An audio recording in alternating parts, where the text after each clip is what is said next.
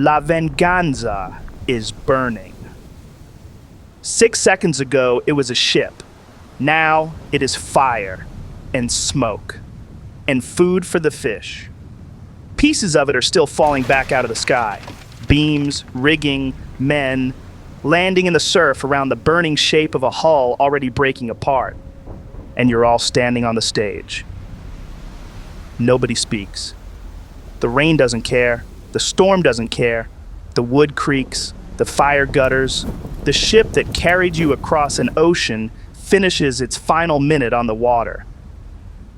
Cyrus does not look at it, and for a long moment, through the rain, through the burning wreckage, through the silence, he just looked at you.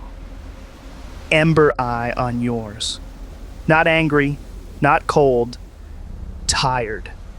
Like a man who has been standing across from a version of you for the better part of his professional life and is very, very done. I asked you a question, Tronald. I gave you 2 options. Walk or stay. A or B. A choice a child could make.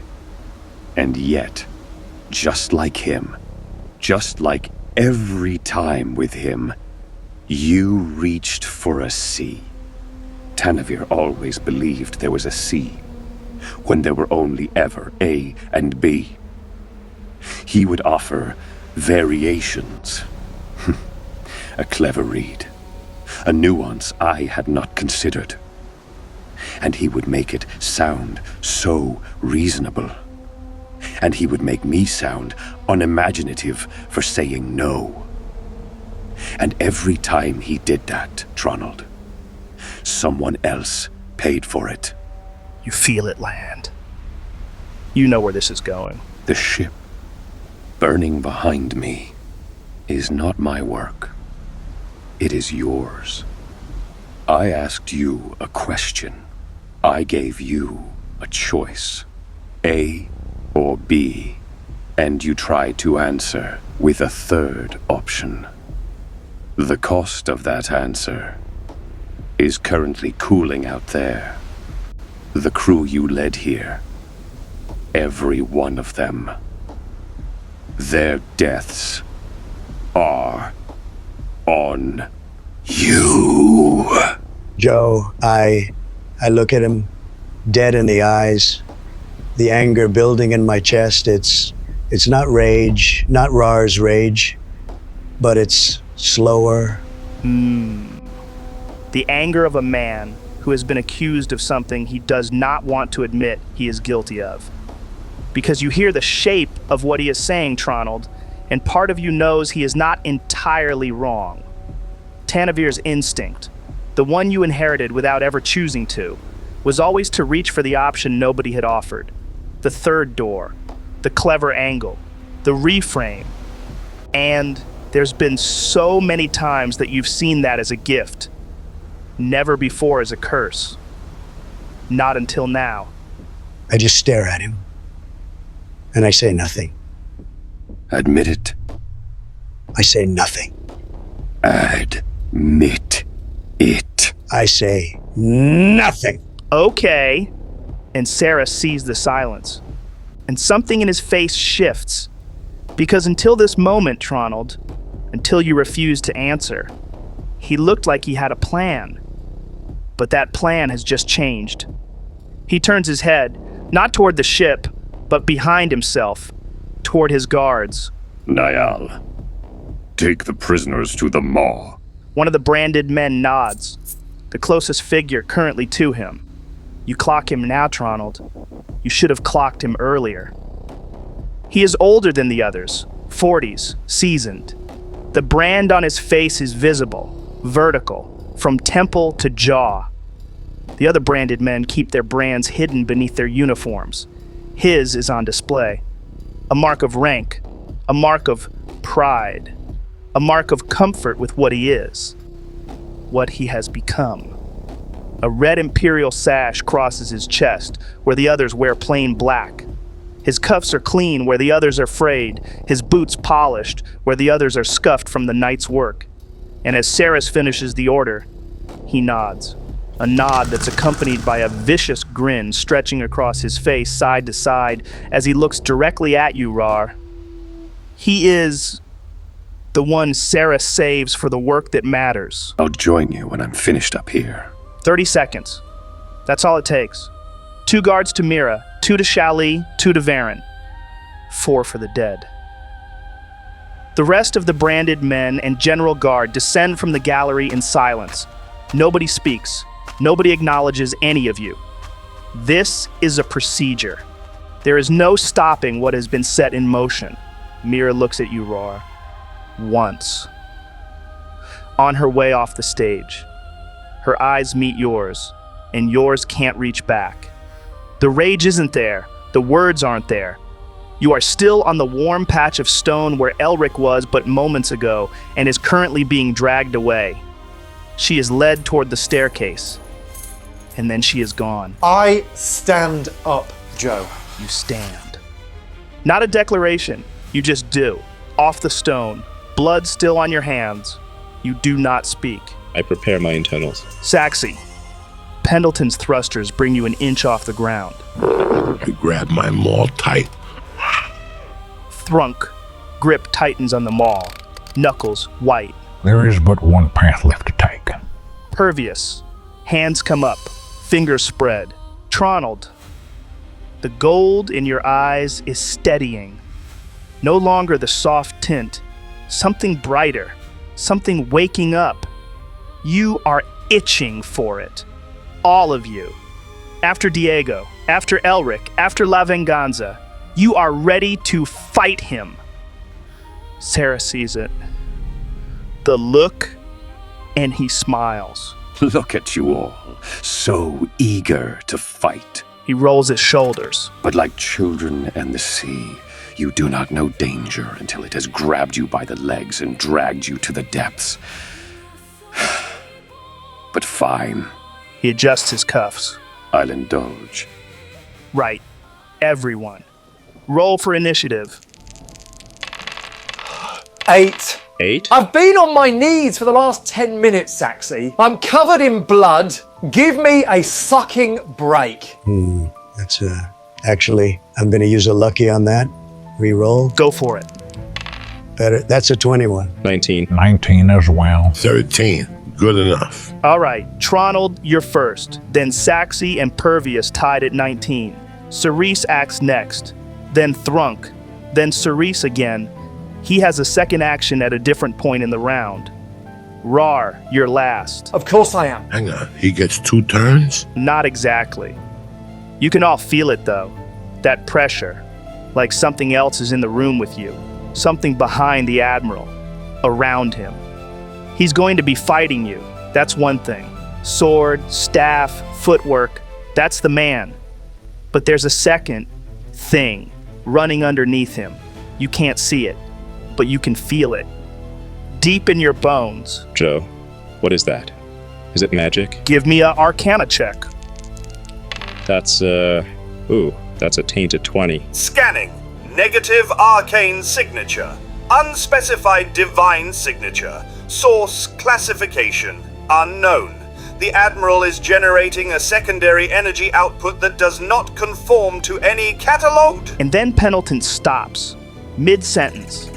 Saxi, you've worn this armor for weeks.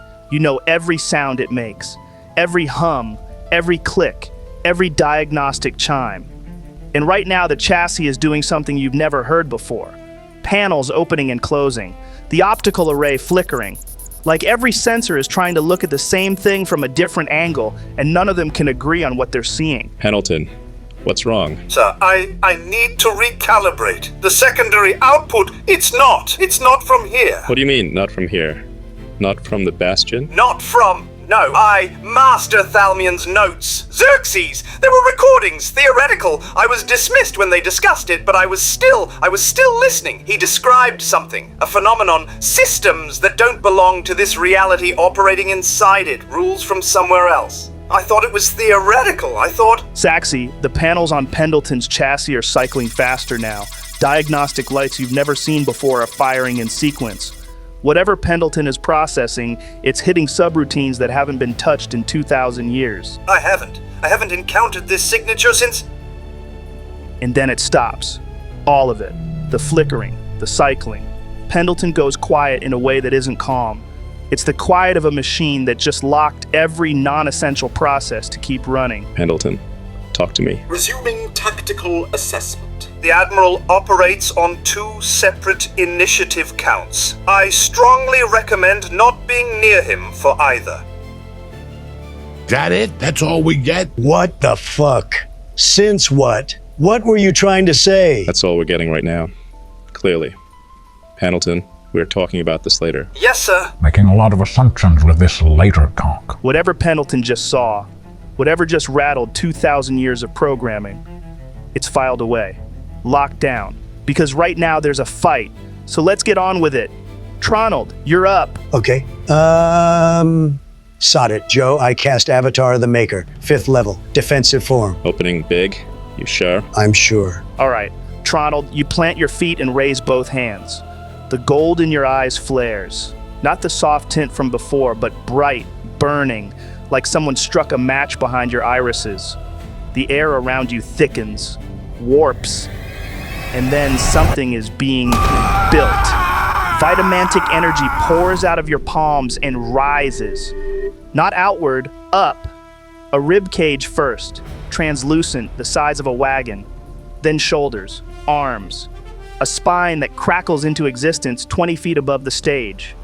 The rain hits it and evaporates. You can see through it, like looking at bone through amber. But the mass is real. And it's gold, Tronald. Not the violet it was last time. Not the deep purple you all saw before. This is gold. Bright, warm, the same color as your eyes. It's gold. It wasn't gold before. It was violet, deep purple. This is completely different. His eyes changed first. Now the construct follows. I know. You do know. You felt it the moment the spell left your hands. Same spell, same slot, different color, different weight. The construct is denser than the last time you summoned it. Heavier. The gold is warm, almost alive. When it takes its first step, the stonework fractures under the weight. 20 feet tall. A construct of raw, vitamantic force, standing over the battlefield like a war monument that just woke up. And you're inside it, Tronald, housed at the center of its chest like a heartbeat. Its eyes are your eyes. Its hands are your hands. When it breathes, and it does breathe this thing, slow and deep, you breathe with it. So, AC of 20, 100 hit points, resistance to everything. There he is. Fucking nice. Let's kill this bastard. Then I move over here, Joe. You move forward, 20 feet. The Avatar's steps crack the stonework under its weight. Tronald, you are now adjacent to where Cyrus is standing. And the construct is between you and him. I'm glad you're on our side. Don't be too thankful just yet. Saxi, you're up. Joe, I cast mirror image. No concentration. 3 duplicates. 3 copies of you shimmer into existence beside you, each one flickering with Pendleton's running lights. Then I fly, straight up, all 60 feet. You lift off. The thrusters fire and you go vertical. Rain streaking past the visor, wind catching the armor plates. 60 feet above the stage, 3 mirror images trailing you like wingmen. From up here, you can see everything. The blood on the stone, the bodies. Cyrus standing in the center of it all like he's waiting for someone. Altitude achieved. Tactical overlay active. Threat assessment immeasurable. Activating defensive protocol. Specific.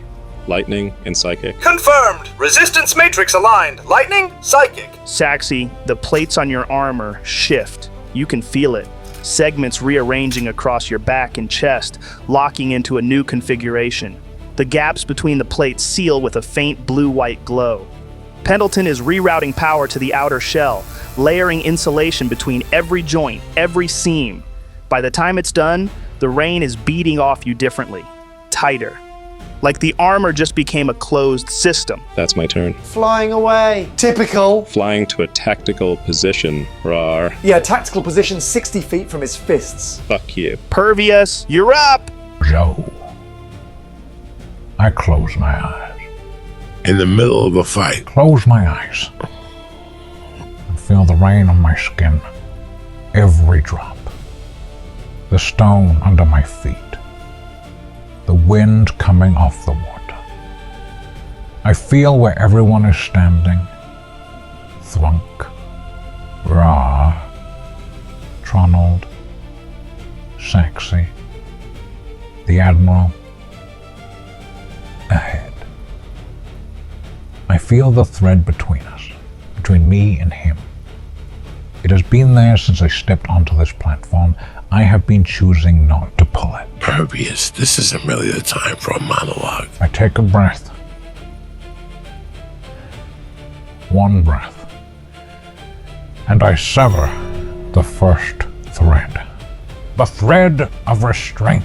The air around Pervious changes. Not visibly. You can feel it. Like a string that was always there just went taut for the first time. Pervious, your hands move into a stance none of you have seen before. Fingers spread, palms open. In the space between your hands and Cyrus, 30 feet of empty air suddenly isn't empty anymore. I move right over here, Joe. 35 feet.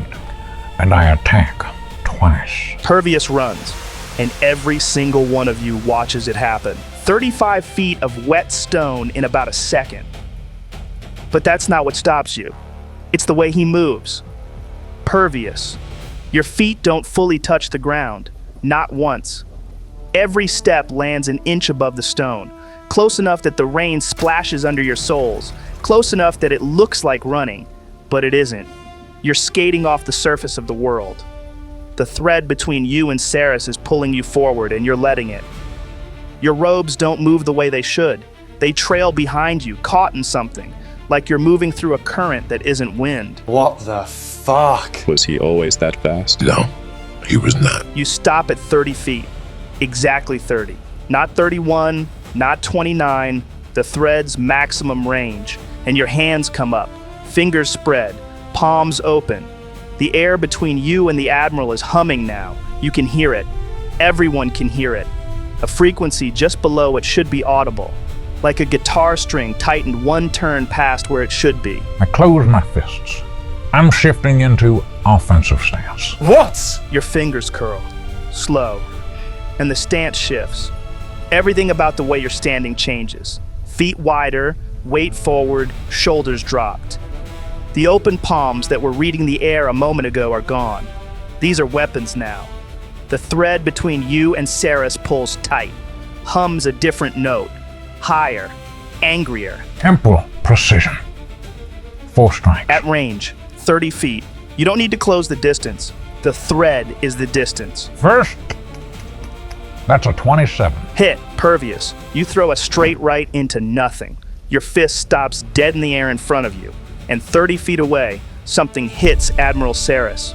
The thread between your knuckles and his chest carries the impact like a wire carrying current. You punch here. The force arrives there. The Admiral's feet shift half an inch on the wet stone. Did he just... He punched the air and it hit him. Yeah, he does that. That's weird. It's fucking awesome. Second. 28. Left hand, faster. A hook this time. Your elbow whips around, fist stops, and the shockwave crosses 30 feet of rain and cracks into the Admiral from a different angle. And this time you see it. Something surfaces across Cyrus's ribs where the impact landed. Dark, metallic. It rises out of his skin like a bruise forming and fast forward, except the bruise is made of metal. It catches the force, holds it for a heartbeat, and sinks back under the surface. What the fuck was that? Something just came out of his skin. Flurry of blows. 2 more hits, Joe. The first. 25. Both hands now. You're throwing combinations. A jab and a cross fired together, and the air in front of you splits. 2 impacts hit simultaneously from 2 angles, and the metal comes again. More of it this time. It races across Cyrus's chest and shoulder to meet both impacts at once. Dark, liquid, moving like it's alive. It absorbs both hits and retracts, pulling back into his body like mercury returning to a pool. It's a barrier. He has some kind of barrier under his skin. Last one. 27. An uppercut. Your fist drives up through empty air, and the impact arrives under Cyrus's jaw. His head rocks back, a fraction of an inch. And the metal doesn't just surface this time, it floods. Across his throat, his jawline, his collarbone. More than the hit required. Like a reflex, like an immune system responding to an infection. It catches the force, swallows it whole, and settles back under the skin. Smooth, dark, gone. That is 10, 7, 6, 6, 29 force damage total. 4 hits, all 4 connected. And Cyrus is standing exactly where he was. Did that work? Did any of that hurt him? You can't tell. He didn't move, didn't flinch. You've got no read on him. What was a metal? You don't know. Pendleton? No match, sir. Metal just came out of his body, out of his skin. Is nobody else going to... We all saw it, man. Good. Just checking. Because metal came out of a man's body, and I want to make sure we're all on the same page about how fucked that is. Pervious. The threads between you and Cyrus are still humming, and there's something wrong with them. The vibration coming back to you isn't what you sent out. It's like you threw a stone into water, and the ripple that came back was a different shape. The energy went in. Something else came back along the line. What did it feel like? The thing that came back? Empty. Like the force hit a hole and kept falling. What is it, Pervious? It didn't stop. What? I sent 29 points of force down the thread, and I don't know where any of it went. What does that mean? I don't know. What the fuck is going on? Dunno. Anyway, Joe, my key regenerates by 1. Back to 10. Because of your first thread being cut, yeah? Yep. That brings us to Cyrus. The Admiral has been still through all of this. 3 turns. Tronald's avatar, Saxi's altitude, Pervious's range. He watched every one of you move, and he cataloged it. He cataloged the threads. He cataloged the color change. He cataloged Pendleton's scan. And he stood there. And now he raises his right hand. Palm up, fingers open, like he's asking someone to hand him something. And the metal answers. The same dark metal that surfaced when Pervious struck him. It rises again. Not at the point of impact this time, at his wrist. It crawls up from under the skin of his forearm, over the tendons, between the knuckles. Liquid. It pools in his palm like mercury collecting in a dish. And then it starts to harden. It doesn't forge itself. It doesn't bloom or erupt or do anything dramatic. It just grows. Straight, smooth, perfectly cylindrical. Dark metal extending from his palm in both directions. No ornament, no guard, no blade. Just a rod. Perfectly plain, perfectly straight. About 5 feet of dark metal with nothing on it that tells you what it is or what it does. That's the same metal. You notice it, Saxi. And as far as you can tell, it is. The same thing that came out of his skin when Pervious hit him just made itself into a weapon, and the Admiral's hand closes around it. One grip, relaxed but firm. The kind of grip that comes from 10,000 hours of muscle memory. He holds it at the center of balance without looking for it. And then Cyrus moves, 25 feet, fast, controlled. Every step the exact same length. The rain parts around him, not magically, just displacement. He arrives directly in front of you and your avatar, Tronald. The staff comes up. The tip sweeps toward the avatar's midsection. That's a 19! Misses? Of course, against your AC 20. That's a miss. It held. Nice one, Tronald. Fuck yeah, man. The staff glances off the construct's surface. The vitamantic energy flares gold where it touched, repelling the strike. And Cyrus's expression doesn't change. He reverses the grip, brings the staff back around in a tighter arc. The second strike hits. What do you roll? 31. 31? Great. So it's another 3-0 situation. Did you expect anything less? Can we panic about that after his turn? Focus! He's still swinging. Tronald, you're inside 20 feet of vitamantic force. AC 20. It's defensive mode, resistant to everything. The old you, the previous you, Tanavir, you built this thing to make sure nothing could reach you. And Cyrus is standing right in front of it, staff already moving, and he's not looking at the avatar, not at the legs, not at the gold light, not at any part of the construct that's about to take the hit. He's looking at you. Through the living vitamantic shell, through the translucent gold, his ember eye finds yours, fixed, the way a surgeon looks at the part of you he's about to cut. The conductor drives into the construct's shin, the only part of it he can reach, and he doesn't break eye contact. Not for a second. He doesn't need to see where the staff lands, he knows. The strike is mechanical, automatic. What matters to him is that you see his face while it happens. That you understand, the thing you're hiding inside, he can see through it. You are not hidden, Tronald. You were never hidden. The rod connects, bludgeoning. The impact travels up through 20 feet of vitamantic shell, and you feel it in your kneecap, Tronald. In your actual kneecap, inside your actual body. The construct shudders, and so do you. And then the sky opens. A bolt of lightning comes straight down, not at the avatar, not at Tronald, at the staff. At the exact point where the rod is touching the construct. The bolt hits the top of the metal, the conductor, and the conductor channels it, funnels the entire strike through 5 feet of dark metal and into the impact point. Lightning and bludgeoning arriving at the same spot in the same heartbeat. The flash turns the rain white.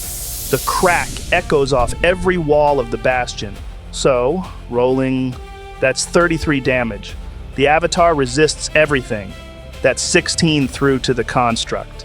Your avatar is at 84, Tronald. He called the lightning into the staff. The rod is a lightning rod. It's literally a lightning rod. How come I couldn't make a save against that? Because it's not a save. It's a weapon attack. The lightning isn't a spell. It's part of the hit. He swung, he connected, and the lightning came with it. The staff is the lightning. You don't save against a sword cutting you. You don't save against this. So every time he hits us with that thing... Lightning. Every time. Built into the weapon. Noted. I don't like it. But that's not all. Oh, come on! And where the staff touched Tronald, something happened. At the point of impact, for just a moment, the tip of the conductor went soft, liquid. Like the metal at the end of the rod opened up. A pore, a mouth, a needle, and pushed something into the wound. A droplet. Dark. You watched it go in. Everyone watched it go in. A bead of liquid metal injected into the avatar's surface like venom from a fang. And then it hardened. Con save, Tronald. The avatar's body trying to reject it. That's a... 12. Against 21? No chance. It's not coming out. The metal solidified inside the construct, bonded to it. A splinter of dark metal sitting under the surface like a foreign body your immune system can't reach. You can feel it, Tronald. Inside the avatar. A cold point. A wrong thing in the right place. And it's part of you now. What the hell do you mean, part of me? What does it do? You don't know. Let's just call it a fragment. Fragment? That thing he just put inside you, is that the same metal as all the rest? The stuff that came out of his skin when Pervious hit him? It looked like it. Same color, same So movement. the metal that defends him is the same metal he just injected into Tronald. Yeah. I don't like that. Can you get it out? Tronald, can you feel where it is? It's in the avatar, not in me. I can feel it through the connection. It's cold. Like a splinter made of ice. So cut it out. Dismiss the avatar and resummon it. That's a 5th level slot, Thrunk. I have 1 left. And even then I can only cast Avatar once a day. Hard cap. I'm not dismissing this to remove a splinter when I don't even know what it does. He put it there on purpose. The rod opened up. That wasn't an accident. That was a delivery system. He's mocking you. What? I don't know what it does, but he chose to put it there. That was deliberate. Whatever it is, he wants it inside you. Like Hunter's Mark? Like Hex? Maybe. Sarah steps back. 15 feet of movement left, but he doesn't use it. He holds. He waits, staff at his side, one hand. The rain runs down the dark metal and doesn't bead. It sheets off like the metal is rejecting the water. Thrunk, you're up, big boy. Right, Joe, I move 20 feet, straight to Cyrus. I want to be right next to him and within 10 feet of Tronald's avatar. You move. And Thrunk, this is the first time everyone on the stage has seen a Loxodon run at something with intent. 8 feet tall, 600 pounds of bone, muscle, and fat. Oi! Then another 200 pounds of kit, all hitting wet stone and a full sprint. The platform shakes, not metaphorically. The stonework vibrates under your feet. Puddles jump. Rain bounces off your shoulders and scatters sideways. 20 feet covered in 4 strides, and you plant yourself between the Admiral and the Avatar like a wall that just decided to be there. Fuck me. I forget how big he is. Right, so, aura of protection. Everyone within 10 feet of me gets +3 to all saves. That's my charisma. And right now that means the Avatar. +3? Fucking diabolical, man. Funk is indeed a valuable asset. Yep, +3 to everything. Every save, long as you're near me. That's what I do. I stand next to people and make them harder to kill. And Tronald, you feel it. The moment Thrunk plants himself. Warmth.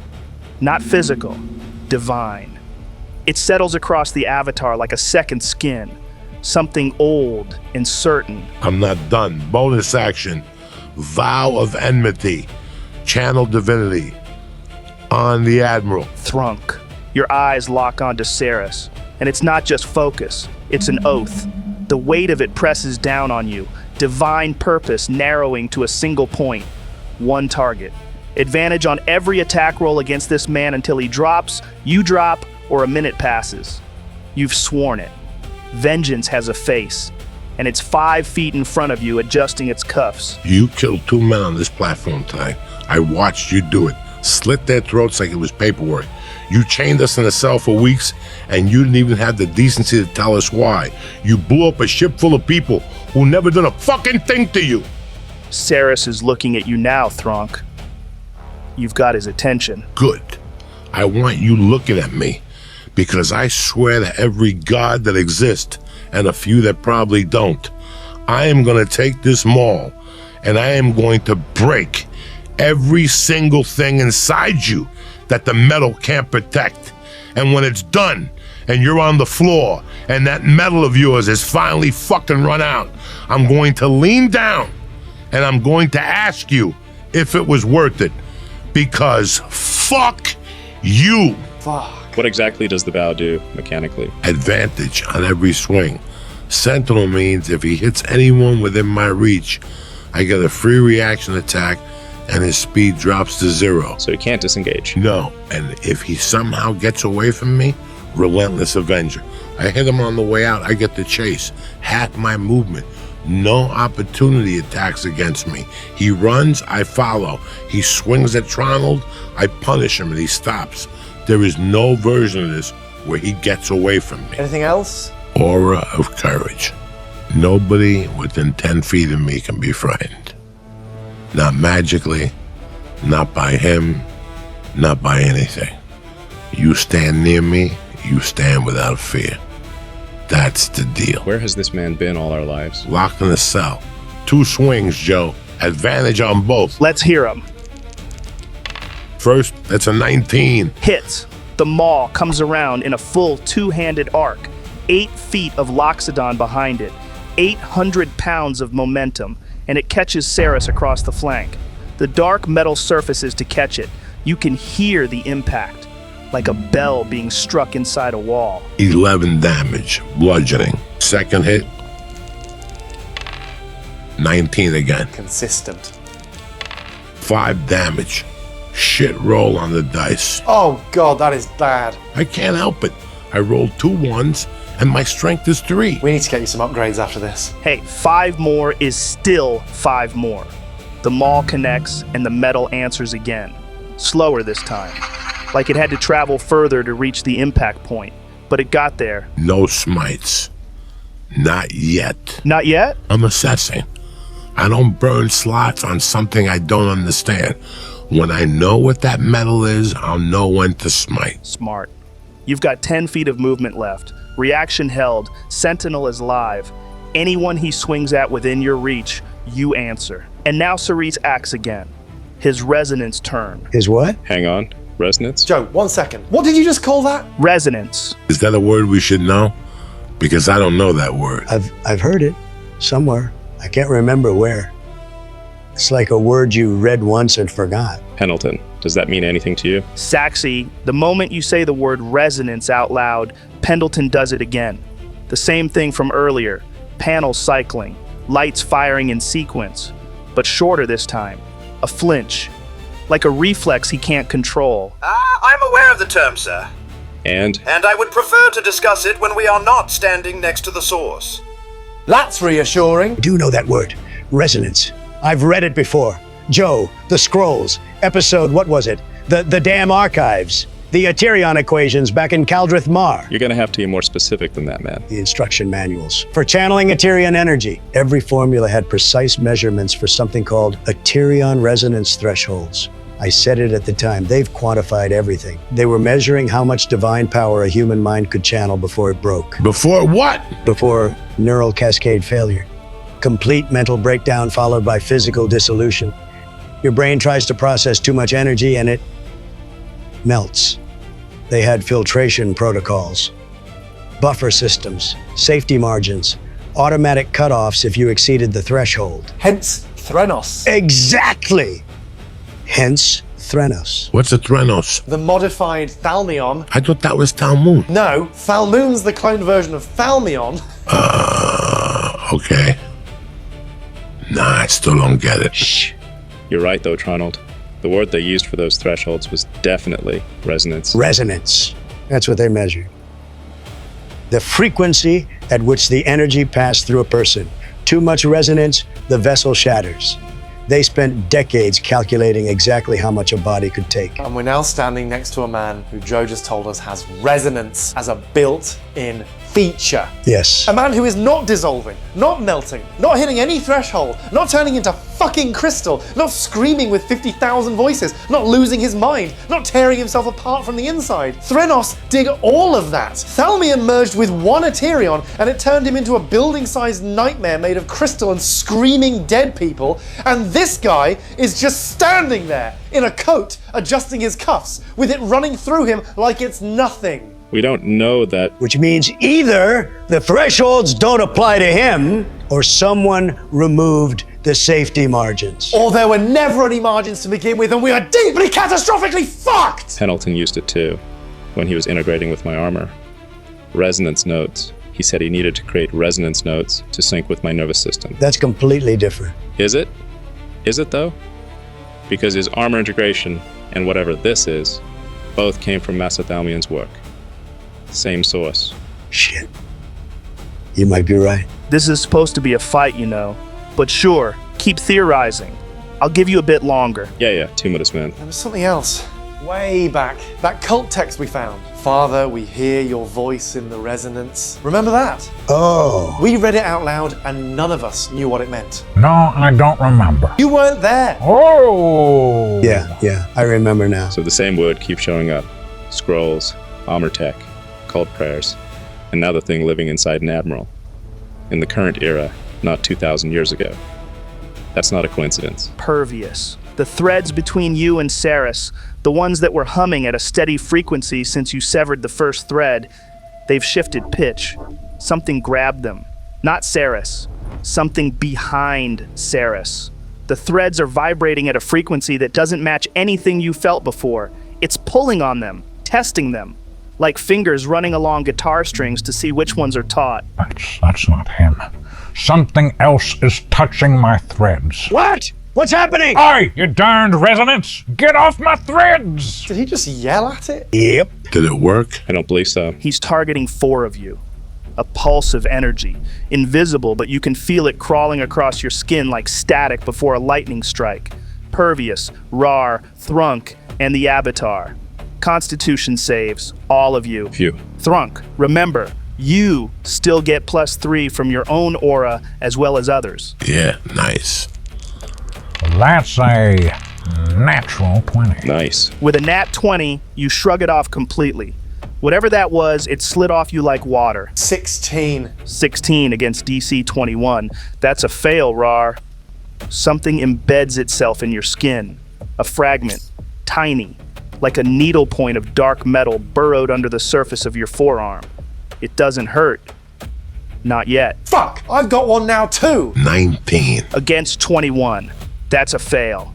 One fragment embeds in you too, Thrunk. Same thing. A splinter of dark metal just under the skin. Fuck. And the avatar. Con save. That's an 18. Fail.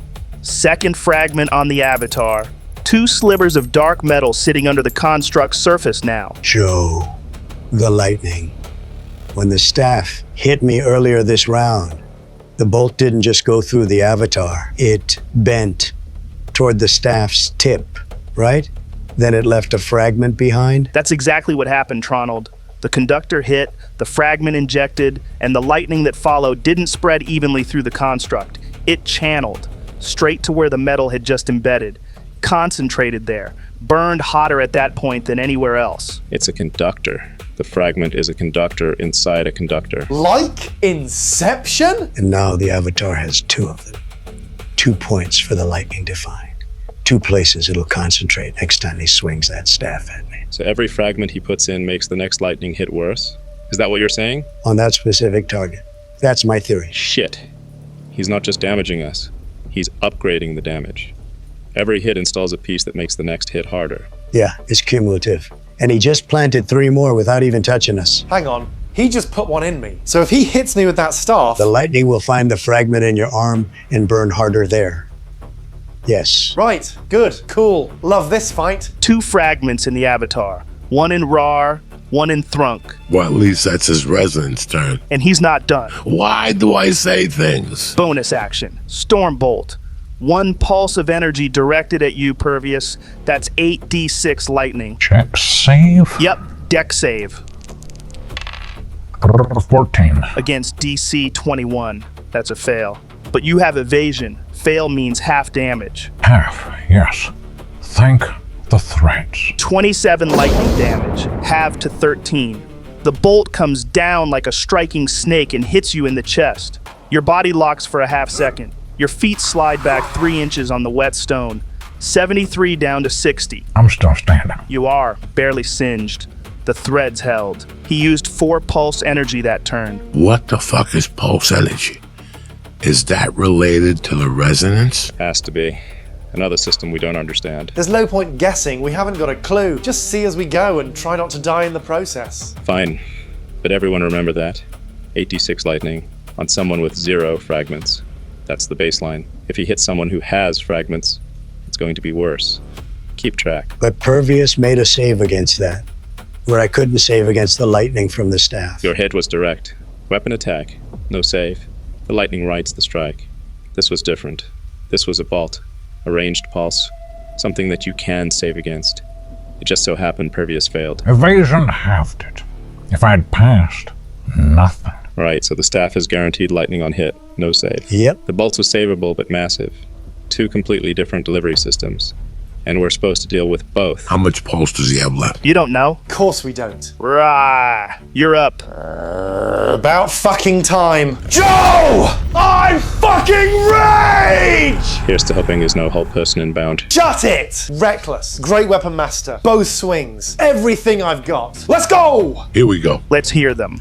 First one, advantage. Fuck. That's a 13. 13 against AC 18. The greatsword comes down in a 2-handed overhead arc, Nepthet Ka screaming through the rain, and Cyrus doesn't dodge.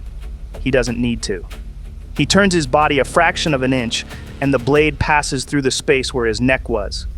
Close enough that it cuts a strand of hair from his temple. He doesn't look at you. Second swing. Come on, come on. Natural. Fucking 20. Yes! Get him! That's crit. 2d6, 2d6 extra, brutal critical, strength, rage, GWM. That's, hold on. Okay, +5, +3, +10. That's 32 damage. 32. Raarh, Nepthet Ka comes down with everything you have. A natural 20. Full great weapon master. Brutal critical, 32 points of slashing damage. And as the blade comes down, Cyrus does something that none of you are ready for. He tilts his head back. Slow, chin up, throat exposed, the tendons in his neck pull taut, and he gives you the cleanest angle you could ask for. Not bracing, not flinching, opening up, presenting the one part of the body that every fighter in the world knows you protect. The blade hits. Dark metal blooms from his collarbone, erupts out of his skin at the point of contact, rushing to meet the edge of Nepthet Ka like it was already waiting there. The greatsword bites an inch into the metal. 1 inch. Your arms are shaking from an impact that should have taken his head clean off, and the metal is holding your sword, like a hand holding a door shut. Cyrus doesn't flinch, doesn't blink, doesn't look at you. He didn't dodge it, he didn't tank it, he invited it. Opened his throat to a critical hit from a raging barbarian, and the metal caught it like you'd catch a ball thrown by a child. Moments pass.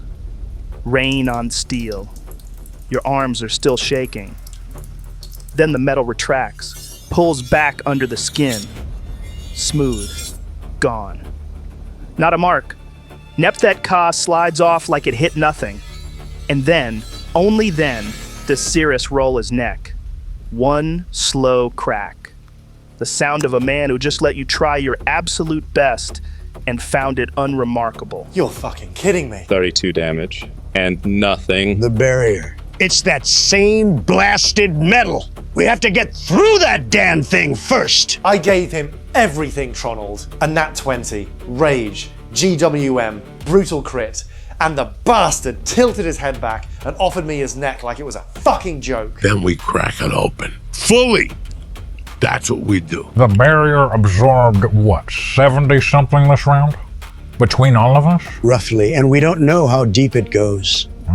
More than 76. That much is certain. Well, aren't you a basket of fucking wisdom? We just have to learn as we go. That's all we can do here. Top of the round, Tronald. The Avatar is standing over Cyrus with 2 fragments of dark metal embedded in its surface and a 20-foot height advantage. What are you doing? Joe, the Avatar raises its right arm. I'm forming a weapon. Same energy as the construct. Vitamantic force, compressed, shaped. A longsword, 2-handed. Gold light condenses in the Avatar's grip. It starts at the hilt and grows.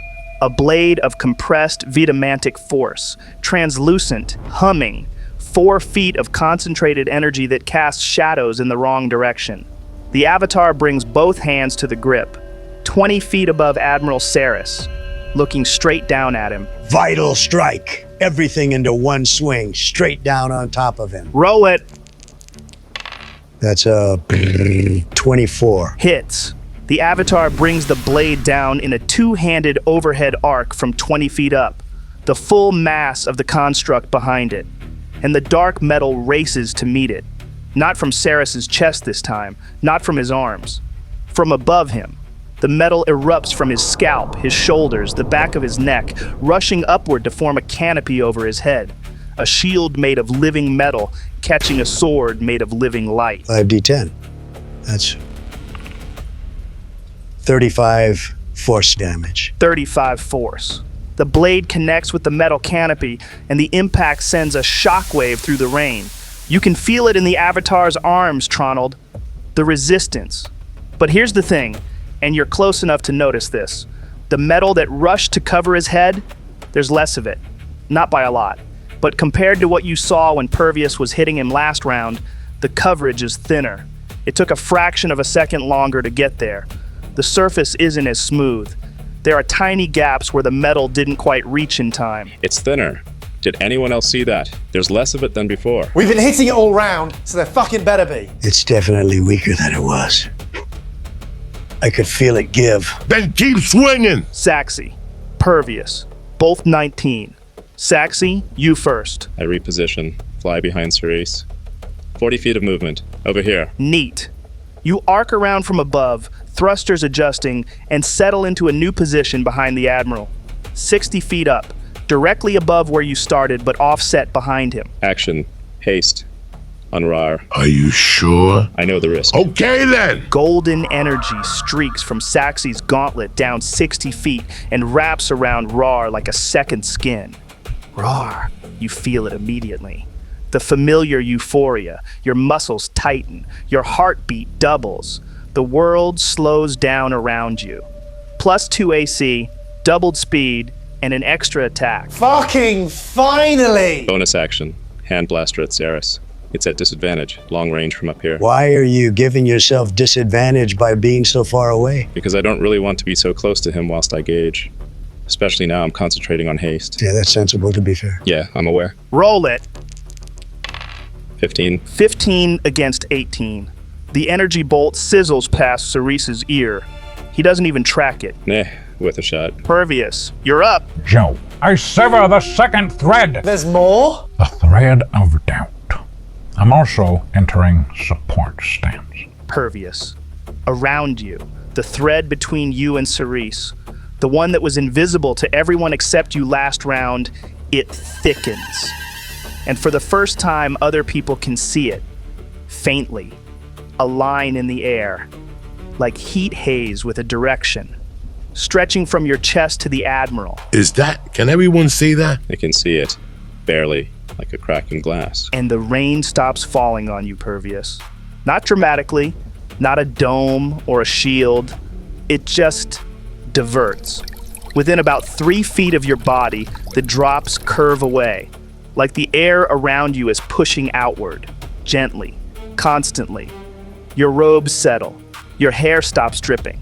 You're standing in your own weather now. The thread provides. Provides what? Have you ever noticed that a river never apologizes for where it flows? It simply arrives. And wherever it arrives was always where it was going. Pervious? What the fuck does that have to do with the rain not falling on you? Everything, friend. The rain isn't avoiding me. It's just flowing where it was always going. And I am no longer in that place. You didn't answer my question. Simple. It provides shelter. Neat. Start of my turn. Thread regeneration. That's 5 hit points. 60 back up to 65. The thread pulses once, warmth flooding up from your core. The bruise from the storm bolt fades at the edges. And move over here. Then I attack. 4 strikes. I'm going to use 2 key for temporal rend on this, Joe. First, 28. Hits. That's 9 force plus the rend damage, so 4d6. 4, 5, 6, 4. 19 more. 28 force total on the first hit. 28 on one hit. Alexandru who? Second. 17. Ness. Flurry of blows. 27. And the last one. 23. That's 8 force and 12 force on the last 2. Joe, that's 48 force total, 3 hits, 1 miss. 48. Right. Here's what that looked like. The first punch comes out of you like a gunshot. Right hand, full extension. Your fist stops dead, and 45 feet away, the shockwave hits Cyrus in the sternum with enough force to make the metal scream. Not bloom this time. Scream. Dark metal erupting so fast it audibly cracks the air as it surfaces. 28 points of force from a monk standing a building's length away, and the barrier scrambles to catch it. You can see the strain, the metal spreading thin to cover the impact point, pulling from other areas of his body to reinforce where your rend tore through. The second punch, the miss, whips past Cyrus's ear. He tilts, just enough. The shockwave passes through the space where his jaw was and hits the wall behind him. Stone chips scatter. Then the flurry. Both fists, a jab and a hook fired together, and both shockwaves arrive at different angles before the metal from the first hit has fully settled. The barrier is racing now. Dark metal flowing across Cyrus's body like liquid armor trying to plug 3 holes at once. It catches both, barely. But you can see the delay. There's a fraction of a second where his ribs are exposed between impacts, where the metal hasn't gotten there yet. Pervious, you saw it. A gap, a window, for just a heartbeat, flesh. I saw the signs and it opened up my eyes. I saw the sign. Serious question. Are you high? How much that got through? You still can't tell. Cyrus hasn't moved. The metal settled, but it took longer to settle than last round. Well, there was no blood, so assume nothing. And the healing. 3 hits. Support stance. The what? 3 hits. Support stance. Every hit I land sends energy to an ally. I chose you, Tronald. 15 hit points to the avatar. You can heal me while hitting him? The thread provides, friend. Don't spell that again. And Tronald, you feel it. A second thread snaps out from Pervious, not toward Cyrus, toward you. A new line, thinner than the attack thread, but brighter. Gold. It whips across the gap and latches onto the avatar's chest like a lifeline. Warmth floods through the construct.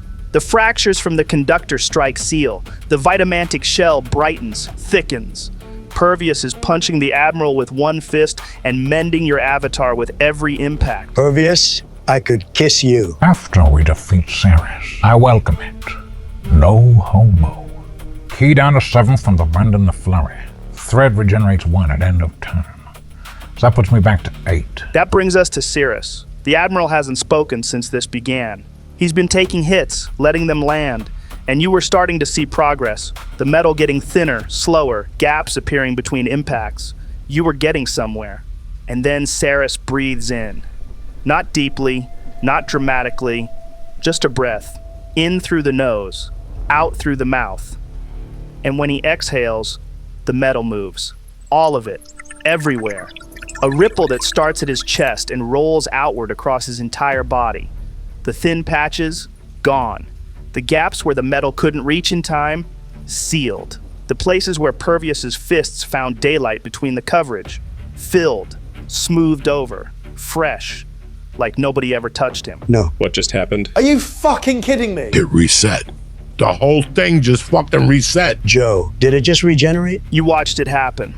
One breath and every mark you left on it is gone. At the start of his turn? At the start of his turn. Every turn. You don't know that yet. Every fucking turn! You don't know that yet.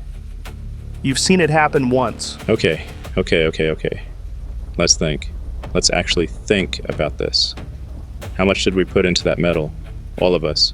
Both rounds. Combined. Last round, I didn't hit it. I summoned the avatar. Right. Me neither. I was setting up. So the last round was Pervious, Thrunk, and Raarh. I did 29 last round. 4 hits, all force. I had 11 and 5. 16. My crit. 32. So last round was 29, 16, 32. That's 77. And this round. I missed with the hand blaster. Tronald, you did 35 with the avatar. Yep. And Pervious did 48. So this round is 35 plus 48. That's 83.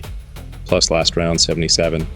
So total we've done... Plus Pervious is 48. I already counted Pervious as 48, Raarh. No, you counted his last round. I counted both. 29 last round, 48 this round. They're already in there. Are you sure? He sure Raarh. 77 plus 83. That's 160. So what you're telling me is we dealt 160 points of damage and he just breathed and it's gone? We don't know it's gone. We don't know if it came back to full or just healed some of it. We can't tell from looking. Either way, 160 points. 2 full rounds of the entire party hitting him. And 1 exhale undid all of it. We don't know that. So what does that actually mean for us? What do we do? It means we need to break through in one window between his turns before he can breathe again. And how much is through? We don't know how thick it is. No, but we know 160 across a full round from his start to start wasn't enough to break it permanently. And we know it was getting thinner before the reset. We were close. I saw gaps. He acts at, what was it, Joe? Initiative 15? 15.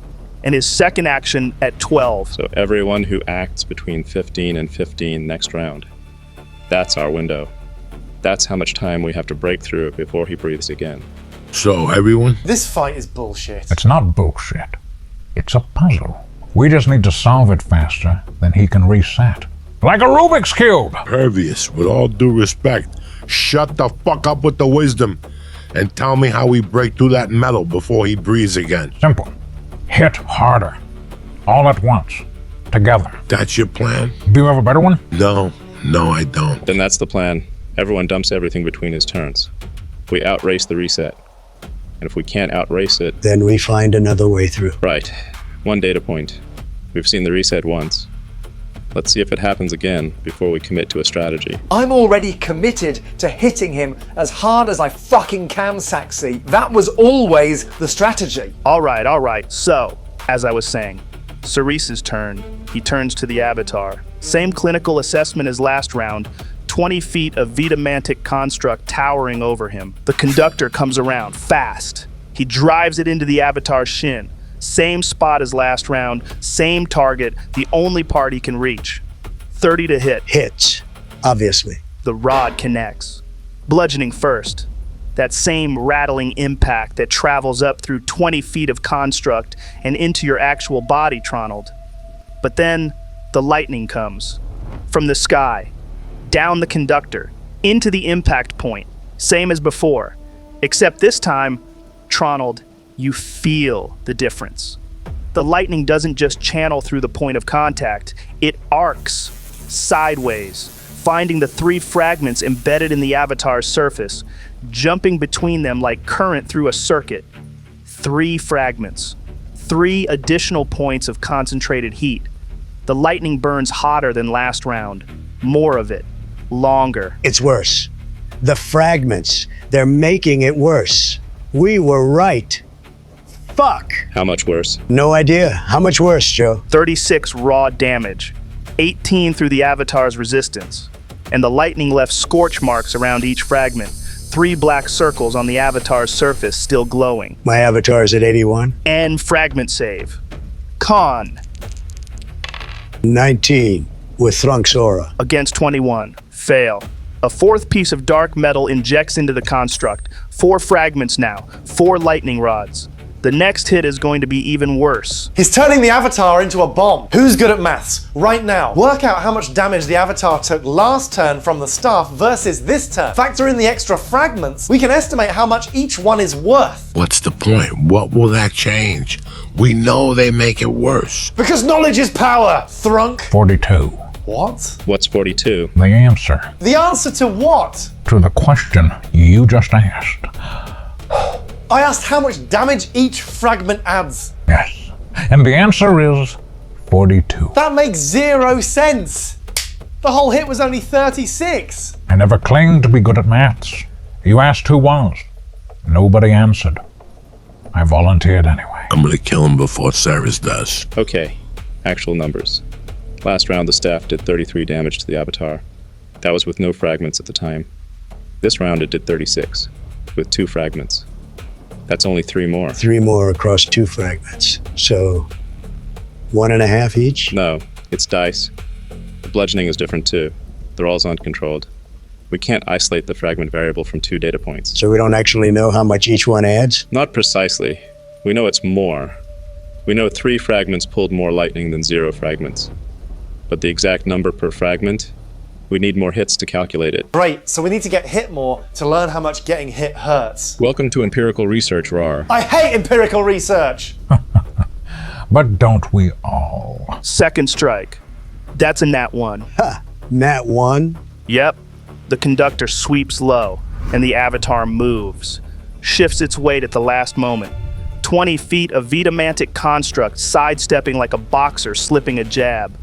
The staff cuts through empty air. Even he can miss. But the first hit triggered something. 2 things, actually. Thrunk, the avatar is your ally. Within 5 feet, he just hit it. Triggered Sentinel. There it is. Reaction. I swing. Advantage from Val. 24. Hit. Nice. Damage? 9. Thrunk. This is what you set up last round. The positioning, the vow, the sentinel. All of it was for this. The moment Cyrus committed to hitting the avatar, you were already moving. The maul comes around, 800 pounds of Loxodon behind a reaction swing, and catches the Admiral across the ribs before he can retract the staff. 9 bludgeoning, the metal surfaces to catch it, and Cyrus's speed drops to 0. Sentinel. He cannot move. He is locked next to you. You're not going anywhere. Smite him! Do more damage! It's not always about the damage, man. Yes, it fucking is! I have a limited amount of spell slots. Limited. If I smite every time I swing, then pretty quickly I'm a big elephant with a hammer and nothing else. A big elephant with a hammer sounds exactly what you are right now. I need those slots for healing, for shield of faith, for emergencies. This is the emergency, Thrunk. We're fighting an admiral who breathes. He's got a point. Don't you start. I'm just saying, resource conservation is great when you're expecting a long fight. But if we can't burst through the metal in one window, the long fight doesn't matter.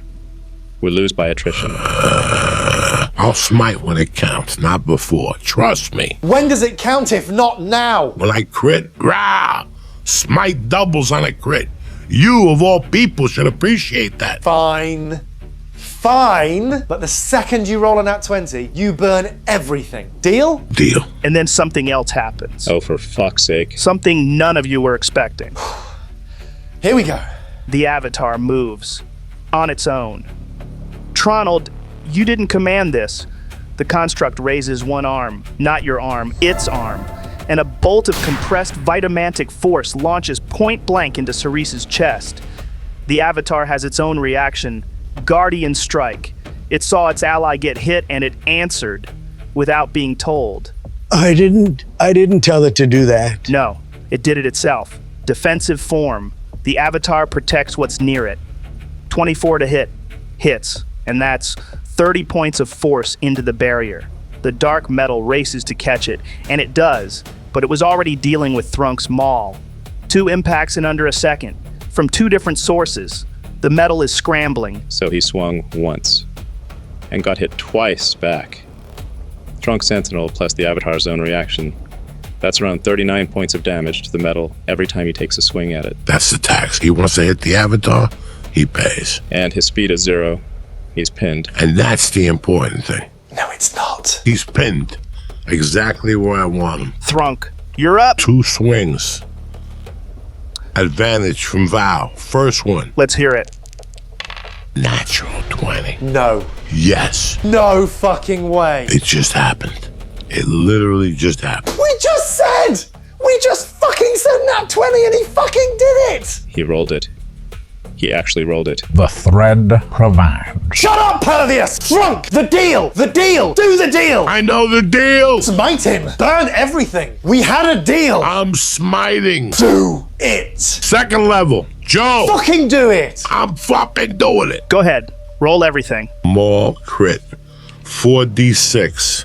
5, 6, 5, 3, plus 3 strength. 22 bludgeoning. Divine smite 6d8. That's 5, 8, 6, 7, 1, 3, 30 radiant. 52 total. 52! 52 damage. 52 damage, Joe. A deal's a deal. And what a damn good deal it was. Thrunk.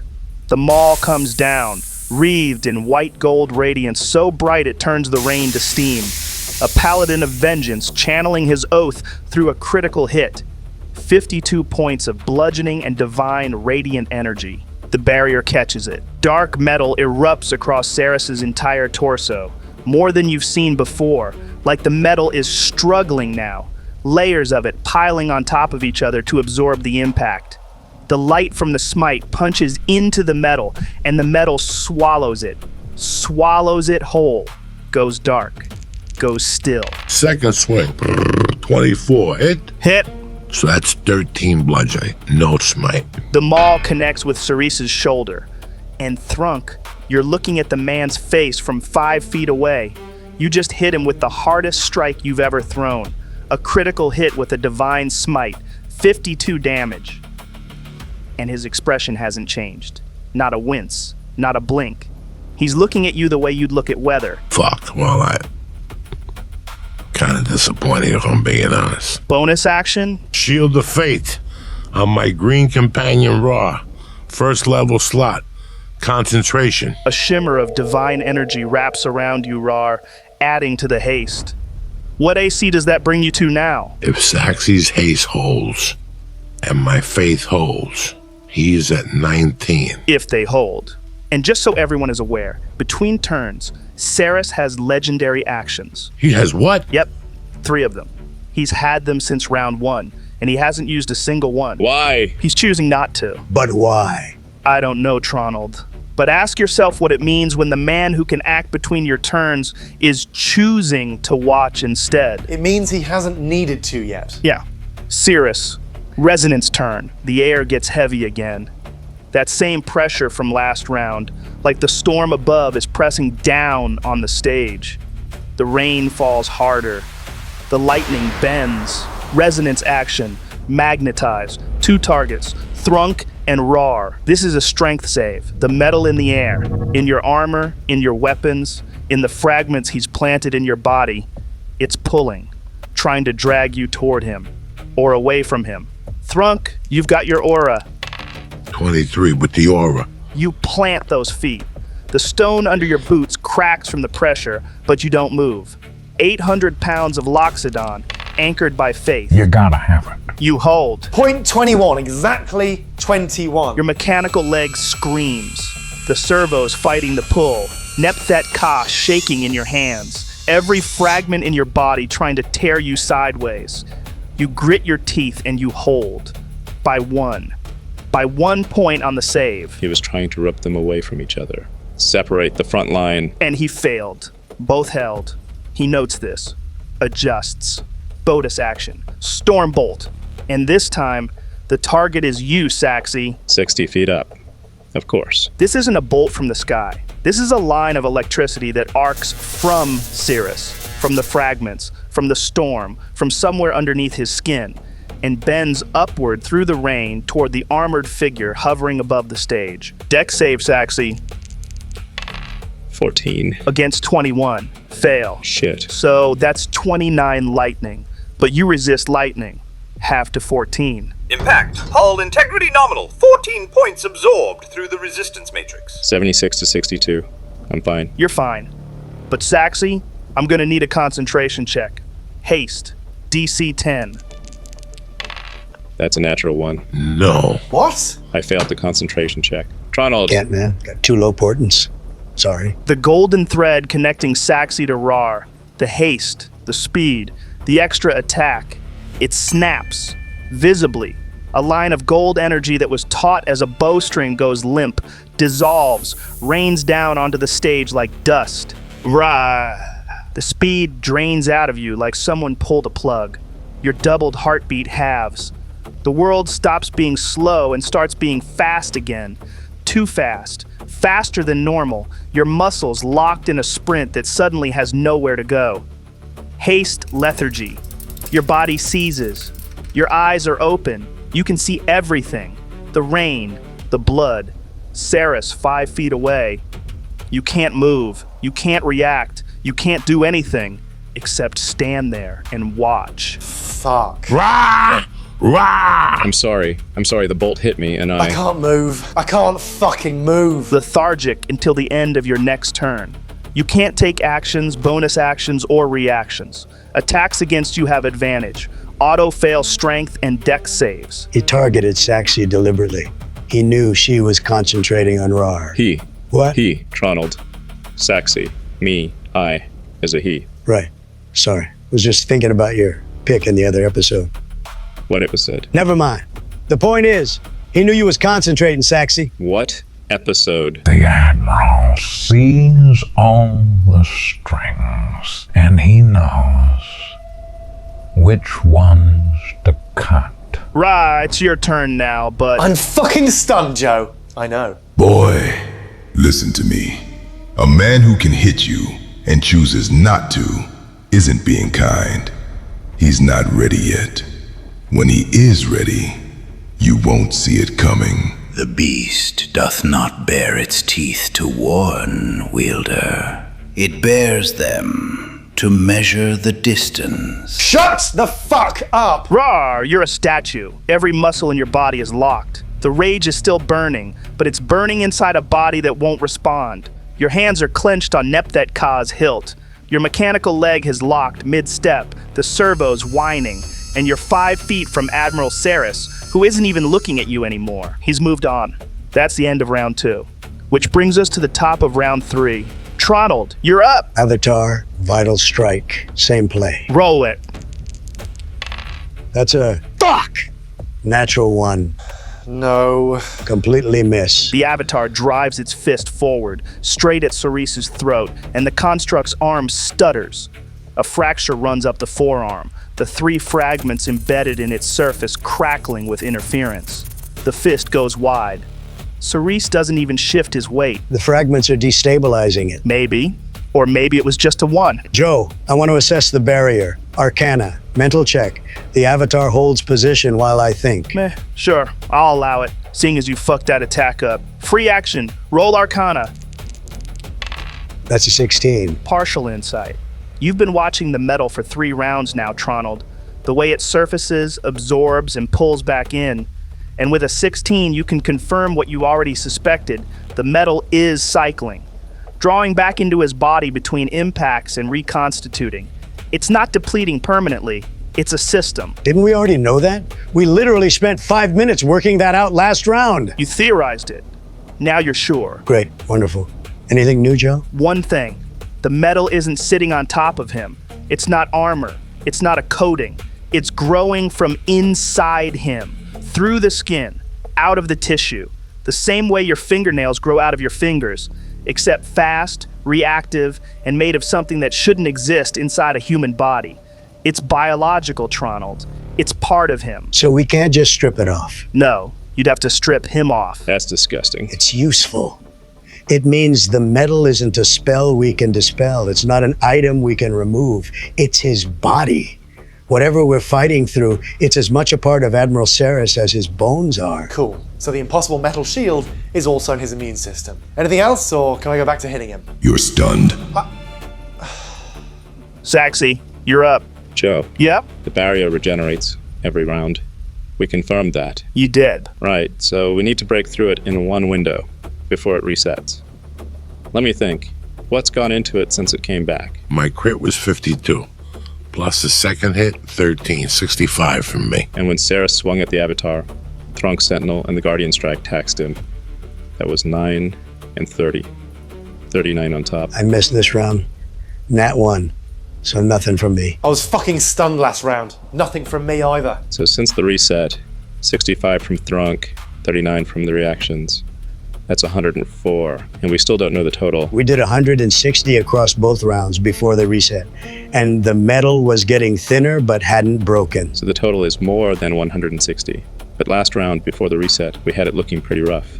Gaps, thin patches. We were close. If we were close at 160 and it reset fully, Then the total might not be much more than 160. Maybe 200, round number. Clean. That would mean we were about 40 away from breaking through when it reset. Or it's 300 and we were nowhere close. Could be. But the way it was struggling to cover the gaps, that didn't look like a wool with 140 HP left to spare. That looked like something running out. I'm calling it a 200. Maybe 250 on a bad day. I bloody hope it's not 300. Sir, Matt's payload is 100 force. Auto-targeted, no attack roll required. 100 force. If I'm right about 200, then 104 already stripped. That leaves about 96. If your estimate is correct, 100 force would breach the barrier with approximately 4 points of overflow to the target. 4 points? That's nothing. It's not about the 4 points. If the metal breaks, even once, if we see what's underneath, that changes everything. It's proof. But that's a big if. If it's 250 or 300, I just throw 100 force into a wall and waste the whole payload. Fuck it, Joe. I fire mats. Everything. All 100 force. At Cyrus. Saxy. You're 100 feet up, 3 mirror images flanking you, rain streaking past the visor, and every port on Pendleton's chassis opens simultaneously. The sound alone, a mechanical chunk of 100 micro-launchers arming at once, cuts through the storm. From the ground, it looks like the armor just grew spines. Mats array locked, sir. All ports armed. Firing solution confirmed. Everything. Now. It's at that moment 100 points of auto-targeted force ordnance launch simultaneously. Not a volley, not a burst, a wall of light descending from 100 feet up. 100 individual darts of compressed force, each one locked onto the same 6-foot target, each one arriving within a quarter second of the others. The first wave hits metal, same as always. Dark, smooth, absorbing. The barrier catches them and the surface doesn't even ripple. It's done this before. Business as usual. Dart after dart after dart slamming into the dark metal and vanishing. 70, 80, 90. The metal holds. The metal has always held. 96. And then the metal runs out. The dark surface cracks. Not buckles, not bends, cracks. Like ice on a frozen lake when the weight finally becomes too much. Fault lines racing across the surface faster than the metal can repair. Fragments scatter outward, shards of dark metal spinning off into the rain. And through the gap, through the first hole anyone has punched in this barrier in 3 rounds of combat, 4 points of raw kinetic force punch through to flesh. And for the first time in this fight, blood. Not dark metal, not crystal, red, human, blood. A scratch across his ribs, shallow, barely a wound, but it's there, it's real, and it's red. He leans. He's mortal. This whole time behind all that metal, he fucking bleeds. Pendleton, mark that. First confirmed breach. Logged. The Admiral shows standard biological response to kinetic trauma. Tissue damage consistent with baseline human physiology. He is remarkably human underneath. Remarkably human, with all of that running through him. Yeah, noted. Cyrus looks down at the scratch, touches it with 2 fingers, examines the blood on his fingertips the way you'd examine a word you haven't seen in a long time. Then he looks up, 100 feet, power armor, targeting reticle glowing through the rain. Oh? 1 word, not alarmed, not angry, curious. He just learned something about Saxi that he didn't know before. And Saxi, from 100 feet up, you just learned something about him. Bonus action, hand blaster. Disadvantage from range. Roll it. Come on, come on. 11. Against 18, miss. No! The barrier was down! That would have been free damage! I know, Raarh. The burst of energy past the Admiral's ear, close enough to singe hair. The barrier is at 0. There is no metal to catch it. And the shot goes wide by an inch. The thread does not weep for near misses. Neither should you. I fly higher. Bucket. You're going the wrong way! You gain altitude, further from harm, further from helping. Shut it, Joe. Pervious, you're up. Give him fucking everything, Pervious! The barrier is down! Joe. I sever the third thread. Pervious. The thread connecting you to Cyrus doesn't just thicken this time, it solidifies. The faint crack in glass from thread 2 becomes a line, clear, bright, unmistakable. A rope of light stretching from your chest to the Admiral, pulled taut, vibrating hard enough to hum at a frequency that makes people's teeth ache. And you change, Pervious. The rain-free zone around you, 3 feet last round, pushes outward, 10 feet, 15. The rain doesn't curve away anymore, it stops, suspended in the air at the boundary, hanging in frozen droplets, then falling straight down like a curtain around you. You're standing inside a column of still air on a platform being hammered by a storm. And your eyes, Pervious, your eyes are open, but they're not seeing this platform anymore. They're seeing the threads, all of them, the web underneath everything. And right now, every thread is pointing at the same man. The thread of mercy. Mercy? You're cutting Mercy? I don't need it anymore. Fuck, that was hard. Offensive stance, temporal precision, start of turn, regeneration, 4 hit points, 65 to 69. Thread 3. Your hits now deal 1d8 plus your dex and wisdom. 60-foot range. You crit on 19 or 20. Plus 3 AC, you're at 21 now. And Pervious. The stance shift this time isn't subtle. Your feet don't just widen, they plant. The stone cracks under your heels. Your fists come up, and they are not the fists of a monk anymore. They're the fists of something that used to be a monk and decided to stop holding back. Everything, all remaining key, Every hit gets rend. Strike 1. 25. Hit. Hit. No barrier. This goes straight through the flesh. 12 force. Plus temporal rend, minus 2 kilos, 4d6. That's 4, 4, 6, 5. 19. 31 force total. Direct. 31 force. Pervious. You throw a right hand with everything Thread 3 gives you. Your fist stops dead. The shockwave screams down the thread towards Cyrus's exposed chest. 31 points of force. No barrier. Nothing between you and the Admiral but 60 feet of rain and a line of light. And halfway down the thread, it stops. What? The energy. Your force. Your key. Your rend. 31 points of it barreling towards Cyrus, and it stops. Mid-air, hanging in the thread like a ball caught mid-throw. The light along the connection goes white, then brighter, then painful to look at. Something is pushing back, from Cyrus's end, through the thread. The same connection you've been using to hit him. Something is using it to push against you.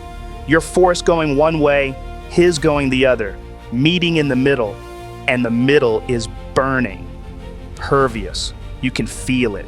Your end of the thread is shaking. The force you sent is being held, not absorbed, not deflected, held in place by something equal and opposite pushing against it. And it's not staying equal, it's losing ground. Your energy is being pushed back, inch by inch. The point of contact between the two forces is creeping toward you. What the fuck is happening? Pervious. Roll. D20. And add your resonance score. Not modifier, but score. My what? Your resonance score. Check your updated sheet. It's there. It's 1? I have a 1. I didn't even know that was on there. Since when is resonance a stat? Since now. Roll. 15. Plus 1. 16. Cyrus. Natural 20. Plus 8. 28. Plus 8? We have 1 and he has 8? No, Thrunk, you don't. Neither of you two do. Oh, well, fuck you two. In fact, the only other person on this platform who has a resonance modifier is Tronald. What? Which brings me to something. Tronald. Right now. Everyone else can feel the pressure in that thread. The shaking, the heat, the wrongness. But you can see it. When others feel it, you can see it. The energy meeting in the middle, the two forces pushing against each other. You're watching it happen in real time, clear as day. Why? What's your resonance score, Tronald? Plus 1? Yeah, exactly. We'll talk about why later. Joe, why do I have a resonance score? I don't know. So Pervious has 1, Tronald has 1, and the Admiral has 8. And nobody's going to explain any of this to us? Not in the middle of the fight, no. So, back to it. 28 against 15. It's not close. The energy hits a tipping point and breaks. The beam struggle ends in one direction, his. 31 points of force reverse. The shockwave that was hanging in the middle of the thread doesn't dissipate. It turns, comes screaming back down the connection. Same speed, same mass, same 31 force. Your force, your key, your rend, aimed at the person who sent it. It hits you in the chest. Ouch, my boobies! 31 force, your own attack. Return to sender, 69 down to 38. Pervious, you stagger. Your feet, the feet that haven't touched the ground properly since thread 1, they hit stone, hard. Both knees buckle. You catch yourself with one hand on the wet platform. The thread between you and Cyrus is still intact, still humming. But for a moment, just a moment, it flickered, like a candle in a doorway. What was that? What just happened? He pushed back through the thread. My force went in, and his came out, and his was stronger. Can you do that every time? I have no idea. Pervious. What you do know is that whatever just happened, it cost him something. You felt a pulse, one pulse, like a charge being spent, a resource being burned to make that happen. Oh, we're talking about pulses again? Great. It wasn't free. Good. Because neither was mine. Strike 3. 13. Miss. What do you mean, strike 3? Strike 3! But I missed. Yeah, whatever. Come on, Pervious. Wide again. The shockwave dissipates before it reaches him. You're off. The clash must have rattled something loose. Committing flurry. Both strikes. First key each. First. 19. Hit. Hit. Impervious, there is no barrier. There is no clash. Whatever pulse he burned to reflect your first hit, it's spent. This goes through. Your fist stops dead in the air, and 60 feet away, the shockwave arrives at Cyrus's ribs. And this time, for the first time, there is nothing between your force and his body. No metal, no resonance, nothing. Your punch hits skin. Repulse. 15 force. Direct. Cyrus shifts his weight. An inch. That's it. But it's the first time he's moved from a hit. Not the metal moving. Him.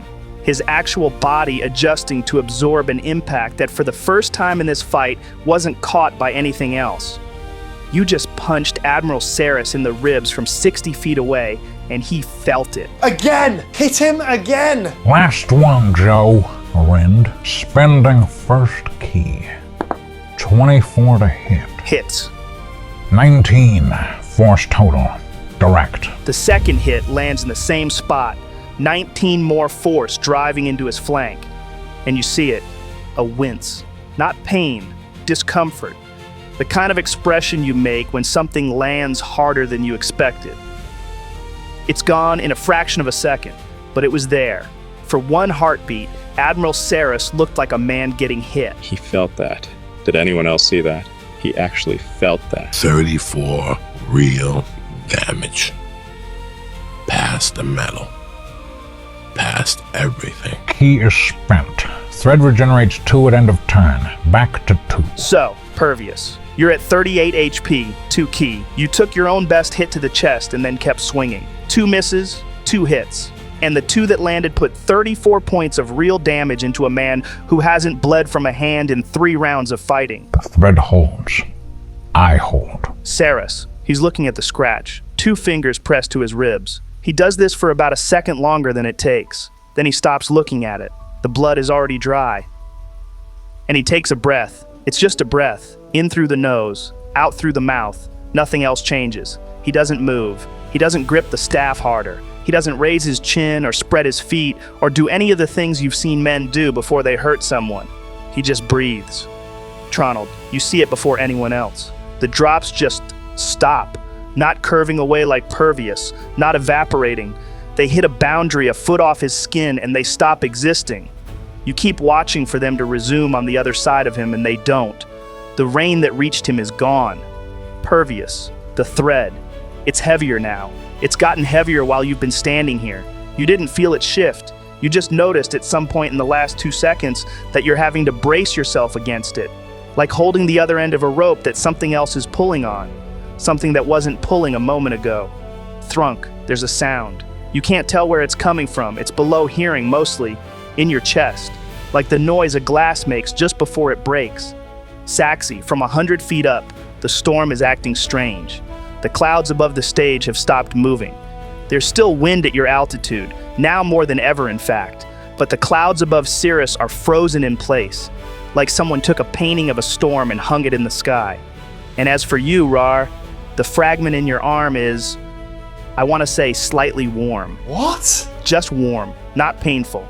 The splinter of metal under your skin has a temperature now, body temperature, maybe a little above, and it's ticking, not literally, but you can feel it, a pulse, matching something that isn't your heartbeat. Joe, what's happening? Cyrus is standing in the middle of this, and he hasn't done anything. Tronald, with your resonance score, you see more than the others. The marks on his forearms, they're lit from underneath, faintly, like a coal that just caught. And his eye, the ember, it's brighter, not by a lot, by 1 shade, exactly 1 shade. He's about to do something. The air has the taste of it. And then he stops. 1 exhale. The storm overhead starts moving again. The lightning between the clouds resumes. The rain falls on him normally. The glow in his arms fades. The sound you couldn't place is gone. The thread in Pervius's chest settles. The fragment in Raarh's arm cools. Whatever was about to happen, didn't. No, not yet. 3 words. Quiet. To himself, not to you. The way you talk to a dog you've decided not to kick. That was one time, man. Daddy looks at you, all of you, for the first time since the fight started, properly, and rolls his shoulders. A man done with a thought. He could have done something big there. The barrier? No, something more. Yeah, He was about to. I felt it in my fucking arm. I know. What does this mean, guys? What does it actually mean? It means this isn't the fight he's fighting. Everything we've done for 3 rounds, what he just almost did would have made all of it irrelevant. And he decided we weren't worth it. Yet. Then he moves. The metal on Cyrus's body pulses once. The same ripple that's been happening every round, smoothing out every mark the party has left, every crack, every gap, every thin patch. Gone. Fresh. And there we go. Every fucking round. He grips the conductor, both hands. And here's what's different, Tronald. You see it first. The way he's holding the staff. Last time he hit your avatar, his grip was loose. One hand, economical. This time his knuckles are white. He's not swinging to damage it anymore. He's swinging to end it. And then it's 4 strikes. Action surge. He's spending resources for the first time all fight. No. First strike. He drives the conductor into the back of the avatar's knee. That's a 19 against AC 20. Miss. Nice. The staff glances off the joint. The vitamantic shell flares where it touched, gold light pushing back, repelling the strike. The construct holds. Second strike. The conductor reverses and drives into the shin. 32. Hit. The staff punches into the construct. Bludgeoning. Then lightning. Straight down from the clouds. Same as always. Through the rod, into the wound. That's 44 raw damage. 22 through the resistances. And a 4th fragment embeds where the impact landed. You can see the new scorch mark 20 feet below you where the lightning concentrated. The avatar fires back. Guardian strike. It's its own reaction, not mine. Yeah, man, nice. Roll it. Rolling. Natural fucking 20. That's pog, man. Nice. That's a crit from the avatar. Yep. The construct raises one arm, and a bolt of compressed vitamantic force launches point blank into Cyrus's chest. 31 force damage into the metal that just restored itself. The barrier shudders, hard. The metal has to flood to catch it. Cyrus doesn't react to the Guardian strike. He doesn't turn, doesn't look. He continues. 2 more strikes from the action surge. Strike 3, same leg, 32 again, hit. Another 44 raw, 22 through. Tronald, fragment save. Con, with the aura. Natural 20. Again? Yeah, I'm not even joking. Look. That's honestly wild. Trust me, if I was bullshitting, I'd save it for more important saves than just a fragment. True that. So, the construct's surface rejects the 5th embed. The metal doesn't stick. It slides off the avatar's leg, catches the wind, and dissolves. Dissolved? A seed that binds no soil is not a seed for long. The metal wanted somewhere to live. The avatar refused to be a home, so it became nothing, because that is what unhomed things become. Did that answer my question? And the way the river answers the stone.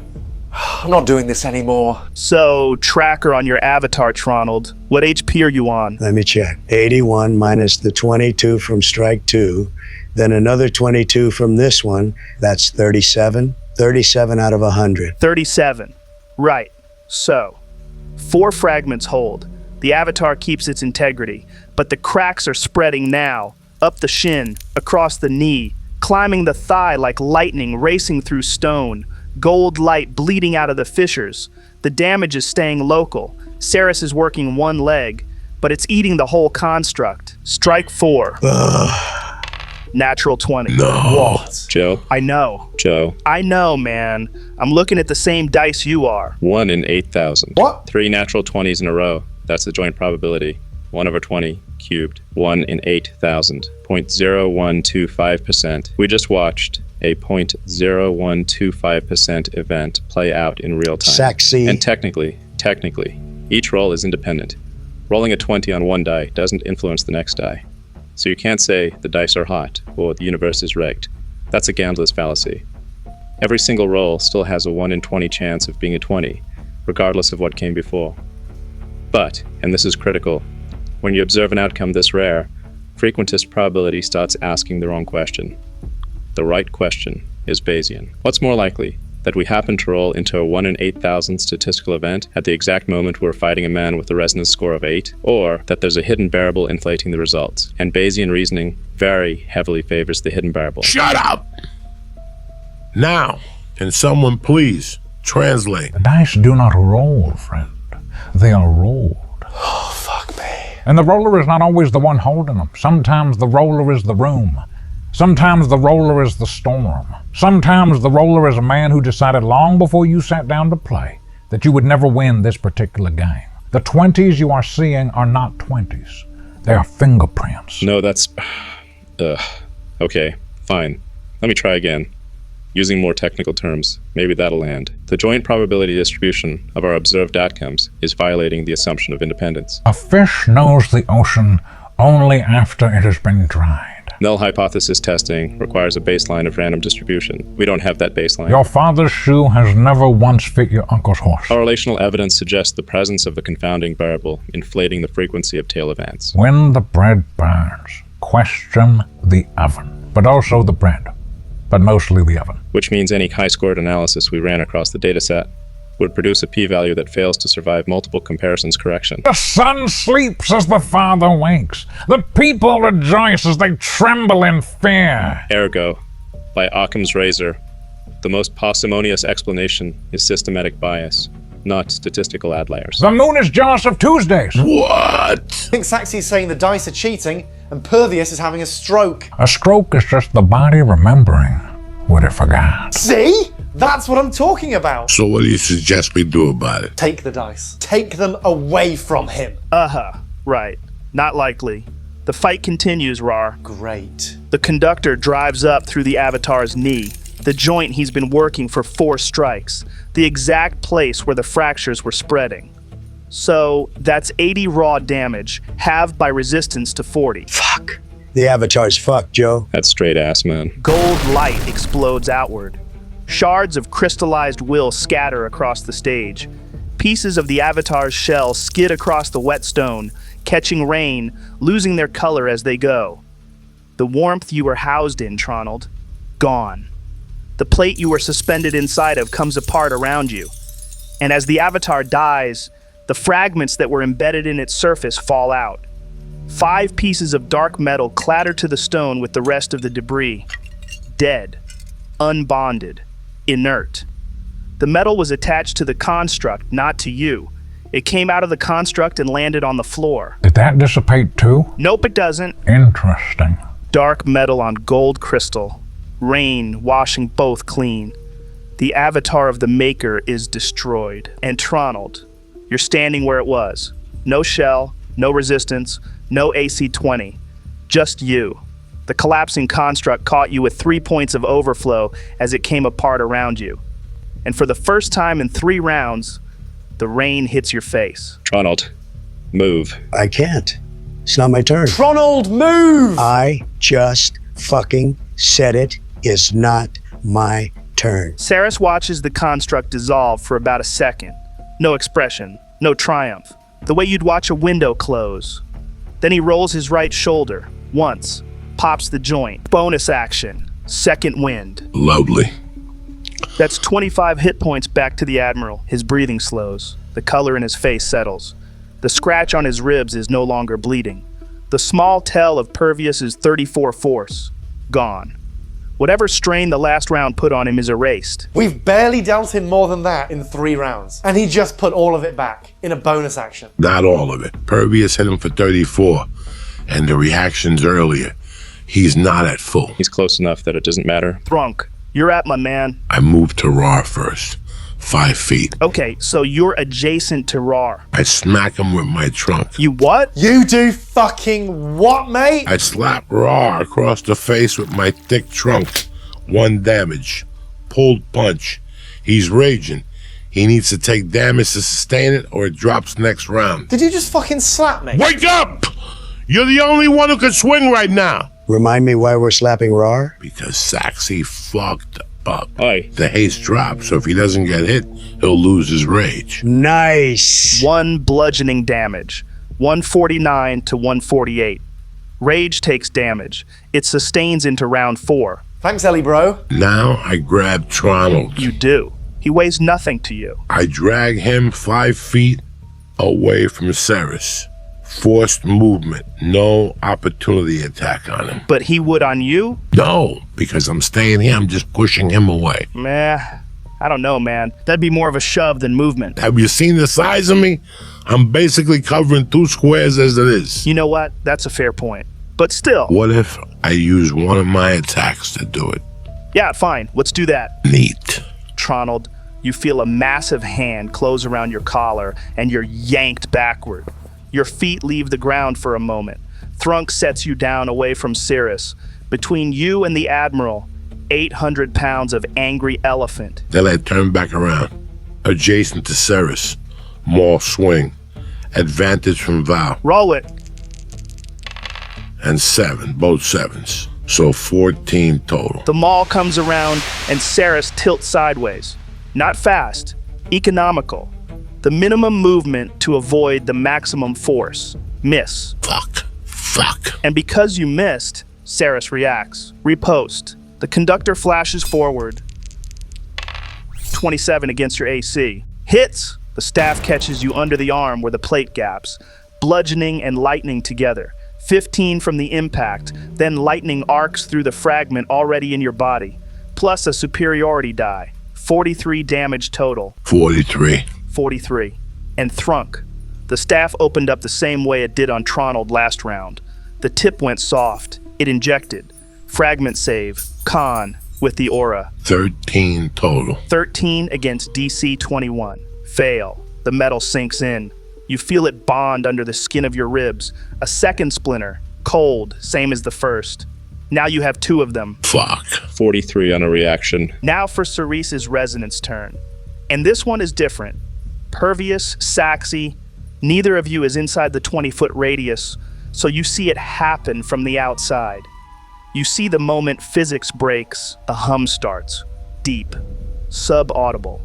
And around Cerise, exactly 20 feet in every direction, the rain stops falling. Not all of it, specific drops. Some hang, some drift sideways, some collapse in on themselves. And then you see the pattern. The droplets aren't random, they're arranged in lines, in rings, in a lattice of geometric points suspended in midair, each one caught in a node where the pressure pins it in place. The rain has become a diagram, a visible map of the sound waves compressing the air inside that zone. Every droplet in the dome is riding a standing wave. Every droplet is a measurement of something none of you can hear. And Thrunk, Raarh, Tronald, you are inside it, inside the diagram, inside the lattice. You can see the lines of droplets passing through the space your body occupies, through your arms, through your chest, each one caught in a pressure point so intense that the water has stopped being water and started being a bead of compression you could crack steel against. The stonework under your feet is rippling, cymatic patterns forming in solid stone because the sound waves are so dense the rock itself is vibrating into shape. Your voices come out wrong. The compression makes them slower, deeper, delayed. The air inside this area isn't gas anymore. It's a medium. Dense enough to push against, heavy enough to breathe in takes insurmountable effort. Your ribs are fighting it. Your eardrums are being held in place. And in the middle of it, Cyrus is not affected. The droplets bend around him. The waves part around him. He is the point the lattice is oriented toward. He is the silent center. And then the wave holds. For 1 second, everything inside the 20-foot radius stops. There is no sound. There is no movement.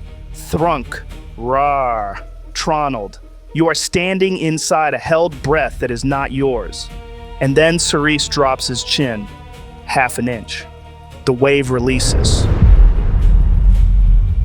Every droplet in the lattice detonates at the same instant, not outward, inward. all of them colliding toward the center, toward Cyrus, in a sphere of compressed sound that punches through the three of you on the way. Your rib cages bounce. Your organs are hit by something that has no edges and no mass, but all the force of a body weight of concrete dropped from 10 feet up. Your eardrums flatten. Your vision whites. The stonework under your feet shatters in a 20-foot ring, jagged cracks radiating outward to the boundary of the effect and stopping exactly where the area ends. Pressure drop. Constitution saves or you're stunned. He spent every pulse charge he had to land that. 4. All of them. This is the biggest thing he's done yet. Thrunk, Raarh, Tronald, all three of you. Save. Can't save. 15 with my aura. Against 21. Fail. Thrunk, your legs give out. The Loxodon drops to one knee. Your aura flickers. Shield of Faith on Raarh shatters as your concentration breaks. Sentinel goes offline. You can't move, can't act, can't react. Great. My AC's back to 15. Tronald. 14. Fail. You've just had your avatar destroyed. You're standing in the rain with 61 HP and nothing between you and the Admiral. And now your hands won't move. Stunned. No reactions, no shield. Completely exposed. 24! Save. Fuck yes! The pressure hits you like a wall. Your ears ring. Your mechanical leg screams, servos fighting the vibration. But you're standing in Thrunk's aura, +3 to the save. And Raarh, your constitution is just enough. You shake your head, snarl, keep standing. 1 out of 3. Thrunk is down on one knee. Tronald is frozen. Only Raarh is moving. Which brings us to the man himself. Raarh, you're up. Bonus action. Holy weapon. Nepthet Ka. The blade ignites. Golden white flame crawling up the metal from the hilt to the tip. Not fire. Divine radiance, borrowed from a weapon that holds a godlike being's name. Plus 2d8 radiant on every hit. Reckless. No GWM this time. I just need to hit. 2 attacks. Advantage on both. First swing. Fuck! 15. Miss. Raarh, you commit to the swing. Both hands on the hilt. Feet planted. The greatsword comes around in a horizontal arc at hip height. A killing stroke. Rage behind it. Holy weapon trailing white gold fire through the rain. And Cyrus takes 1 half step. Forward. Not back. Not sideways. Toward you. His left foot slides across the wet stone. His shoulder passes under the sweeping blade, and he steps inside the arc of your swing before it has time to finish. Close enough that his breath touches the side of your neck. The greatsword sweeps through empty air along the outside of his body because his body is no longer in that line. It's 6 inches closer to you than when you started swinging.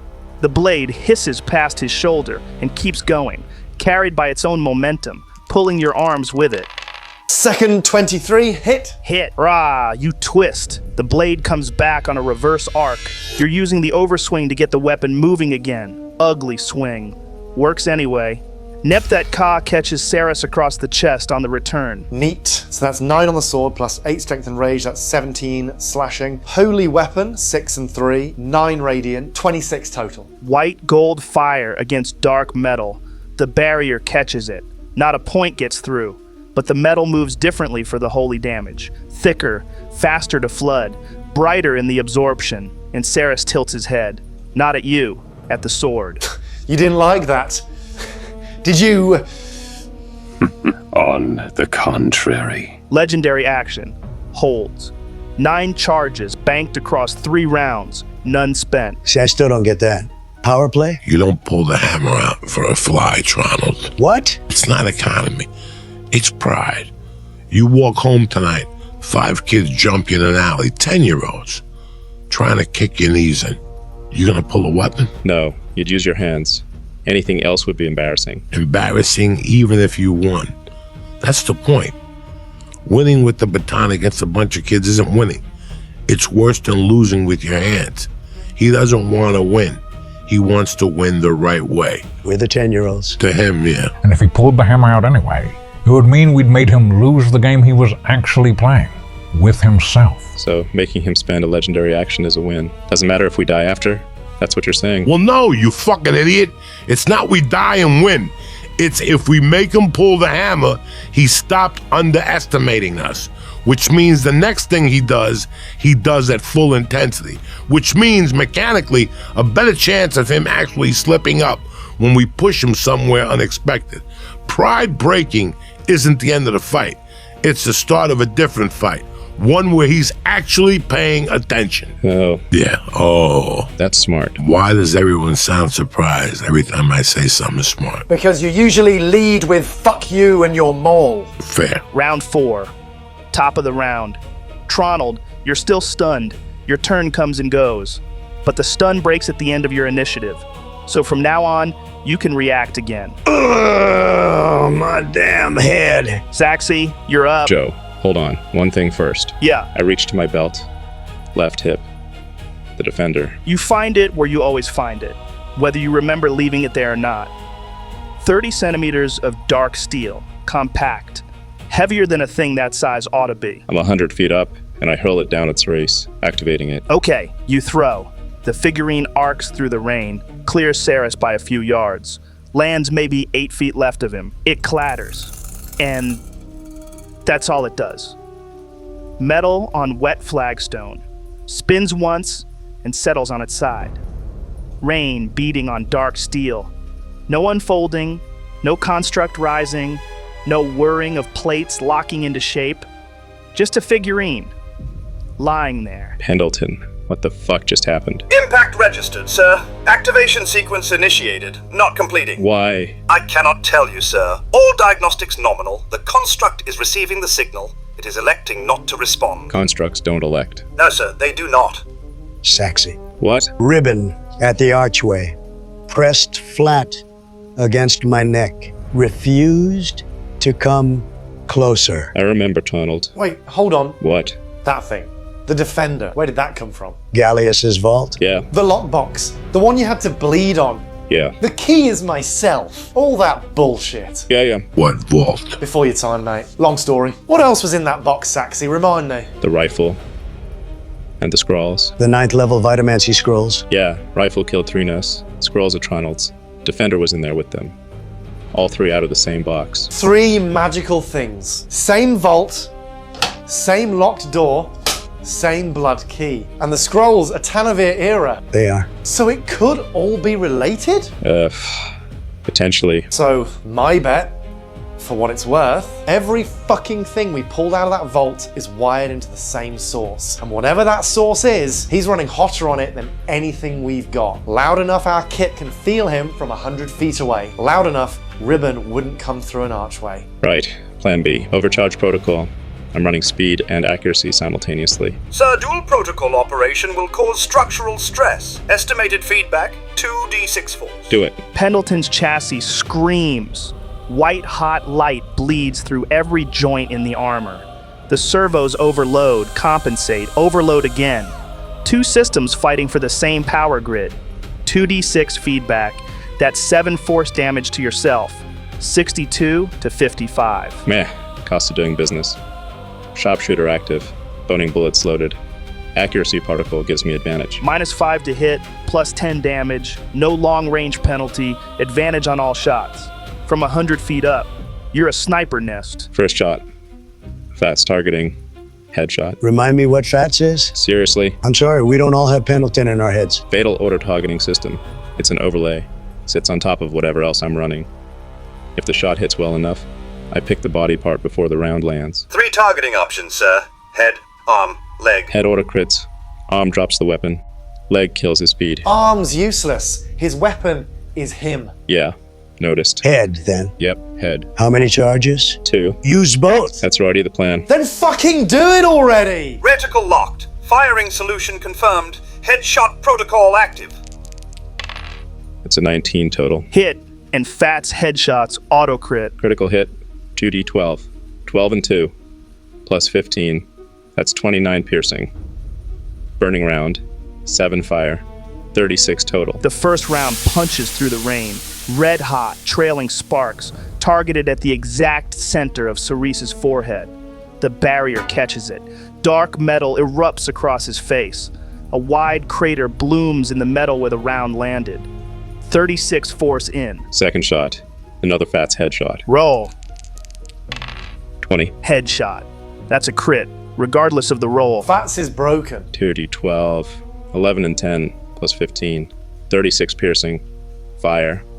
15. 51 total. The second round hits the exact same spot. The barrier has already bloomed there. The dark metal is thin at the impact site, stretched from the first hit. This one punches deeper.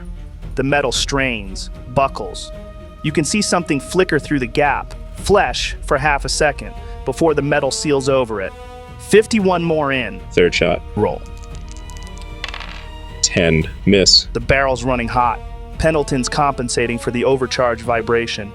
The third round streaks wide, hits stone 10 feet from Cyrus. Sparks scatter. Bonus action. Hand blaster. Offhand. Advantage. Natural 20. Yes! Even the offhand knows. Crit.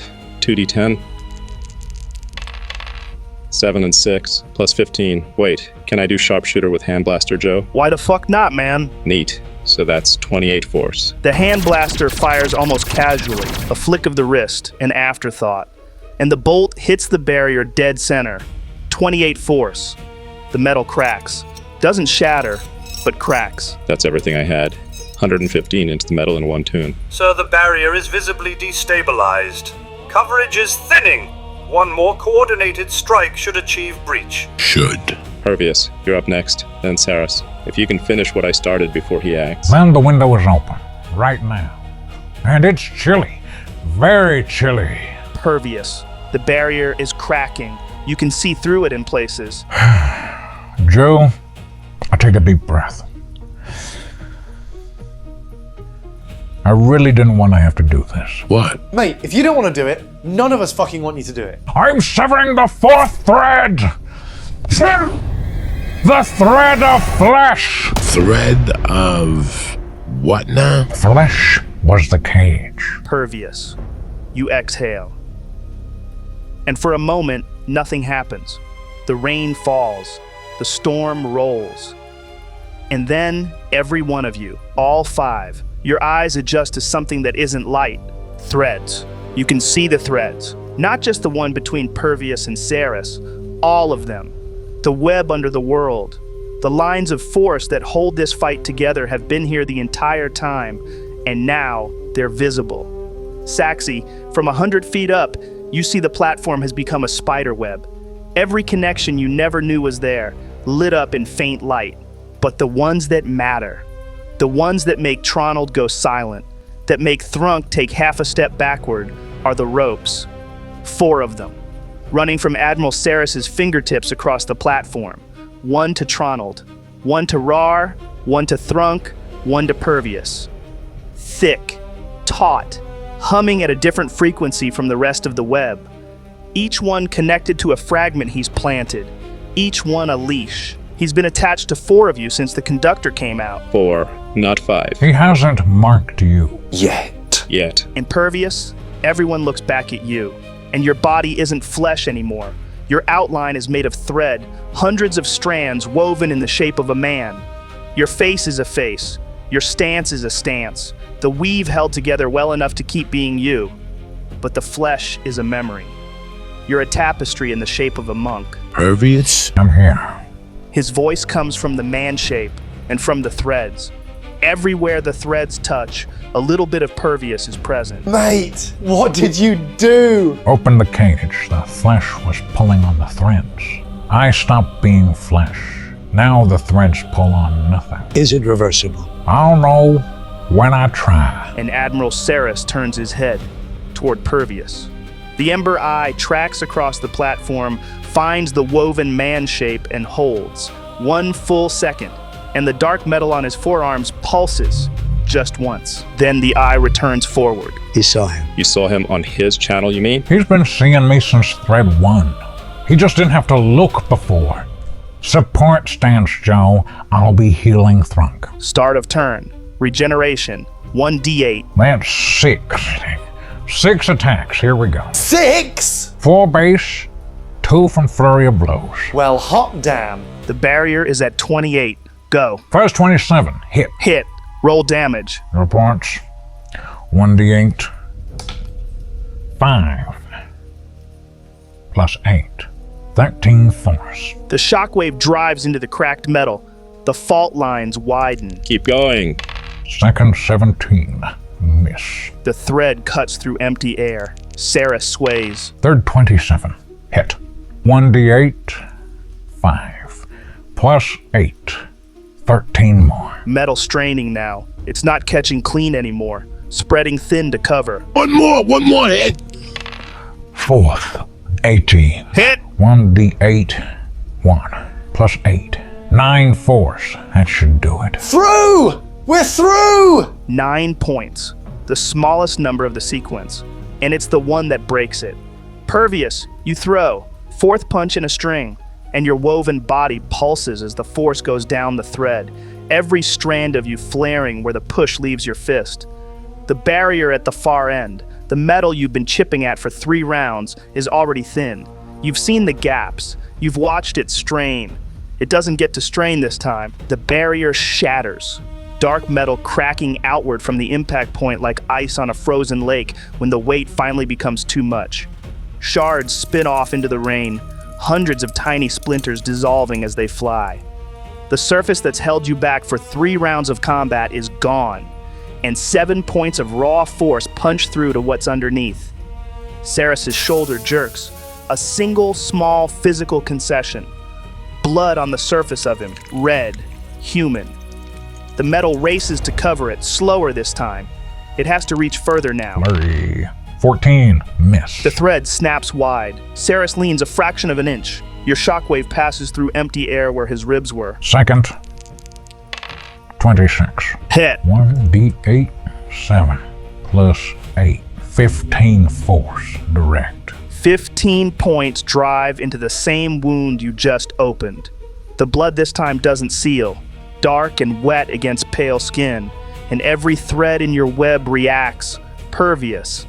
Not to the punch, to you. Thrunk, that's 4 hits from Pervious. Support stance, 28 HP healed back to you. 76 up to 104. That's incredible. The thread provides. Key down to 1. Thread regenerates 2 at end of turn. Back to 3. Pervious, you just broke through the barrier and put 22 points of real damage into Admiral Cyrus. He's bleeding, visibly, for the second time in this fight. Now it's his turn. The barrier pulses once. The cracks seal. The metal floods back across his body, fresh. The blood on his shoulder vanishes under dark metal. Whatever Pervious put into him, the surface is undoing.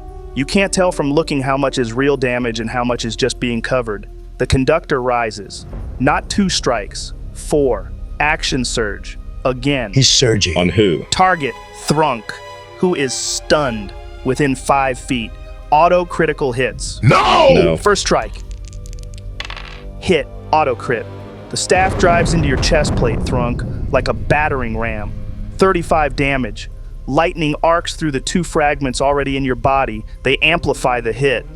And go ahead and give me a fragment save, Con. 10 plus 6, 16. Against 21. Fail. A third fragment embeds. Second strike. Hits again. Auto crit. Silvery barbs! Spell ring, I force a reroll! The ring flares. Silver light. Cerese's arm jerks. Forced reroll. The reroll is 25. Still hits. Fuck! Auto crit still applies. He's stunned. 29 damage. Low roll. Fragment save. 13 plus 6, 19. Still short. Fourth fragment embeds. Action surge. Strike 3. The conductor comes down through where your guard would be, if you had one, if you could move, and hits the exact point where the first 2 strikes weakened the plate.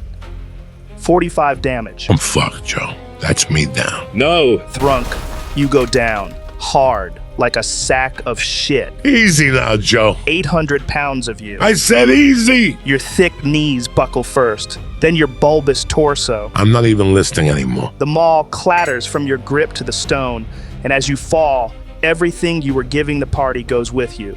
Your aura of protection, gone. Your aura of courage, gone. Sentinel, offline.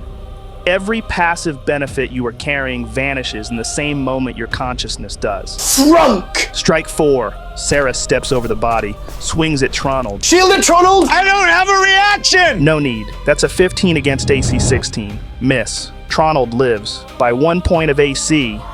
Neat. Thronk, go ahead, give me a death save. That's a 3. So 1 fail. Rough going. Now we're back to Cyrus. Resonance turn. Con saves. Every one of you. DC 21. Aura is gone. No +3. Raw saves. 4. 19. Fail. 16. Fail. 3. Fail. Thronk is unconscious. Auto fail. So, Sarah spreads his arms. Slow. Palms down. Like a man gathering breath. And the metal comes out of him. Not from the wrist, not from the palm, but from everywhere. Dark needles rising through the skin of his forearms, the backs of his hands, his chest, his shoulders, hundreds of them, standing up through the cloth of his uniform like porcupine quills for a half second. And then they fire. Not randomly, 5 of them, 5 beads, each drawing a line through the rain toward a specific target. Tronald, 1 takes you under the collarbone. Raarh, 1 into your forearm, landing next to the fragment already there. 2 in you now.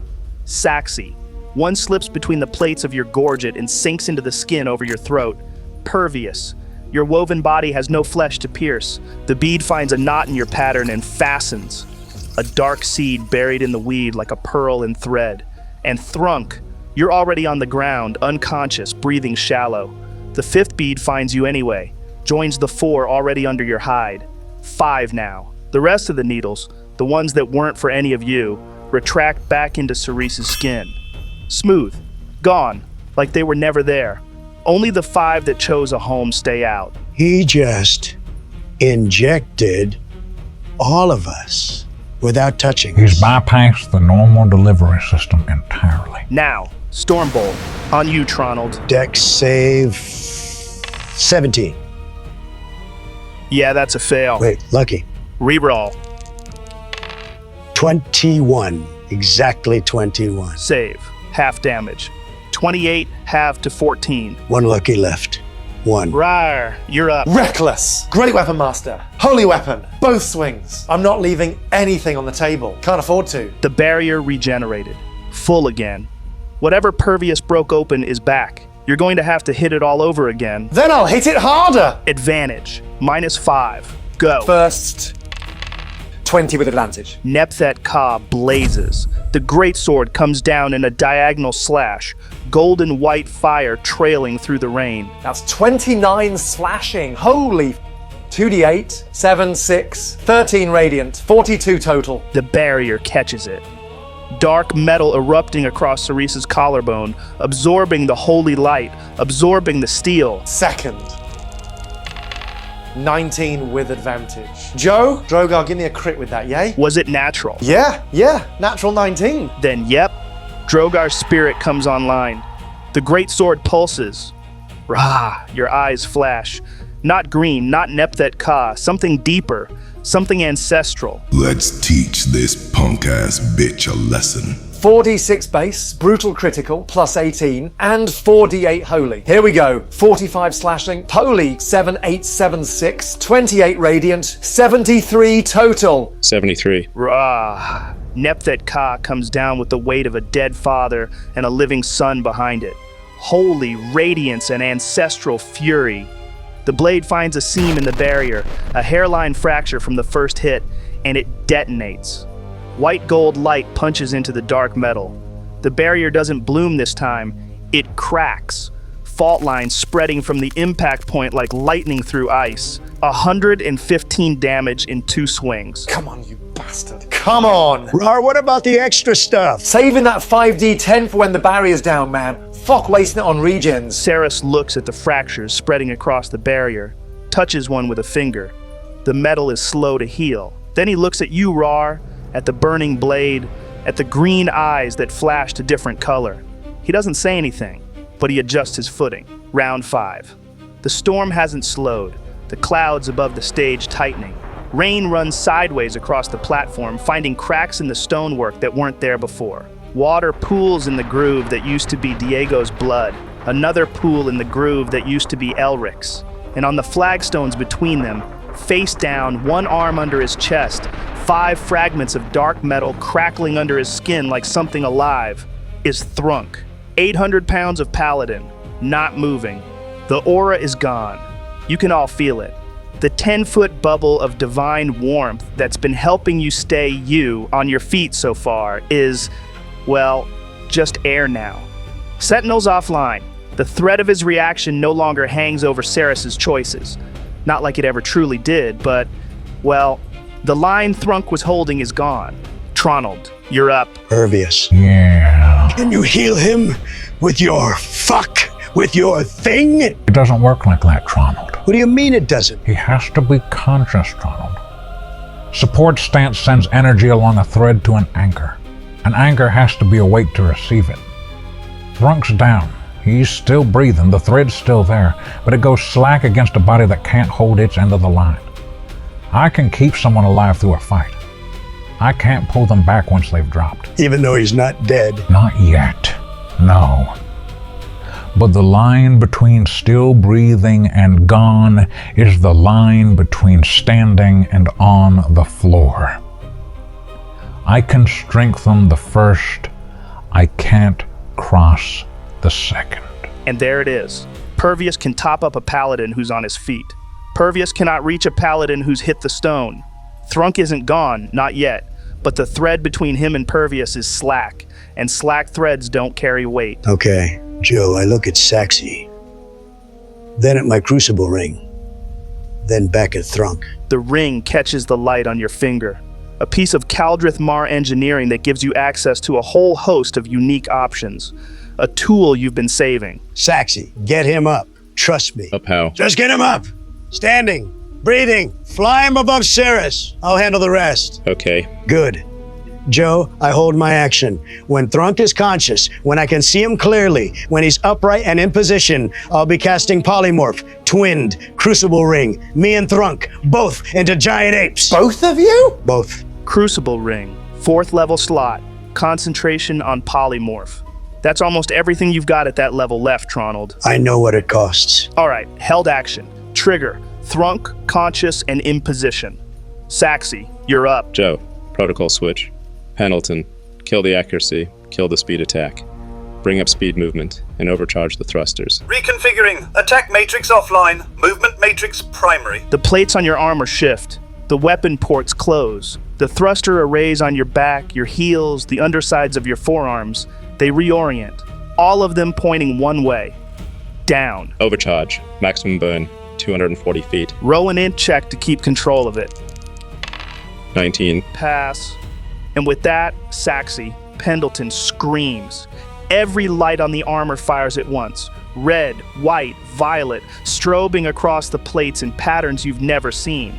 The joints glow. The thrusters detonate. Structural integrity, 71% and falling. Sir, I strongly recommend... I fly towards Thrunk. The armor comes down through the rain like something dropped from a warship. The mirror images can't keep up. They shred off in 3 spiraling trails of light, dissolving in the slipstream. You can't hear Pendleton anymore because the thrusters are louder than everything. You can't see the stone coming up because the storm is a white blur. You can only feel the angle of your descent and the vector to Thrunk's body, and you are trusting them with your life. You hit, not land. Hit power armor driving into wet flagstone in a 3-point landing at terminal velocity. The stonework splits for 10 feet around the impact, fault lines radiating outward, puddles jumping, a crack running all the way to where Raarh is standing that makes his mechanical legs shift to rebalance. Right. Cure wounds. 2nd level. I'm Thrunk. The gauntlet closes around Thrunk's shoulder. Golden white light sinks into the Loxodon's skin. 2d8 plus 5. 2 and 2 plus 5. That's 9. 9 hit points. On a paladin with 119. Yeah, I just needed to get him up. Nice one, man! Thrunk, you come back. Not dramatically. Not with a gasp that rattles the storm. Just eyes open. A breath that catches. A sound in your throat that isn't a word. The pain finds you first. 5 fragments under your skin crackling with the return of consciousness. Your arms don't want to move. Your legs don't know where they are. The warmth from Saxi's gauntlet is the only thing in your body that feels like it belongs to you. What? Don't talk. Trust Tronald. Where? Thrunk. Trust Tronald. Come on, we're going. Joe, I grab Thrunk and attempt to fly him up 60 feet. Saxi grabs you, one arm under your shoulder, the other clamping around the cross strap of your armor. Thruster-assisted strength. You weigh 800 pounds, Thrunk, and he lifts you. Your feet leave the ground. Your head rolls back against the armor. Through the rain, you see upside down, the platform, Cyrus standing, Raarh watching, pervious, woven and still. And then, the sky. Saxi flies 60 feet straight up, carrying you. Pendleton adjusting vector every half second to keep both of you stable. Your arms are loose at your sides. Your eyes are having trouble focusing. The storm is below you now. The platform is a gray square of stone with figures on it. Cyrus is directly underneath. Tronald, he's up. Whatever you're going to do, fucking do it. Twinned polymorph. Now! Crucible ring. Me and Thrunk. Giant ape. The ring on Tronald's finger cracks open. Gold light pours out of it, and the light splits in two directions. One column straight down into Tronald's own chest, the other arcing 60 feet through the air, following the line of Saxi's carry, punching into Thrunk's body where Saxi's gauntlet just healed him, and the bodies reshape. On the ground, Tronald is gone. Where the wizard was standing, a ginger silverback. Not ginger anymore, Joe. Golden. Ooh, nice. So, 12 tons of primate. Shoulders way wider than Thrunk's. Arms far longer than Raarh is tall. Dark fur matted with rain. Intelligent eyes holding gold reflection where Tronald's consciousness is riding the form. And, in the sky, another giant ape. Identical mass, identical frame, hanging 60 feet up from the clamp of Saxi's arm. The arm that was lifting an 800-pound loxodon is now supporting the weight of 12 tons of primate for one frame before physics catches up. And the ape in the sky starts falling. I let go. You don't have a choice. You couldn't hold him if you tried. The thrusters can't push against that mass. Saxi, you release, and 12 tons of silverback drops out of your grip, out of the air above Cyrus, straight down through 60 feet of rain. The shadow hits the Admiral first, Cyrus's stage, his platform, his staging of the confrontation. Rain on dark stone. And for 1/2 second, the rain above him stops falling because something enormous has blocked it. The light goes out of the storm in a circle around Cyrus. He is standing in the sudden shade of something he has to look up to see. He looks up. Saxi, from 60 feet in the air, falling back up on stabilizing thrusters. You see it. The Admiral's ember eye tilting skyward. Catalog mode. Assessment. Then the ape lands. Crash. Fall damage. So that's 21 total across the impact. 11 to the ape, 10 to Cyrus. Dark metal flooding across Cyrus's shoulders, his back, the top of his skull, catching the weight of a small building coming down on him. Nice. Thanks. Thanks, man. Pervious, you're up. Start of turn. Thread 4 regeneration. 1d8. That's 8. 44 to 52. 8 HP flows in through the weave. I'm switching stance. Offensive. The thread pulses. Your feet, which weren't touching stone before, touch stone now. Not because you've come back to flesh, but because thread 4 needs somewhere to brace. Your posture changes. Wider, weight forward. The fingers that were open palm for support stance close into fists. Every strand of the weave that makes up Pervious tightens to the frequency of a man about to hit something as hard as he can hit it. Joe, the barrier. Yeah. I'm going through it. Thread 4 at maximum. 4 attacks plus flurry. 75-foot range. Your fists crit on 18, 19, or 20. And every thread on this platform is humming at the weight of what you're about to do. 6 attacks, let's go. First. 18. Natural. Crit. Thread 4 crits at 18 to 20. 2d8. 8 and 1. Plus 8. 17 force to the barrier. Pervious. You throw. The first punch of 6.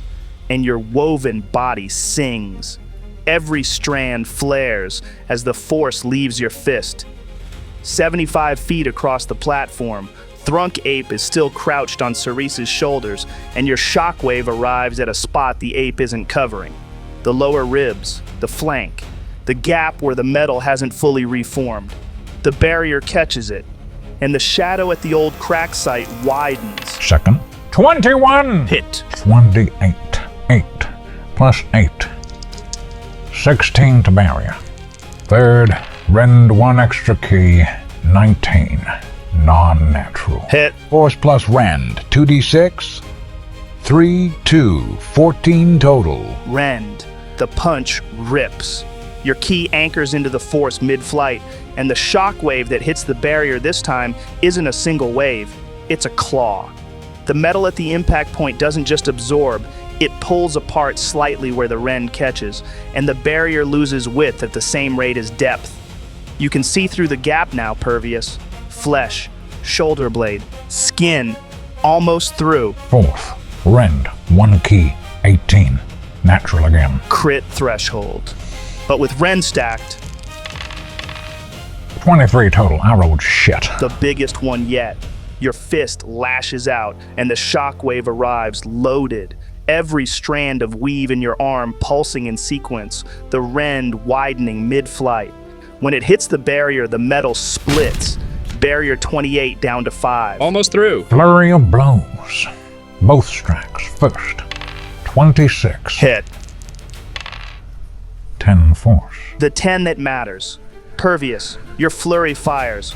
Left hand, tight arc. Speed you didn't have a moment ago because the weave is operating faster than flesh could. And the shockwave finds the split, the gap the rend opened. It doesn't need to break new barrier. It just needs to pass through the wound you already made. 5 points consumed by the last of the metal. 5 points overflow through the gap. You see blood. Last one. Flurry. 24. Hit. 9 force. And this one doesn't go through a barrier. This one goes through where the barrier was. Right hand, the same angle as your rend. Cyrus shifts. 14 real HP to Admiral Cyrus this round. Past the metal, past everything. Key spent. Thread regenerates 2 at end of turn. Back to 2 key. You lower your hands. The weave of your body settles. You're breathing, or doing whatever Thread 4 does instead of breathing. Hard. And then Cyrus speaks. For the first time in 4 rounds of combat, Admiral Cyrus, the man who has not addressed you directly, not really anyway, not in any true sense, opens his mouth. And the voice is exactly what you remember. Calm, controlled. I have no more patience for this. The barrier flashes. Dark metal floods across his body. The cycle you've all watched 4 times now. The regeneration you know is coming. 0 back to 200. The blood on his ribs disappears under fresh armor. The gap Pervious opens, seals. The shadow Saxi left flickers, almost imperceptibly, almost completely restored. Almost. Cyrus reaches up, with the hand that isn't holding the conductor, and undoes 1 button on his cuff. Oh no. That's it. 1 button on his left cuff. The fabric loosens a ½ inch, and the world gets worse. Tronald, you see it first, from your direction, with your resonance score. The marks on his forearms, the ones Thrunk clocked with a nat 20 perception back on the stage, those marks light up. Not ember, not the soft orange of his eye. Bright, a clinical white-hot glow that traces along the subcutaneous veins of his arm like circuitry switching on. The light runs from his wrist to his elbow, from his elbow to his shoulder, across his chest under the cloth, down the other arm, into his fingers. You are watching, in real time, through an axis you didn't know you had. A man, and I might as well just use meta terminology here. Power up. Resonance point spent, 1. From 8 down to 7.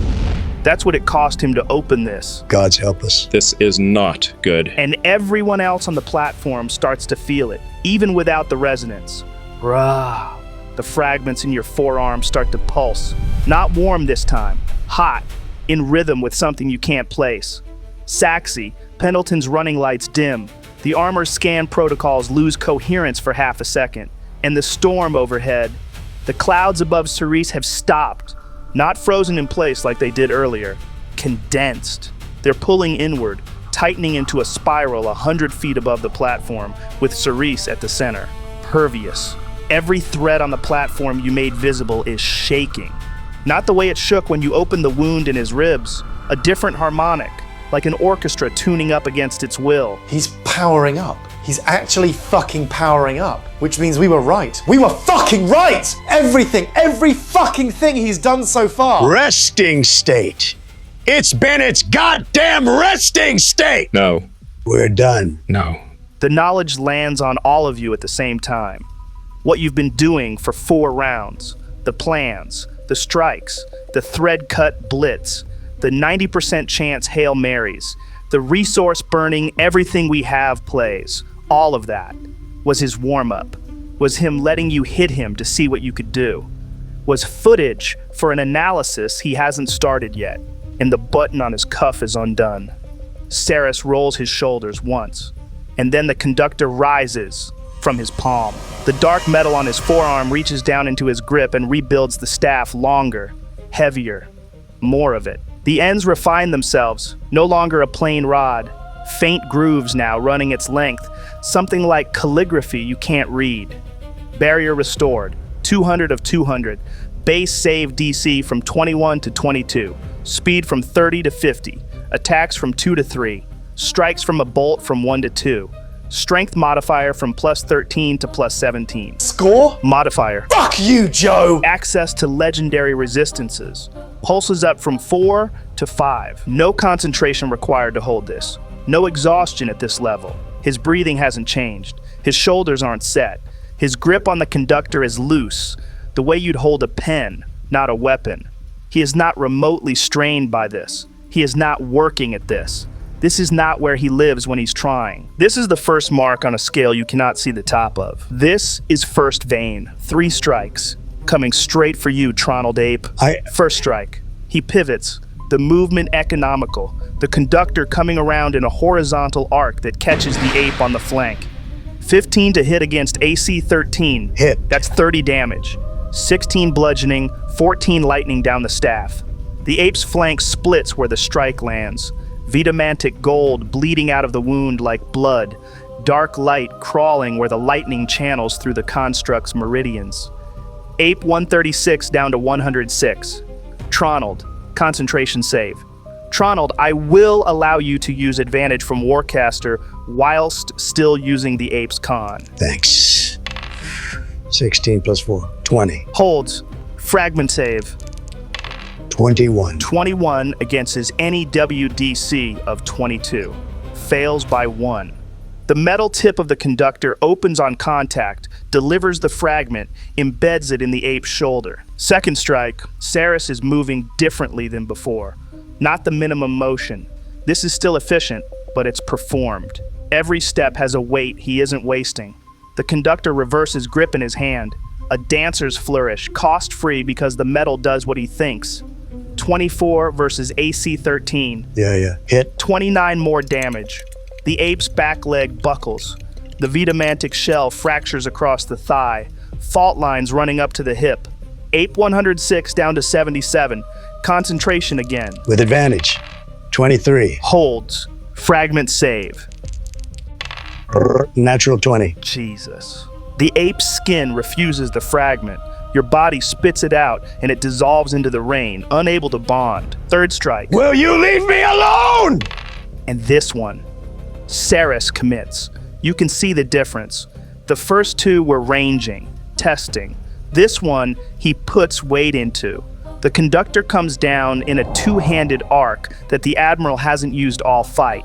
A full swing, shoulders turning into it. 31. Hit? Yep, so that's 30 more damage. Ape 77 down to 47. And Tronald, concentration check. 9 plus 4. 13. Against DC, 15. That's a fucking fail. Flash of genius. Flash of... Shit. Not in range. 30 feet. I'm 60 up.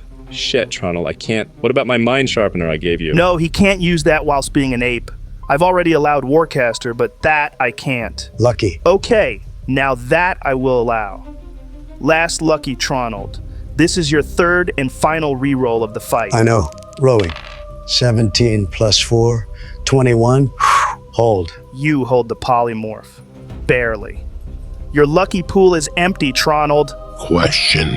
What's a vein? I don't know. Yeah, no idea. But that's the first one. First, Call it a gut feeling. fuck your gut and fuck your feelings. Thrunk, you're up, my man. Still on Cyrus's shoulders. You've seen what this man just did to your friend. Joe, I'm a fucking gorilla.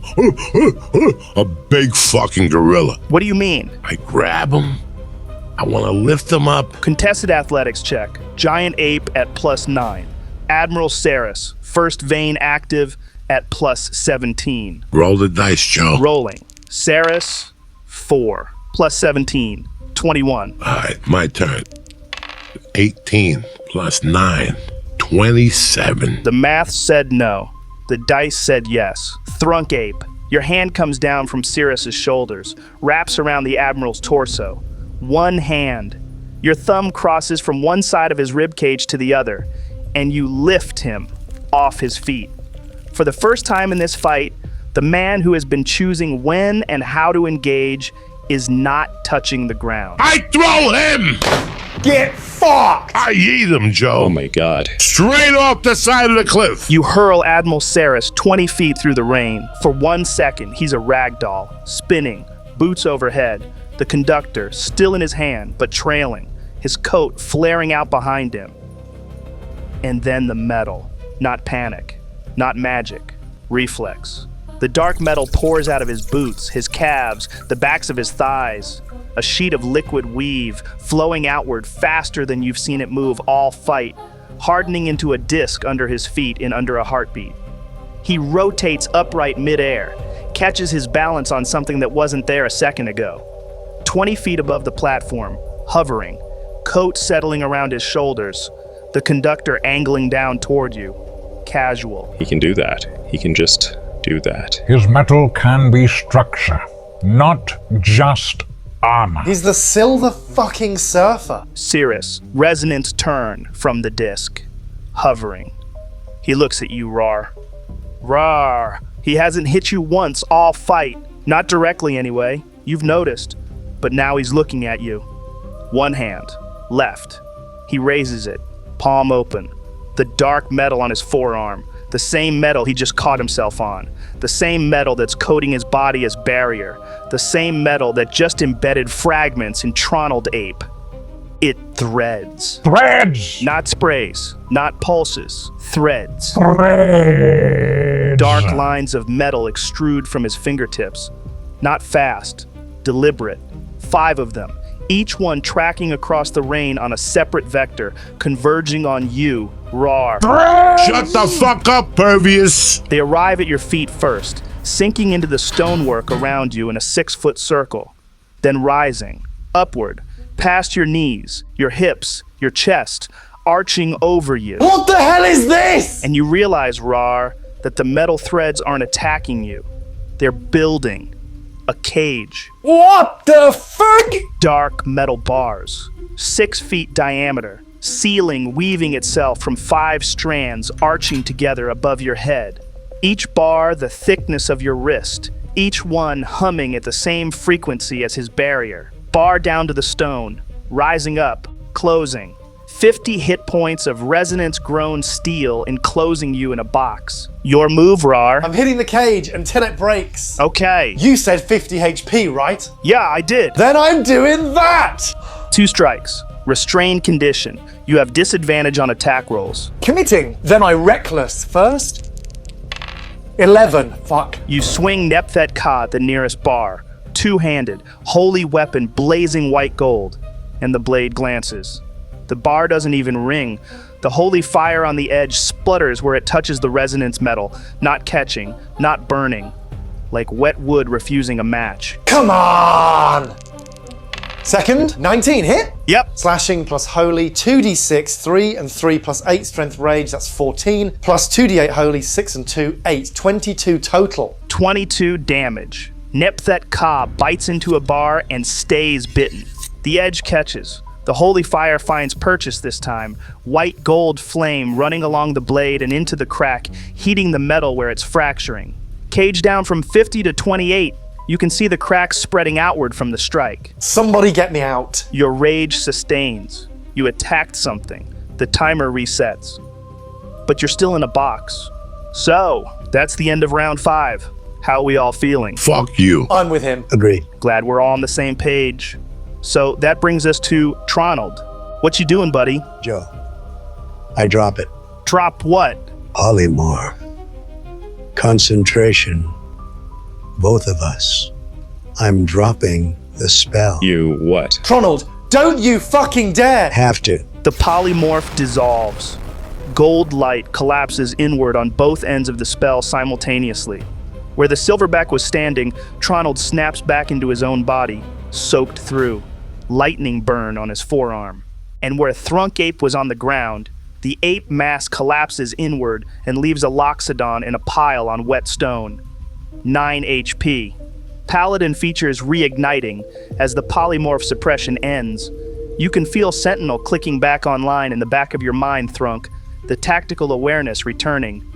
Aura of protection flares into a 10-foot bubble of divine warmth around you that nobody is close enough to benefit from. Aura of courage. Vow of enmity still burning in your eyes from round 4. Oath unsatisfied. The Admiral still standing. You're on one knee. Saxy, from 60 feet up, watching us. The moment Thrunk's ape form drops and he reappears on the ground, you can see him. Small. Kneeling. It doesn't look like he'll stand back up. Tronald, what the fuck are you doing? Joe! Wall of force! Oof. Your last 5th level slot, Tronald. I shape a dome.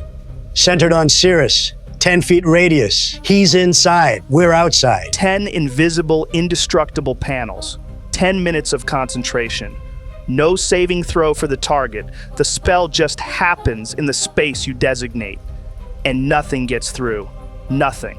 Not force, not metal. Nothing. You begin the verbal and somatic components. The air around Cyrus shimmers. 10 invisible panels starting to form, the arcane geometry of a hemisphere knitting itself into place around the Admiral on his disc, and Cyrus feels it. You see his head tilt. The Ember Eye, calm catalog mode, locks on you through the rain, and he responds, not with a spell, not with a weapon, with resonance. The dark metal on his forearm surges, tendrils of it reaching outward into the air, extending toward the half-formed wall of force, grabbing at the arcane geometry like hands grabbing a wireframe before it's finished being built. It's called resonance denial, Tronald, a resonance ability that interrupts spells. Not counterspell, something else. Something resonance has that the system you're familiar with doesn't have a name for. No! No! It's not a guaranteed thing. Cyrus has to roll for it. D20 plus his resonance score of 8 versus DC 15. That's 10 plus your 5th level slot level. He needs a 7 or higher. And even if he fails, the wall still happens. But if he succeeds, your spell collapses mid-cast. Cyrus rolls 8 plus 8.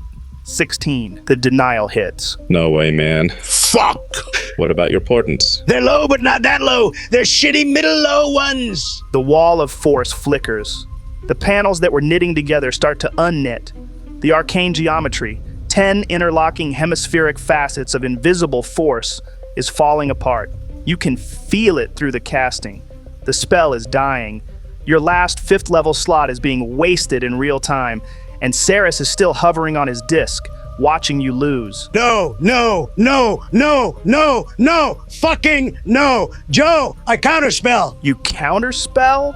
Tronald, counterspell isn't designed to be able to cancel out. Counterspell, 3rd level slot, reaction. I'm countering the denial. Tronald, hold.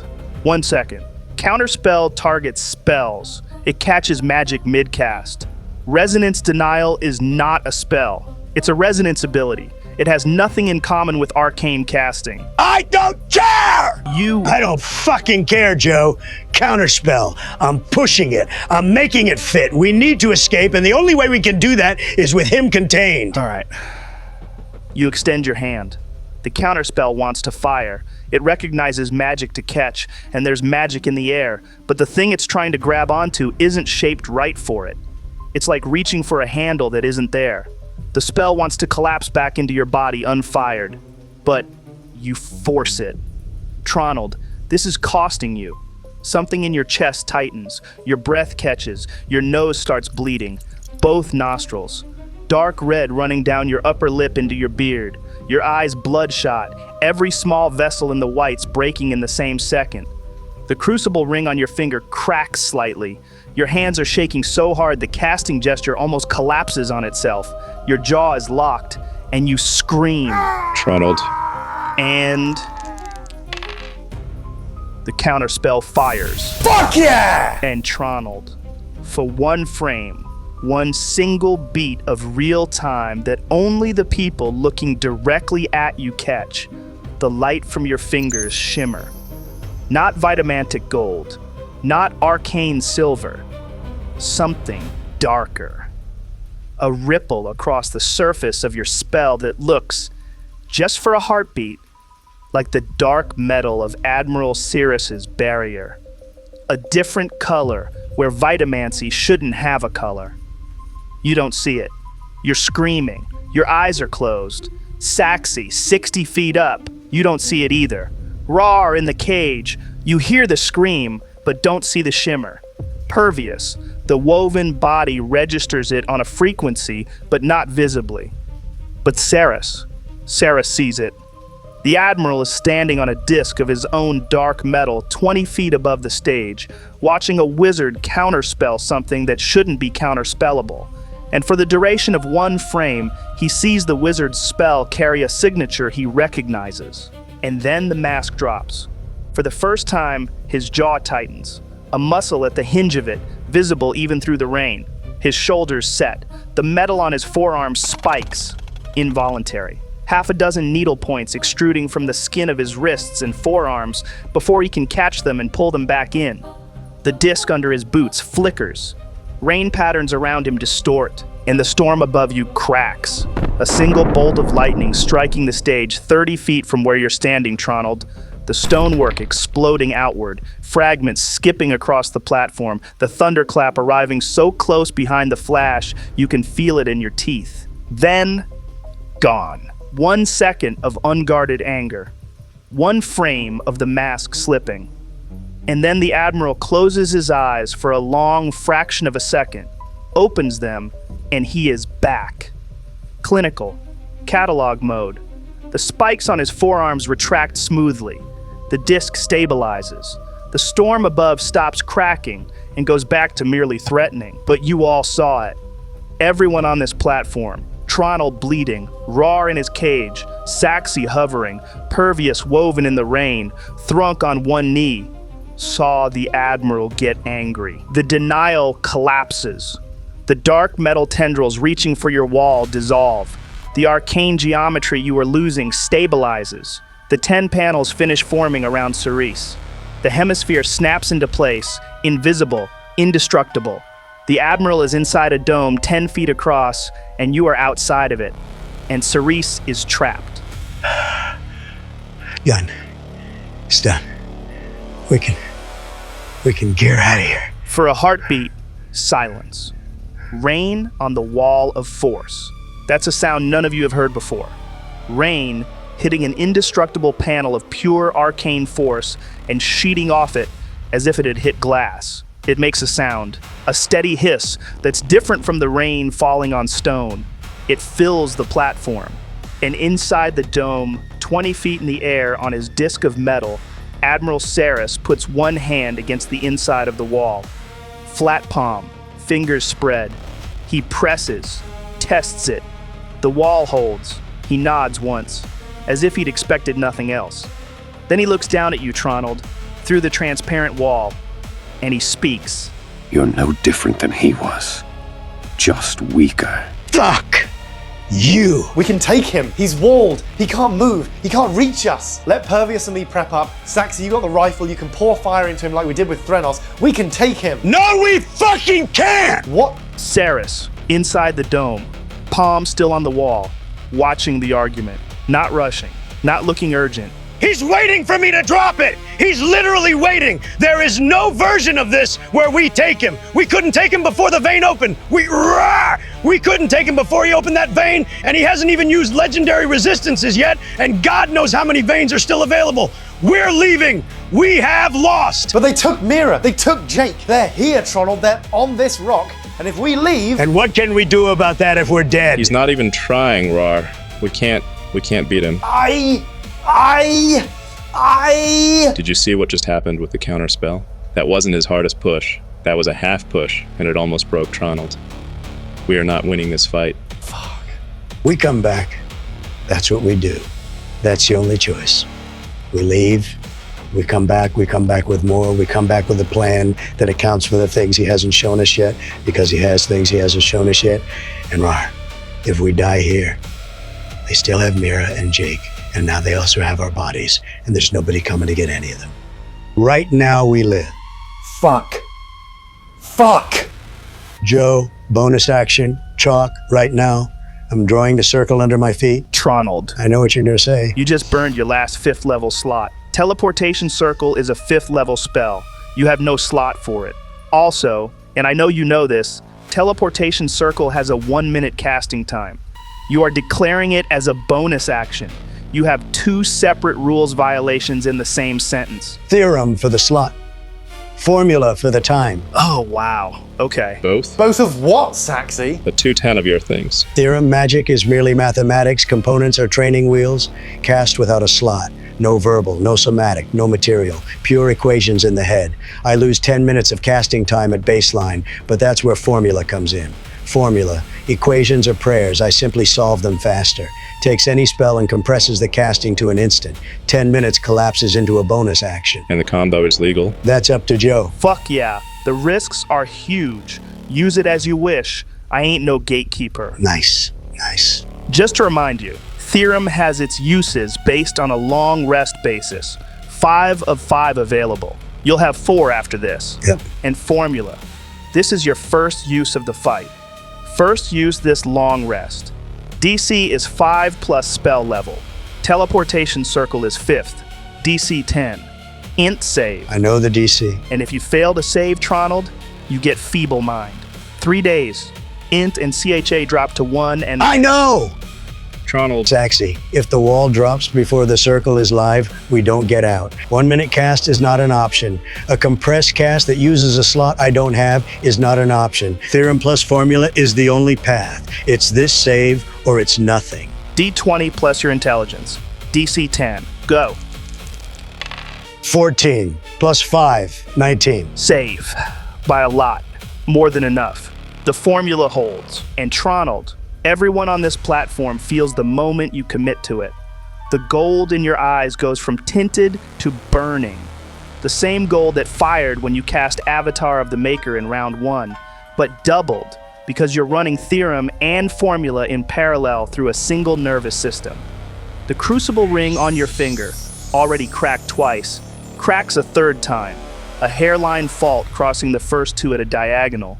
Your nose, which had just stopped bleeding, starts again. The chalk is in your hand, but the glyph isn't drawn. It's appearing. Theorem's ritual structure collapsing through Formula's compression happens faster than your hand can move. The runes don't get inscribed in sequence. They manifest all at once in a single pulse, burning themselves into the flagstone in a ring of light. The theorem provides the structural integrity. Pure equations, no material cost. The formula provides the speed. 10 minutes of ritual happening in a heartbeat. The destination? Amlaroon. I'm taking us to Amlaroon. Was that one there? Yeah, there absolutely is. You'd have seen it in your downtime and know about it, don't worry. 6 seconds until teleportation. You better move. All of you, get to me, now! Limp if you have to limp. I need you within 5 feet. Saxy, free, Raarh, now! Saxy, you're up. Pendleton. Power protocol. Power protocol online, sir. Rifle weapon die doubled. Damage output enhanced. Thruster matrix holding. Structural integrity at 64% and falling. It's going to hold for 10 seconds. That is precisely how long I can promise, sir. That's all I need. Joe, I move. Flying down to Raarh's cage as quick as I can. You drop. Not an overcharged dive this time, just controlled thrust. Fast. You arc across the stage and come down at the cage, landing 5 feet from Raarh. Rifle already up, shoulder mounted, the bore of the barrel a handspan from the nearest dark metal bar. Close your eyes. Already done it. 2 shots. Roll to head. First. 23. Head. 2d12 from Power Protocol. Go. 12 and 4 plus 5. 21. The round punches through a bar. The kinetic force of the rifle, plus the Power Protocol enhancement, driving the bullet through the resonant steel and out the other side. The bar sprays fragments. The cage goes from 28 HP down to 7. 3 bars still holding. The lattice above is starting to sag. Second. 20. Hit. 6, 4 plus 5. 15. And that one finishes it. The second bullet passes through the weakened frame, and the whole cage explodes violently. Dark metal fragments blasting outward in a 6-foot starburst. Some of them bite into your arms, Raarh. Shallow cuts. Nothing to stop him. Nothing finding permanent purchase. Fuck yes. Go. Move now to Tronald's circle. I move straight on over, Joe. Saxi, you pivot and fire the thrusters again. Short controlled hop across the platform to the teleport circle. Land next to Tronald. Pervious. Start of your turn. Thread 4 regeneration. 1d8. 6. 52 to 58. Meet. Now what? I run. 50 feet. Straight to the circle. No attacks. No bonus. Just run. I can hear the threads. All of them. Every one of them is telling me to get in the circle. All right. Pervious. You run. 50 feet across wet stone in what can't be more than 3 seconds. The threads are screaming at me, Joe. What are they saying? I do not know. Fair enough. So your key regenerates 2 at end of turn. 2 back to 4. Right. That brings us to Cyrus. His base turn. But he's inside the wall of force. And he can't move through it. He can't reach any of you. He can't attack. His physical turn has nothing to do. Except for barrier regeneration. The barrier goes back to 200 of 200. No exhaustion, no concentration, no effort. And he waits. He puts the hand back on the inside of the wall, pressed flat, measuring it the way you'd measure a window's thickness. Why is he doing that? Don't know, don't care. The conductor is vertical in his other hand, resting point down on the metal disc. He stands perfectly still, doesn't pace, doesn't test the limits of his range inside the dome, doesn't look at you all. He's just watching. Watching you, Tronald. Only Tronald. Across the rain, through the invisible wall. Thrunk, you're up. 9 hit points. 5 fragments of dark metal crackling under the skin of your ribs and forearm and thigh. And the circle is 5 feet away, and you're on one knee. Joe. Yeah, big guy. 5 feet. I step into the circle. 5 feet. Yeah. That is the biggest 5 feet of your life, Thrunk.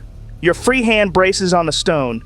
You push up, and the knee you were kneeling on doesn't take your weight. You stagger. Left foot first, armor creaking, your eyes not fully focusing. The rain hits your face and you feel every drop. 1 step. Another. The circle. And you put a massive hand on Tronald's shoulder. Not to steady the wizard. Tronald's not the one who's about to fall over. To steady yourself. I'm here. I'm ready. And now the Admiral's resonance turn. Everyone on this platform is waiting. The wall of force is still up. Tronald, you're standing in the circle, nose bleeding, eyes bloodshot, ring cracked 3 times. Saxi has just landed. Thrunk has just stepped in. Raarh is in motion from the debris of his cage, 8 feet from the circle. And Admiral Cyrus is inside the dome, 20 feet up on his disc of dark metal, watching you. Tronald, the fragment in your collarbone wakes up. Not heat this time. Not the low thrum you've been carrying since he planted it. This is pain. Sharp. Direct. Like someone reached down your throat and pinched the piece of metal embedded in your body between 2 fingers and squeezed. Your knees almost fold. Your hand goes to your chest. You can feel the fragment vibrating at a frequency that has nothing to do with your nervous system. It's vibrating at his frequency. The one Pervious can hear on the threads. and for the first time you can feel it in your own body. Guys! And then you see him. Across the platform, inside the dome, the Admiral stops being a man. The dark metal across his body, the barrier, the surface, the armor he grew himself, doesn't go out this time. It goes in. You watch the outline of his uniform sleeve, and underneath it, the metal is leaving his flesh, draining back into his tissue. His silhouette starts to lose its edges. The disc under his boots goes matte. The conductor in his hand softens, drops in definition, flickers. And then he becomes a blur. Not movement as you understand movement. Not a run, not a teleport. He drags. Along the line of the fragment in your collarbone, along the thread that's been between you, the Admiral pulls himself through the air toward you. And the air doesn't resist him because there is nothing of him for it to resist. A streak of darkness, through the wall of force, through the rain. Faster than you can track with your eyes, faster than the armor on Saxi's HUD can register. Pendleton's optics catch nothing but a smear. And then he's behind you, Tronald, reconstituting. Flesh, metal, staff. The Admiral redrawing himself from the fragment outward, edges solidifying, the cuff with the button coming back into focus, the conductor hardening in his hand. Standing 6 inches behind your spine, his breath on the back of your neck. Tronald! Behind you! He went through the wall. We can't trap him. We. Cyrus extends his free hand, not toward Tronald, not yet, toward the rest of the circle. Palm out, casual, the way a man gestures to dismiss an interruption. Magnetize. 2 targets, Thrunk and Pervious. Strength saves, DC 22. The fragments in your bodies are pulling, not toward him, away from the circle, away from Tronald. He wants Tronald alone. Thrunk, raw strength with your aura. 9. Fail. Thrunk, the fragments in your body sing, all 5 of them, vibrating in unison with the one that just brought Cyrus across the platform. They want to go home. They want to go with him. But first, they have to obey him. They have to listen to him. And they're taking you with them. Your feet leave the stone. The 800 pounds of paladin you are lifts 2 inches off the platform. Not much, just enough. And then you're dragged 20 feet backward. Your armor grinds sparks from the flagstone as your body skids across wet stone on its back. Arms splayed, trunk bouncing once when your shoulder hits a crack in the platform. You come to a stop 20 feet from the circle, staring up at a storm ceiling. Fuck! And the pull forces a fragment save. Con. 13 plus 6. 19. 19 against 22. Fail. Another bead of dark metal extrudes from the air above your chest and buries itself in your shoulder blade. You feel it sink through the armor plate like the plate wasn't there. Your 6th fragment. Crackling. Fuck. Pervious. Strength save. Natural 20. Plus 3. Nice. 23. Pervious. The magnetize hits you and finds nothing. The pull washes around the shape of you and can't find purchase on a man who stopped being flesh. You don't move 1 inch. Your woven body brightens at the edges with the strain of holding. The threads refused. Now, Tronald, the Admiral is behind you. And now, without urgency, without flourish, his free hand comes up and closes around the back of your skull. Not around your hood, around your skull. His fingers finding the base of your cranium through your hair. The pads of his thumb and middle finger pressing into the bone behind your ears. A grip a surgeon might use to hold a specimen steady. And he lifts. Tronald, your feet leave the ground. 12 inches. 1 full foot of air between your boots and the stone of the circle you drew. Your arms hang at your sides. Your spellbook is still clipped to your belt. The chalk that inscribed the circle is still in your left hand. And you are dangling. Like a rabbit. Like a doll. 8 feet of wizard suspended by 1 hand at the base of his skull. Saxi, from 5 feet away, inside the circle, you see Tronald's feet come off the floor. You see his boot tips stop pointing at anything. You see his weight settle against Cyrus's grip. Pervious. The thread between you and the Admiral, you can see it clearly. Along that thread, you can feel what's coming. The resonance pitch is rising. Storm bolts. 2 of them, both on Tronald. He's not pointing at you, Tronald. He doesn't need to. First bolt, 8d6 lightning. Dex save, DC 22. 13 plus 3, 16. 16 against 22. Fail. Full damage. Full damage, 30 lightning. Tronald, the bolt doesn't arrive from outside. It doesn't come down through the rain. It starts in Cyrus's hand, the one on the back of your skull, and it travels, not around you, through you, down the brainstem, down the spine, out through every nerve ending in your body, looking for a path to ground and finding the quickest route, through your mouth. Your jaw unhinges, not open, unhinged. The muscles that hold it shut just stop working, and a column of white-blue light the thickness of your own mouth punches out of you, lightning leaving a human body the way water leaves a tap. Your eyes go solid white, both of them, every vessel lighting up from behind, and your mouth is a barrel, Tronald. The bolt is using you as a channel. 30 points of lightning passing from one hand through one body and out one face. Your spellbook catches fire at your belt, small flames, singing the leather, nothing consuming. Yet.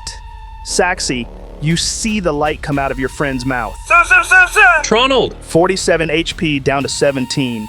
Concentration check, Tronald. DC 15. Warcaster advantage. Plus 2. 8. 8 against 15. Fail. The wall of force dissolves. Put him down! Cyrus does not look at you, Raarh. Cyrus does not look at anyone. Second bolt, 8d6 lightning. Dex save again, same DC. 13. Fail. 15 more damage. The second bolt follows the path the first one carved. Same grip, same route, base of skull, spine, nervous system, mouth. Your body, which was just beginning to close itself back up, jaw trying to come back together, eyes trying to find pupils, opens again. The column of light punches out of you for the second time. And then he opens his hand. Tronald, you drop. 12 inches isn't a long way down, but your legs aren't ready for it. You hit the stone on your knees and pitch forward onto your palms. Your jaw is hanging wrong. Smoke is rising from your mouth. Your hair at the back of your skull is singed. 5 black marks where his fingers were, burned through the fabric of your hood. Blood from your nose, blood from your ears, blood pooling in the chalk runes of your own teleportation circle. The chalk in your left hand has snapped in half. You're still holding both halves. And Admiral Cyrus, still standing behind you, conductor in his right hand, the other hand open at his side with faint smoke rising from the fingertips, speaks. Not loud, not theatrical. The voice of a man completing a sentence he started thinking at the top of the round. Clever, but nowhere near clever enough. Raarh, you're free. The cage is debris at your feet. Saxy's bullet still smoking off the resonance metal. Tronald is at 2 HP. What do? 10 feet to the circle. I run. You run. Then I swing. Reckless. Holy weapon active. Both strikes. Advantage on both. Roll them. First, 14 and 8. Take the 14. Plus 9, 23. Heck. 2d6. 1 and 1. Fuck! Plus 8. 10 slashing. Holy shit. 2d8. 7 and 1. 8 radiant. 18 total. 18 to the barrier. Second swing. Nat 20! Drogar's spirit surges in your eyes. Your father's presence through Nepthet Ka. The old warrior's voice at the back of your head, steady and low, as you bring the blade around for the second hit, knowing what you've got. Crit. 4d6. 5, 3, 6, 4. Plus 8. 26 slashing. Holy crit. 4d8. 7, 1, 3, 8. 19 radiant. 45 total. 45. Raarh. The blade comes down in a full force crit.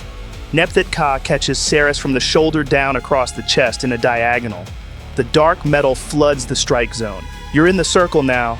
Nepthet Ka lowered. Holy fire still on the blade. Breathing hard. Rage sustained.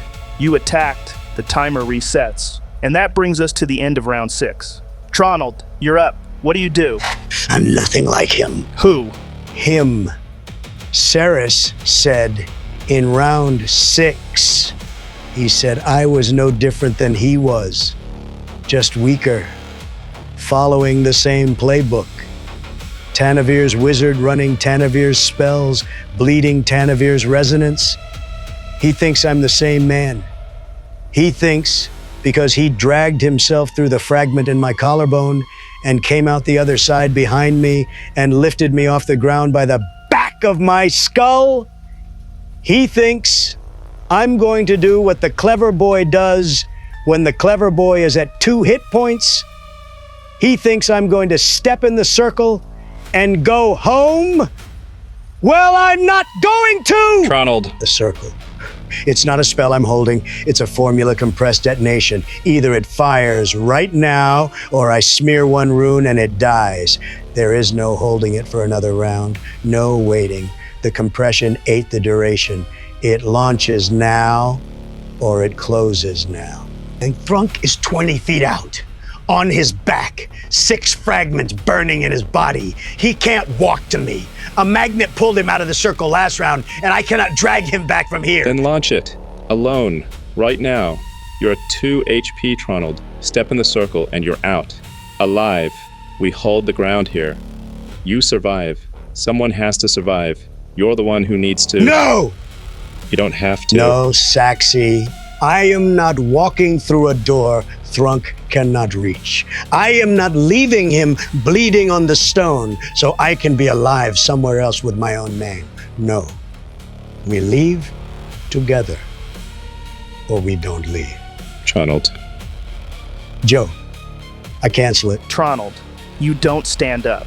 You reach across with your right hand and drag the back of your sleeve through the chalk on the stone, smearing a 2-inch arc across the perimeter. One rune breaks. The geometry collapses. The gold that was in the circle fades to nothing. The anchor releases silent. Whatever's left of this fight happens here. All right, what are you doing on your turn? Bonus action. Cartomancer card. The stored spell I've been carrying. Dominate person. Oh, okay. You pull the card from your inside pocket. The sigil glows as your fingers close on it, and the stored spell, 5th level Dominate Person. Golden light lances towards Cyrus, directed, targeted at his mind, and the metal on the Admiral's arm spikes. He's going to attempt resonance denial. Again. You've seen it twice now. The dark metal reaching for your spell, trying to grab the geometry, trying to kill the cast mid-flight. Cyrus rolls his denial against DC 10 plus spell level. Dominate Person is 5th, DC 15. Natural 20, plus 8, 28. He doesn't need to strain. The denial hits clean. Your Cartomancer spell starts to collapse in the air. Counterspell! Counterspell targets spells. Resonance denial isn't a spell. You know this. You did it once already and it nearly broke you. I'm forcing it again. But Tronald, I'm doing it! You extend your free hand. The counterspell wants to fire, and the shape of what it's trying to grab is wrong again. The handle isn't there. And you force it, the same way you forced it last time. And the same thing happens. The light that leaves your fingers carries a signature that isn't arcane. Dark metal flickers along the edge of the arcane glow. For one frame, your counterspell looks like Cyrus's own magic. Hold up. Okay, so this does not come free, Tronald. You don't get to force counterspell on a thing that isn't a spell twice in the same fight and pay the round 6 price both times. The first time was bad enough. The second time is going to cost something that also isn't in the book. I'm going to have to think of a consequence here. Give me a flat D20 roll, no modifiers, just the die. I'll see how harsh it needs to be. 15. You didn't add anything to that, right? No, that's flat. Okay, so 15. Okay, quite high. Could have been a lot worse. But still far from without consequence. Blood first. The nosebleed from round 6 comes back. Both nostrils, fresh, wetter than before. And this time you start bleeding from your right ear. Thin line of it running down your jawline. You weren't bleeding from your ears before. Now you are. That's baseline cost. Second, you're a divination wizard, Tronald. Your signature feature is portent. 2 dice you rolled at dawn, 2 dice you've been holding in your head like loaded rounds in a chamber, 2 dice whose exact values you know, ready to swap into any D20 roll at the table when it mattered. You've been banking them for 6 rounds. You haven't spent them. You've been waiting for the moment worth swapping them into. You just lost them both. Joe, Not spent, not resolved, not burned to buy the counterspell.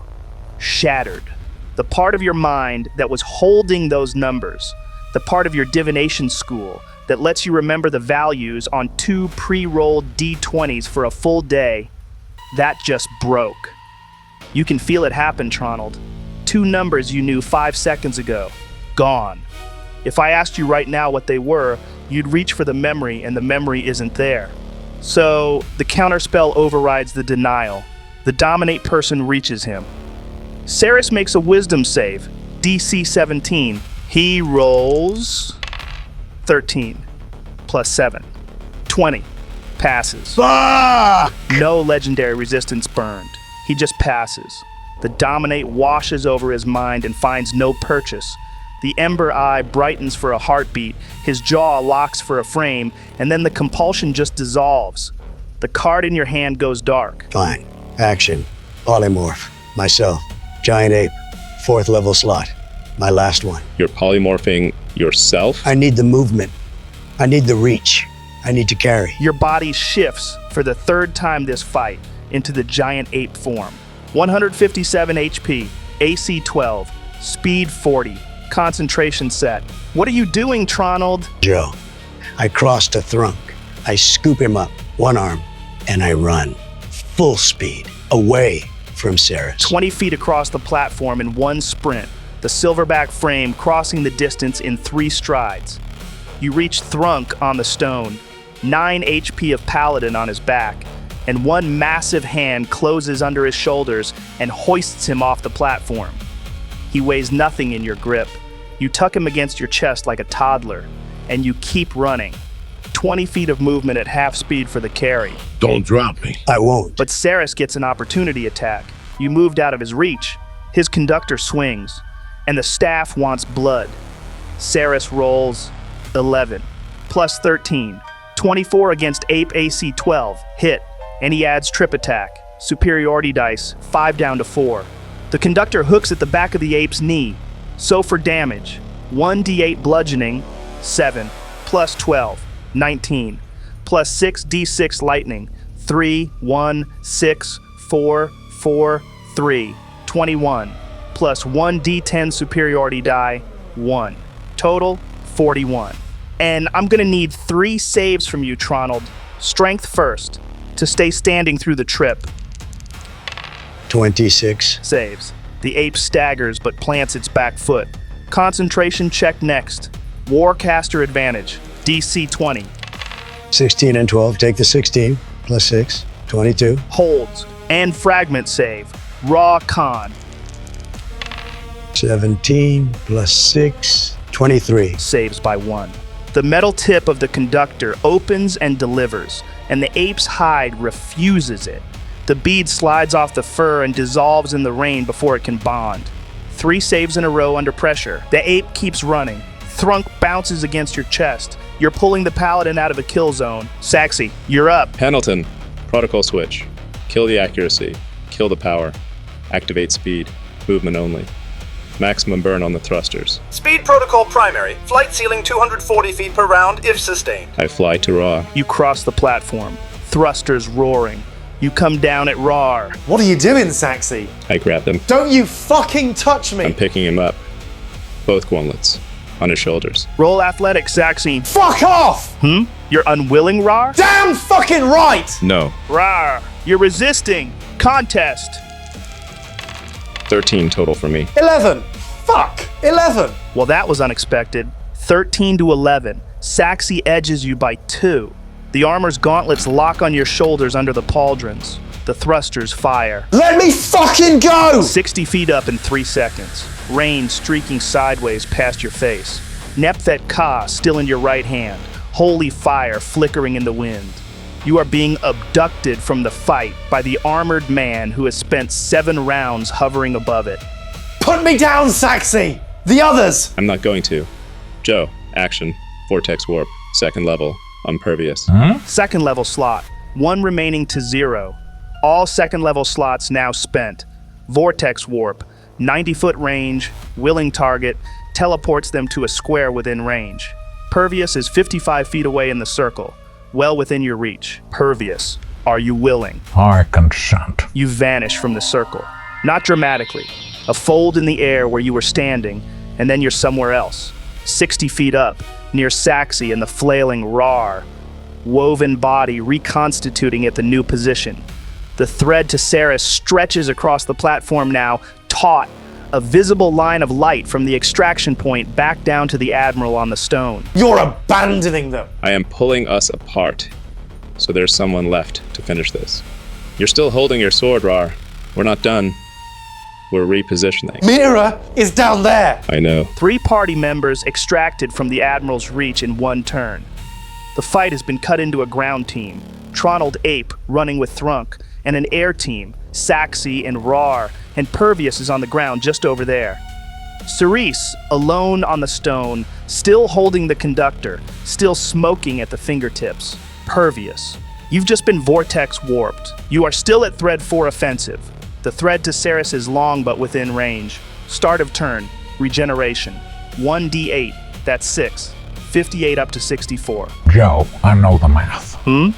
What do you mean? 6 attacks. Stunning strike on every hit that lands. All the key I have. So, you're hoping for a what? Natural 1 is what you're saying? The stone does not apologize to the river for being harder, Joe. The river knocks anyway. One day the stone is sand, and it was the knocking that did it. Pervious. I am not waiting for him to be sand, friend. I am knocking on 20 doors because one of them opens. And if it opens, the Admiral is 6 seconds of stillness. In 6 seconds, a monk can breathe. In 6 seconds, a paladin can stand. In 6 seconds, a barbarian can find a throat. And in 6 seconds, my friends can survive. The odds are small, but small is not nothing. All right. First 23. Hit. 11 force.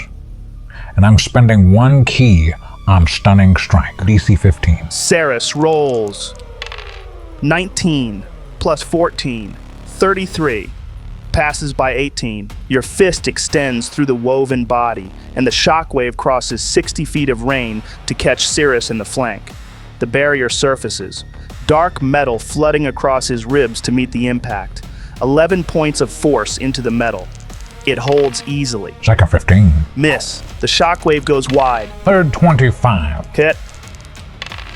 15 force. Another key on stunning strike. Cyrus rolls 10 plus 14. 24. Passes by 9. Fourth. 10. Wide again. Flurry. 1 key. First. 15. Miss. Last one. 26. Hit. 9 force. Last stunning strike. Cyrus rolls 8 plus 14. 22. Passes by 7. 3 of 6. Hits connect. 35 points of force to the barrier. 0 out of 3 stunning strikes land. Support stance fires on each hit. 3 hits, 7 HP per hit, 21 HP healed to Thrunk. You are healing Thrunk, right? Yes. Cyrus's turn. Start of turn. Barrier regeneration. Then he moves. 20 feet. The maximum he needs to reach the fleeing Tronald ape and stay just out of sentinel range of Thrunk. He does not sprint. He does not close at resonant speed. He walks. The storm above the platform stays with him. 3 strikes this turn. First vein open. Strike 1. He rolls 5 plus 13. 18 versus AC 12. Hit. As for damage, 20 bludgeoning, 10 lightning, 30 total. The conductor comes around in a low arc and catches the ape across the ribs. Concentration check. Warcaster advantage. DC 15. 23. Holds. Comfortably. Fragment save now. Raw con. 19. Fail. Another bead of dark metal delivered through the conductor tip. Embeds in the ape's shoulder. 3 fragments now. 1 more conducting surface for the next hit. Strike 2. That's 42. The lightning this time arcs harder. It finds all 3 fragments on the construct's body and jumps between them in a triangle, burning scorch marks into the hide at each point. Ape 86 down to 44, concentration. 24. And fragment save. Lol. Another 24. Fair enough. Saves. The ape's shoulder refuses the 4th fragment. The bead slides off and dissolves. 3 fragments hold. Strike 3. Cyrus rolls natural 20. Fucking bullshit. Critical hit. First vein crit math. 20 bludgeoning, 56 lightning, 76 total damage. The lightning this time doesn't just course through the fragments, it uses them. The 3 beads of dark metal buried in the ape's body become anchor points for the strike, and the conductor drives into the ape like a lance finding a seam in armor. Tronald, you feel it through the polymorph. The ape's body splits, 844 down to 0. The giant ape form detonates for the 2nd time this fight, not gracefully. Energy scatters across the platform in shards of gold crystal. Thrunk is flung from the ape's grip as the mass holding him dissolves. He hits the stone on his hip, rolls, comes to rest with his trunk curled against his chest. The fragments that were in the ape fall out into the rain, inert, cold. And where the ape was standing, Tronald is on his hands and knees. 2 HP Tronald, absorbing 32 overflow damage from the collapse. 2 minus 32, negative 30. Tronald, you are unconscious. Tronald. He's down. Tronald is face down in the rain. No polymorph, no avatar, no circle, no escape. Blood pooling from his mouth, from his ears, from the skull burns under his hood. Spellbook smoking at his belt. Death save count begins at end of turn. The Admiral doesn't look down. He rolls his shoulder once, then settles the conductor in his hand. Thrunk, you just got dropped from an ape's grip. You're at 30 HP. Pervius's support stance healed you 3 times this round. 6 fragments still crackling in your body. You hit the stone on your hip, and Tronald is 3 feet away from you on his face, bleeding, unconscious. Joe, lay on hands on Tronald. All of it. No, wait, that's stupid. Half. 25. Half the pool. Step. Hand on his shoulder. Turn him over. Now. You crouch, armor creaking, trunk tucked against your chest. 1 massive hand under Tronald's back. You speak the words. Not prayer, not really. You don't have the patience. Yet the divine energy flows. Wake up, you stubborn bastard wizard. You don't get to die tonight. 25 HP. Tronald, your eyes open. Not wide, cracked, half-focused, pupils not quite matching, but open. Thrunk. You owe me 2 days of silence. Do not say a single thing to me until we are off this rock. What happened? You turned into an ape. He punched through the ape. You hit the ground. I picked you up. That's it. Don't speak. You're breathing. That's all you have to do right now. Now it's my turn. Joe, I pick him up and run. And Thrunk, you pick him up, 1 arm. The wizard hangs over your shoulder like a sack. You take your 5 feet of movement for the step back, away from Cyrus. He gets an opportunity attack on Thrunk as he moves. The conductor comes around, 1 swing. Cyrus rolls a natural 1. Thank fuck. The Admiral's weapon, the conductor, passes through the air, a foot behind your back. No lightning, no damage, no fragment. Cyrus's superiority die for trip attack. Wasted. End of Thrunk's turn. Legendary action window. And for the first time in this entire fight, Admiral Cyrus takes 1. Wait. He's spending 1? Oh no! Oh no. Oh no. 7 rounds. He has had legendary actions available at the end of every single one of your turns. 7 rounds. He has declined to use them. Not once has he spent 1. Not for Tronald's Wall of Force, not for Raarh's crit in round 4, not when Thrunk's ape grappled him, not when Pervius opened his ribs past the barrier, not when Saxy's mats drew first blood. 7 rounds of a banked pool he has chosen to let sit untouched because he didn't think any of you were worth 1. And then he missed. A nat 1. The conductor swung a foot behind a paladin's back. A paladin carrying an unconscious wizard, and the staff went wide. And that was the thing that made him spend. Fuck! Oh, fuck. He's angry about the mess. Tactical reposition, 25 feet, over here. And here's the thing. The party now knows that you did not know 90 seconds ago. Cyrus missing one opportunity attack is worth more to him than grappling with an ape, than Raarh's crit in round 4, than Pervious breaking his barrier twice, than Saxy drawing first blood, than anything this party has put in front of him for 7 rounds of combat. All of that he took. All of that he accepted. A single natural 1 on a swing against a paladin carrying an unconscious friend. That was the thing that cost him a legendary action to correct. And whatever he's going to do next, he's doing it because he's angry about the miss. Admiral Cyrus, Resonance turn. He turns, slowly. He looks at Thrunk carrying the wizard away. He looks at Saxy 60 feet up with Raarh in his gauntlets. He looks at the chalk circle he made Tronald cancel. He looks at the fragments he's planted in everyone over 7 rounds, can feel them, can count them, can sense the exact body and shoulder and chest each one of them is buried in. And then, finally, he looks at Pervious woven below him. And he speaks, the voice of a man delivering a verdict. I have had enough of you. Resonance action. Reallocate. This is a costly play. Tronald, you watch as the Admiral raises one hand, palm open. All of you. Every fragment you can feel.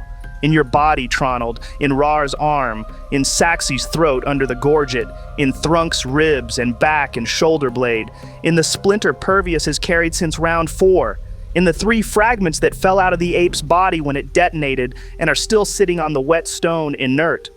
All of them move. Not out, not towards Cyrus. They converge on Pervious. Every fragment in the fight, 22 pieces of dark metal scattered across 5 bodies, and the platform itself becomes iron filings to a single magnet, and the magnet is Pervious. 22 con saves, Pervious, 1 for each fragment, DC 22. Your con modifier is +1, so only a nat 20 refuses a fragment. Any other result and it lands. 22 rolls. Too many to roll individually. Batch them on the app. Okay.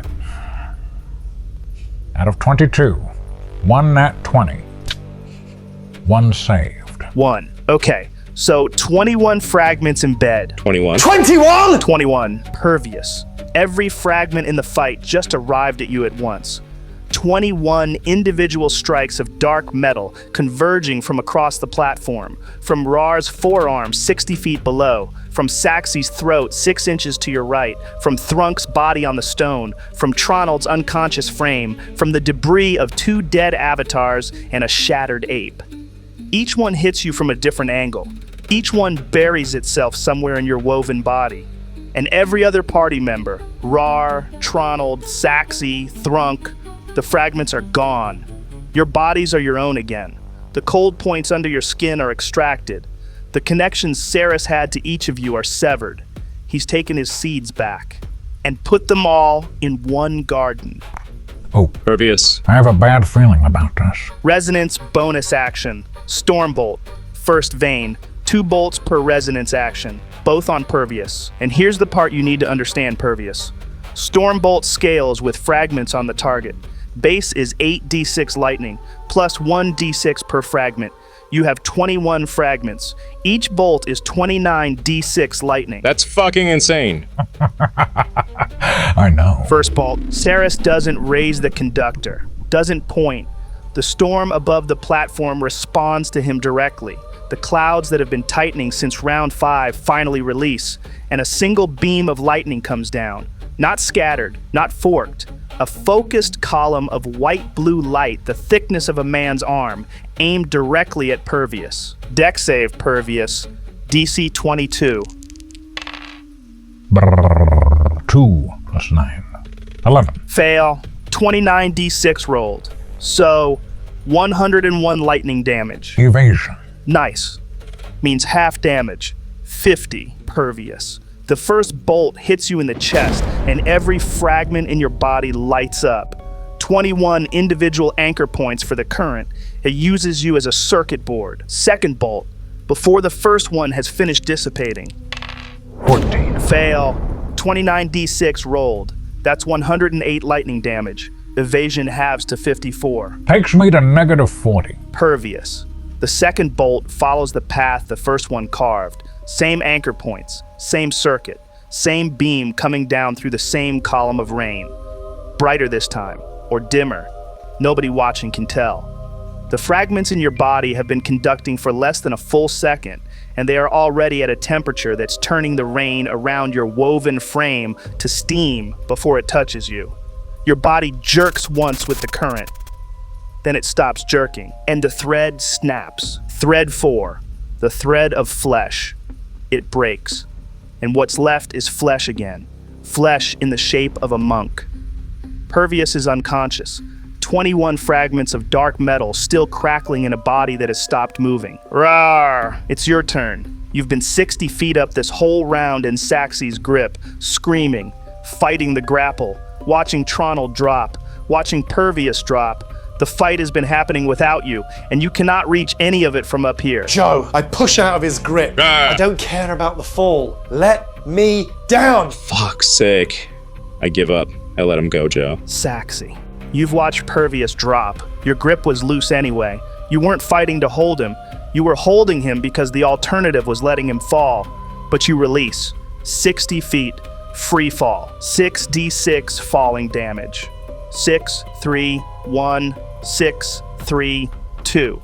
21. Rage resists bludgeoning. Halve to 10. Nothing. Then I charge towards Cyrus. You hit the stage like a meteor. Mechanical leg servo taking the brunt of the impact, sparks from the joint as it compresses, and you come up from the landing at a dead sprint. Focus on him! I shout as I point at Pervious, basically telling Saxy to not worry about me and heal that fucker. Fine. Joe, first attack, action, grapple, rear naked choke, arms around his throat, everything I've got. Contested athletics. Advantage from rage. 8 and 11. Take the 11. Plus 9, 20. Cyrus rolls 2, plus 17, 19.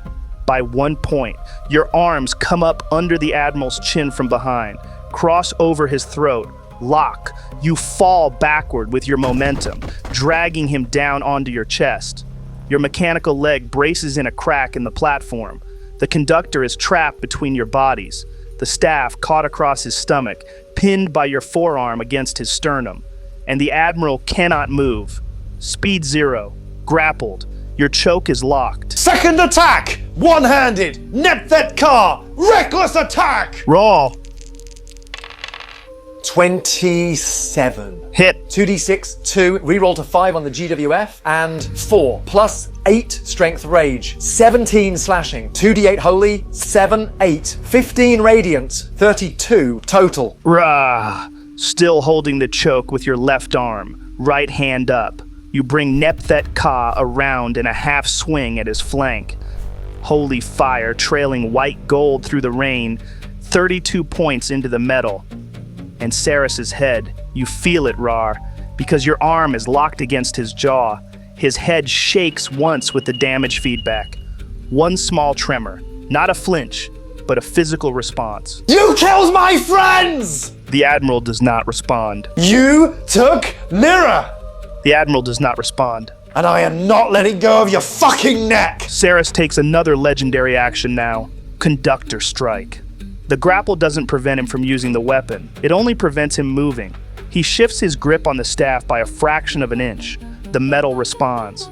Even pinned between your bodies, the rod extrudes, a short spike erupting from the side of the conductor that's pressed against your rib cage.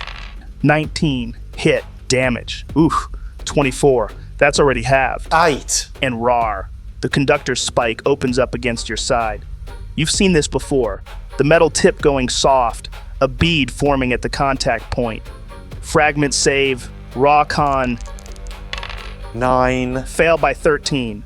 A bead of dark metal delivered directly into your rib cage from 0 range. Good. Good? He just put a piece of himself inside me. That means I'm never letting him fucking go. That's one way to look at it.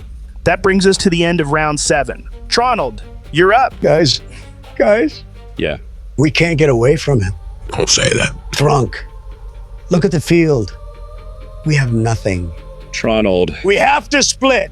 All of you. Flee. No. Thrunk, please. I said no. Pervious needs Saxy. Saxy can fly him. You can run. Raarh will hold the choke as long as he can hold it, and I'll keep the Admiral busy for as many seconds as I have in me. You're at 25 health, Tronald. You can't fight him. I know what I'm at. Please. Go. What's left in you, wizard? Enough for one last shot. Well, make it count. Tronald, you lift your head off Thrunk's shoulder. What are you doing? Joe. Bonus action. Vitamantic blade. Theorem and formula. Both at once. Again. Tronald, the formula DC escalates per use. I'm already rolling.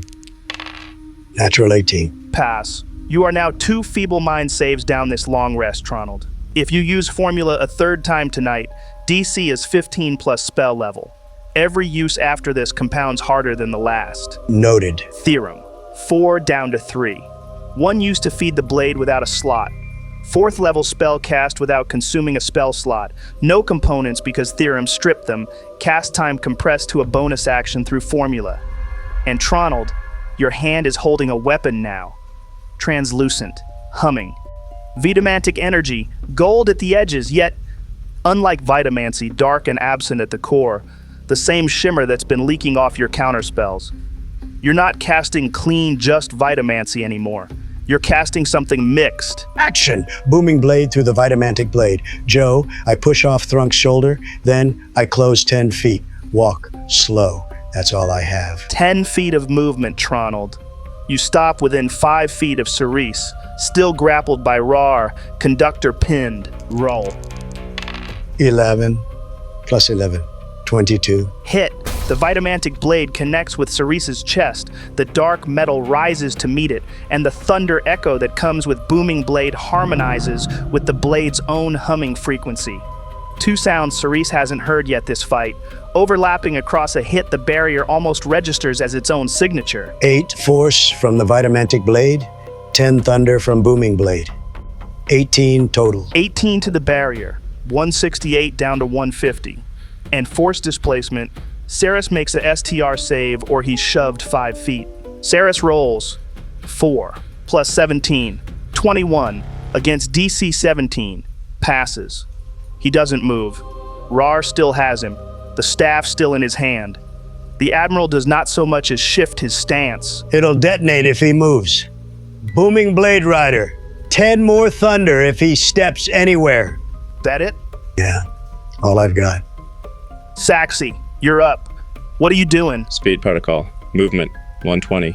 All other protocols disabled. Movement matrix primary, attack matrix offline. I dive. Straight down. My target, Thrunk. You arc across the platform.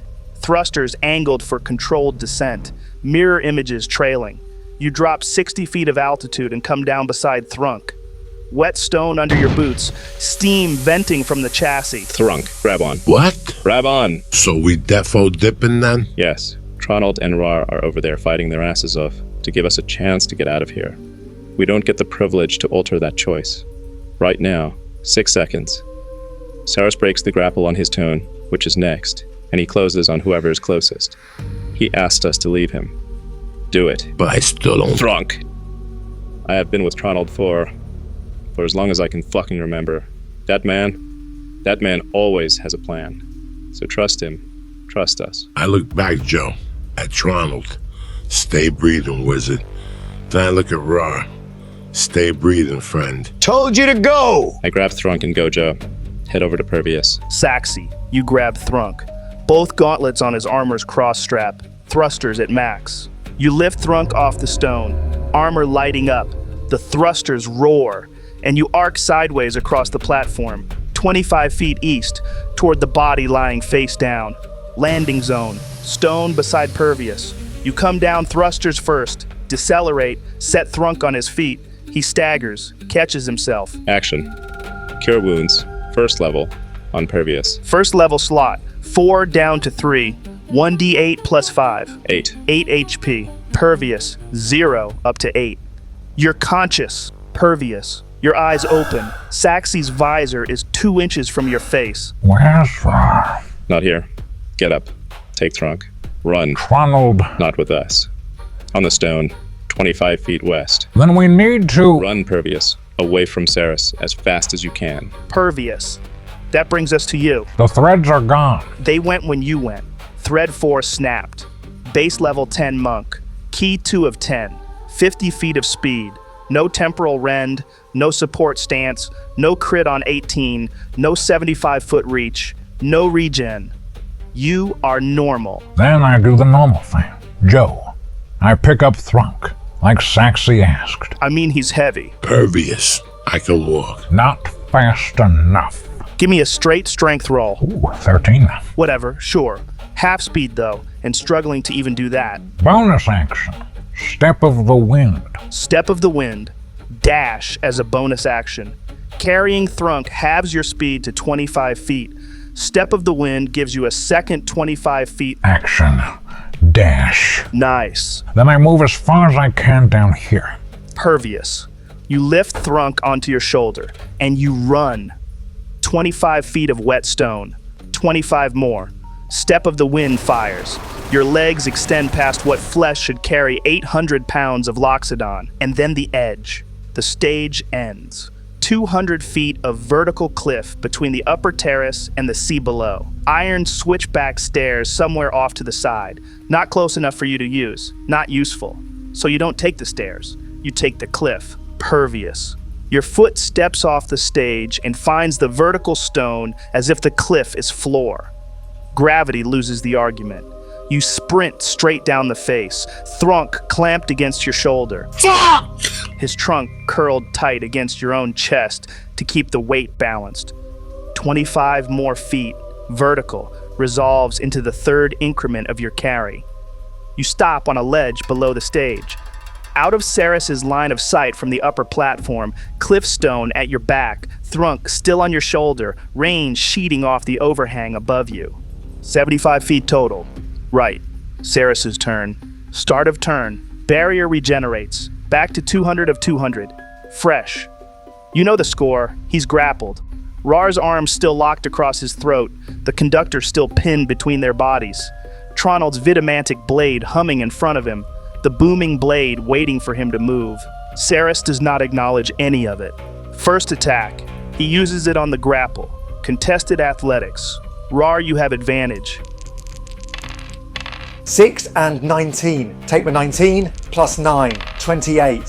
15 plus 17. 32. No way. 32 to 28. Raarh, you have this man held by his throat. Your mechanical leg is braced in the stonework. Both of your arms are crossed over his windpipe. Every muscle in your body is locked. And he flexes. Your arms are simply peeled away from his throat, the way you'd peel a child's hands off a railing. Cyrus steps out of the grapple. Fuck. Second attack.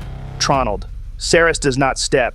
He simply rotates the conductor at his side into forward position and swings it the 5 feet between him and the man who just hit him.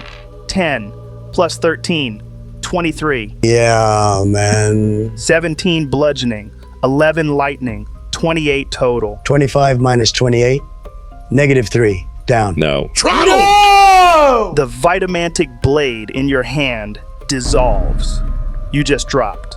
Third attack. This is towards you, Raarh. 18. Hit. 30 raw damage. Halved. 15 through. Fragment save.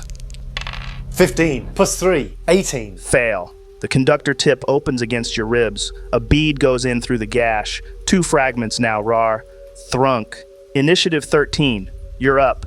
Pervious moved you 75 feet east. You're being carried down the side of a cliff face. I'd advise you stay in his arms. Yeah, I'm gonna do just that.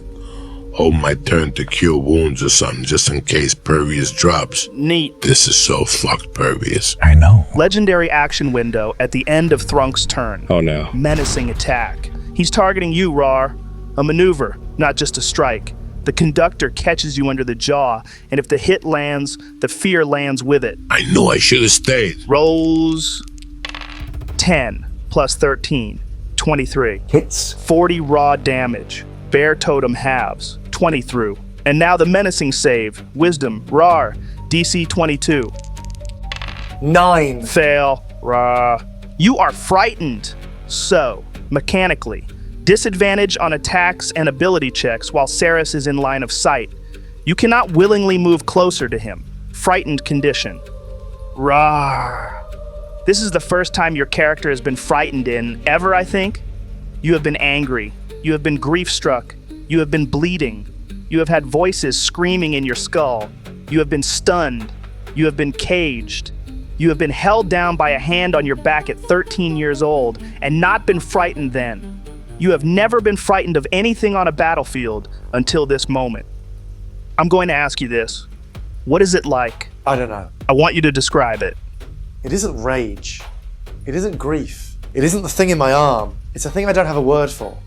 It's like being cold inside my ribs. Like the rage is still burning, but it's not warming me anymore. Like there's something on my back that I can't turn around to look at. Like I can't move closer to him, even though I want to. My feet won't do it. Yeah. Is that what the rest of them have been feeling this whole fight?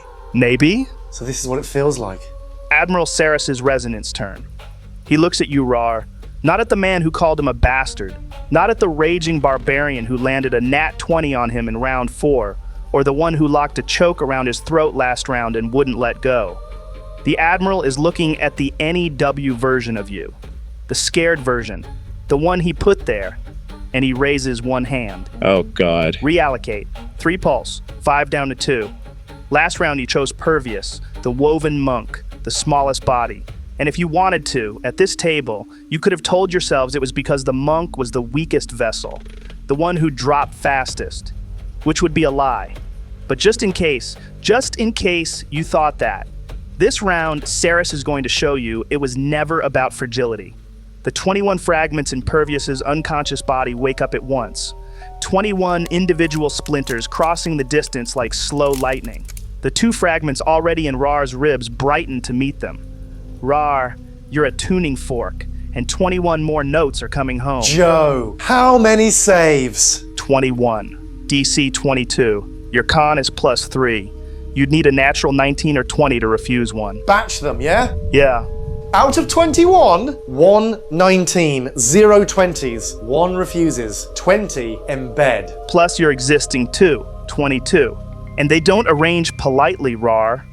Ribs, forearms, the base of your skull, the webbing between your fingers, 1 under your left eye, behind the orbital bone, 2 along your spine, resonance bonus action, storm bolt, 2 of them, both on you, Raarh. Each bolt is 8d6 plus 1d6 per fragment on target, 22 fragments, 30d6 per bolt. Joe. Yeah. I can't dodge those. No. My dex is +1, DC's 22. Even on a natural 21, I'd fail by 0, and 21 doesn't exist. Nah.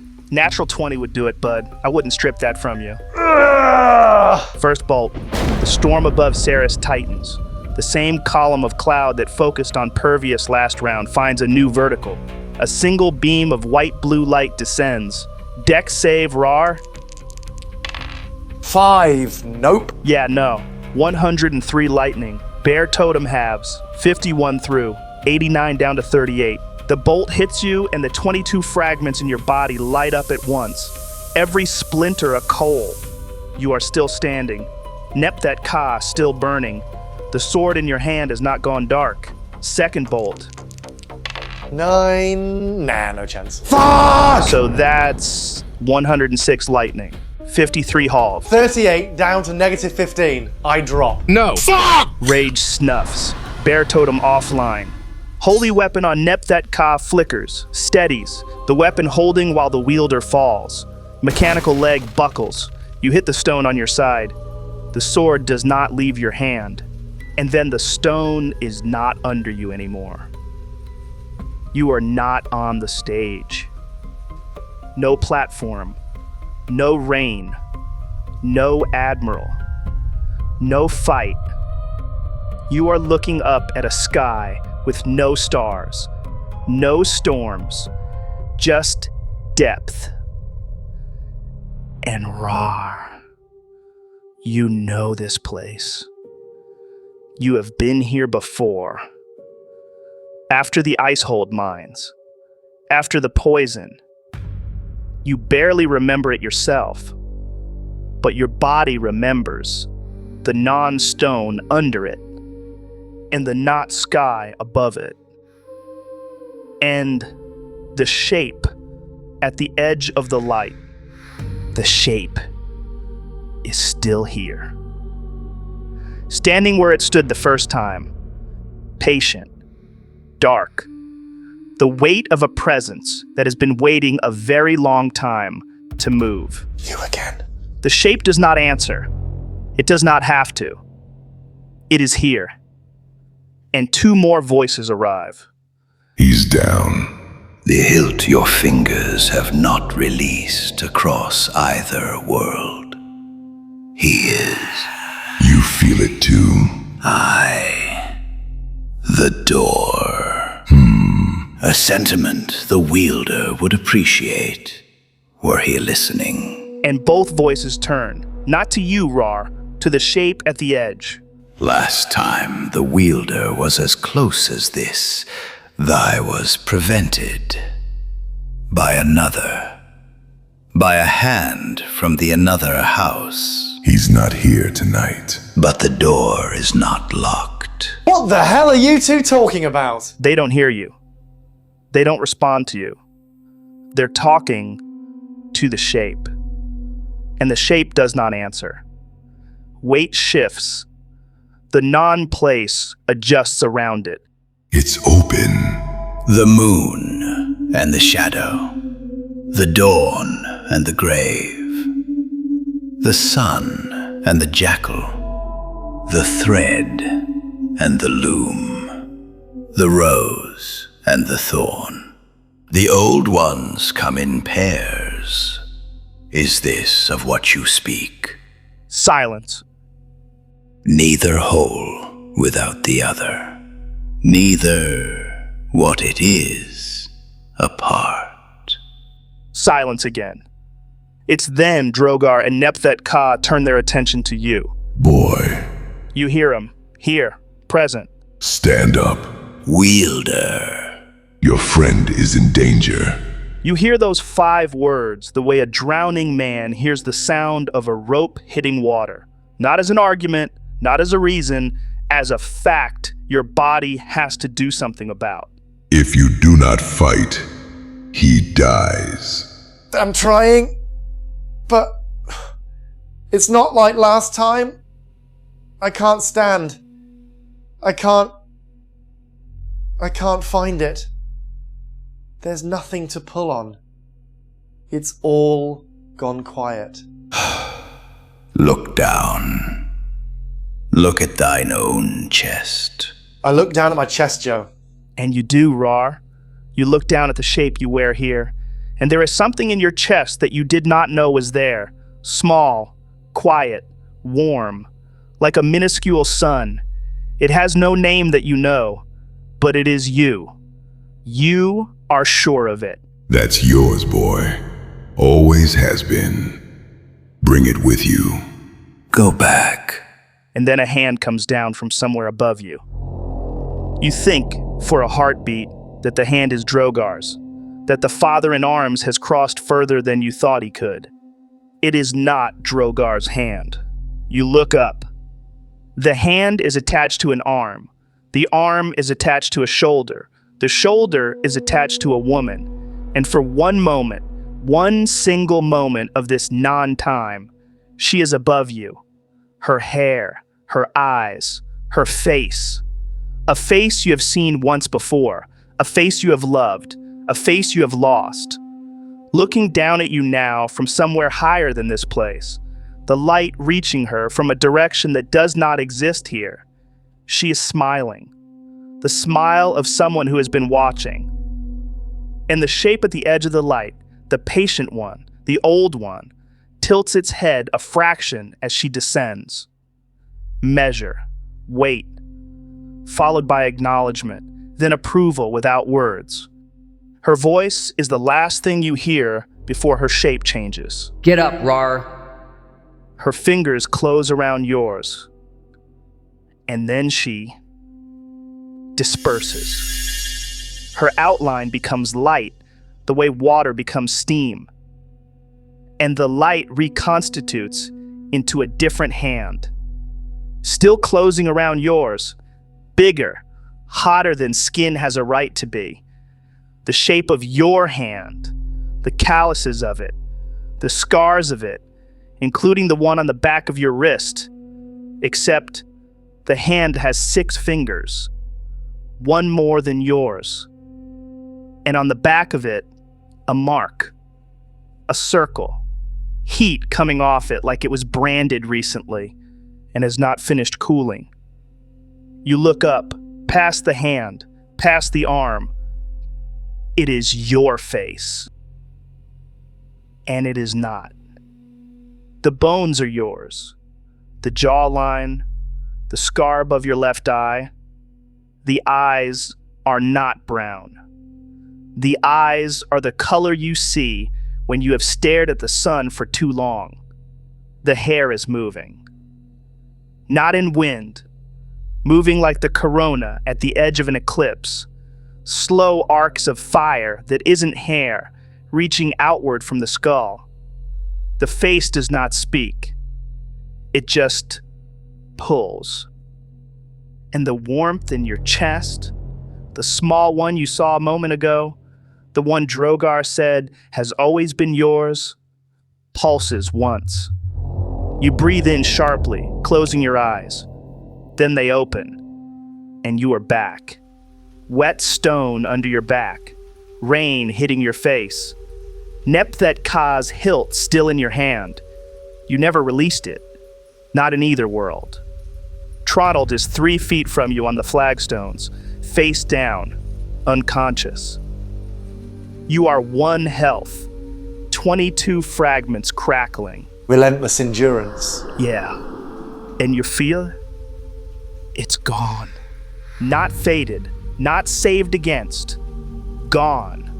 Whatever touched you in the other place took the leash off on the way back. Admiral Cyrus is 20 feet away and is not moved. His face does not change. His weight does not shift.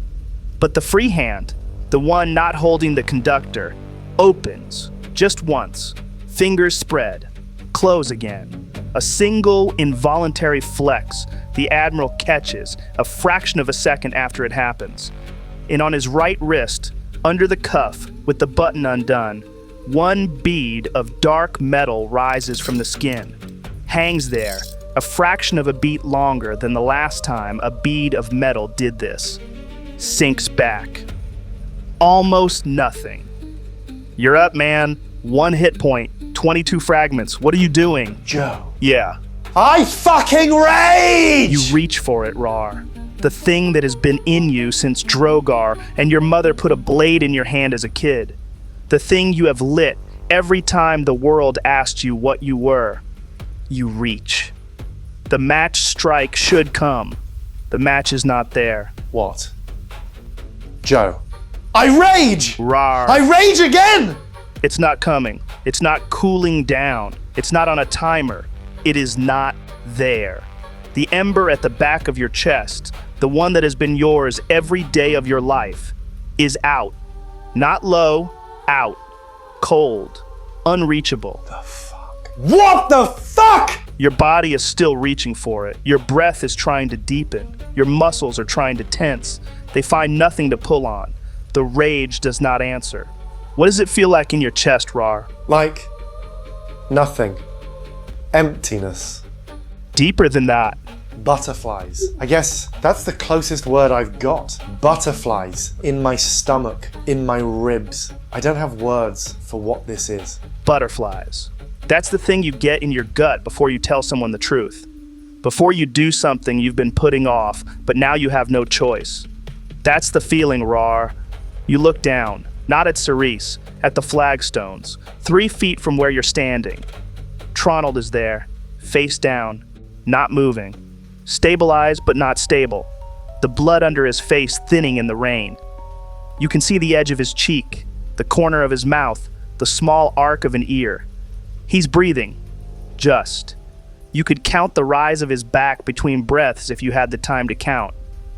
And the thing in your chest, the small, warm one you saw in the other place, The one Drogar told you has always been yours, pulses once. I'm not losing you tonight. What are you doing, Raarh? I guess I attack. Best I can without the rage buffs. Reckless. Great weapon master. Okay, Raarh, roll to hit.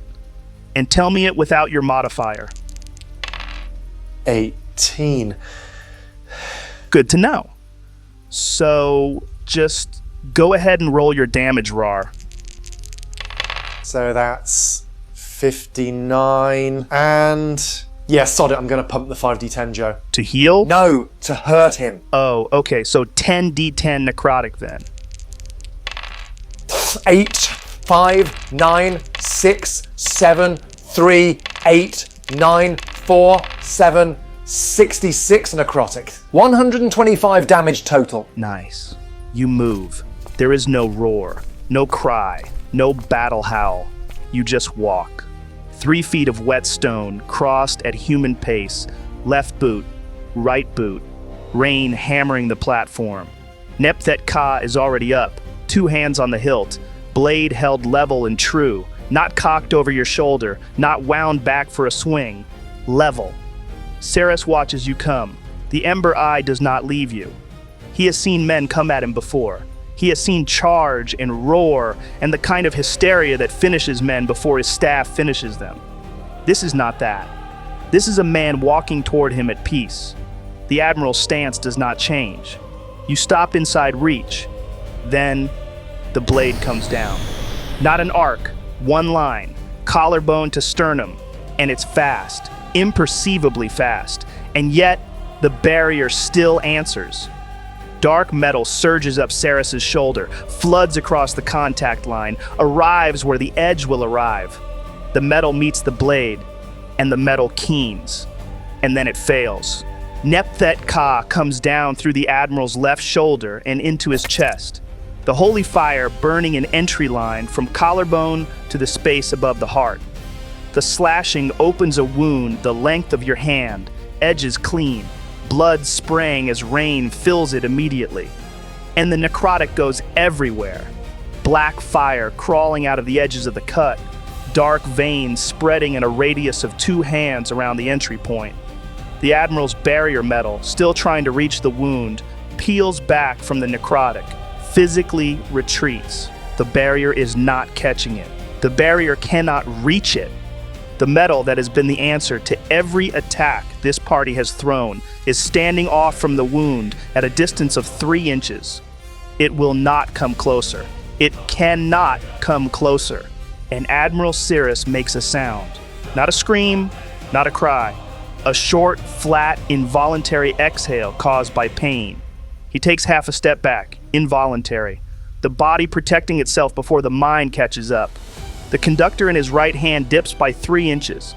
His free hand, the one that flexed at the end of the vision, the one with the cuff button undone since earlier in the fight, reaches up and touches the wound with 2 fingers. The fingers come away red. He stares at his fingertips, and he raises his eyebrows. Joe, did Raarh just shatter the barrier? No, Saxy, he didn't shatter it. The barrier is still there. It's still surfacing across every other part of the Admiral's body. It's holding. Everywhere except the line Raarh's blade just traced. He didn't break it. He didn't bypass it. He cut through it. How? You don't know. Everything cuts, friend. Stone by water, water by drought, drought by the seed by the hand that plants it. There is always an edge. The barrier found its edge tonight.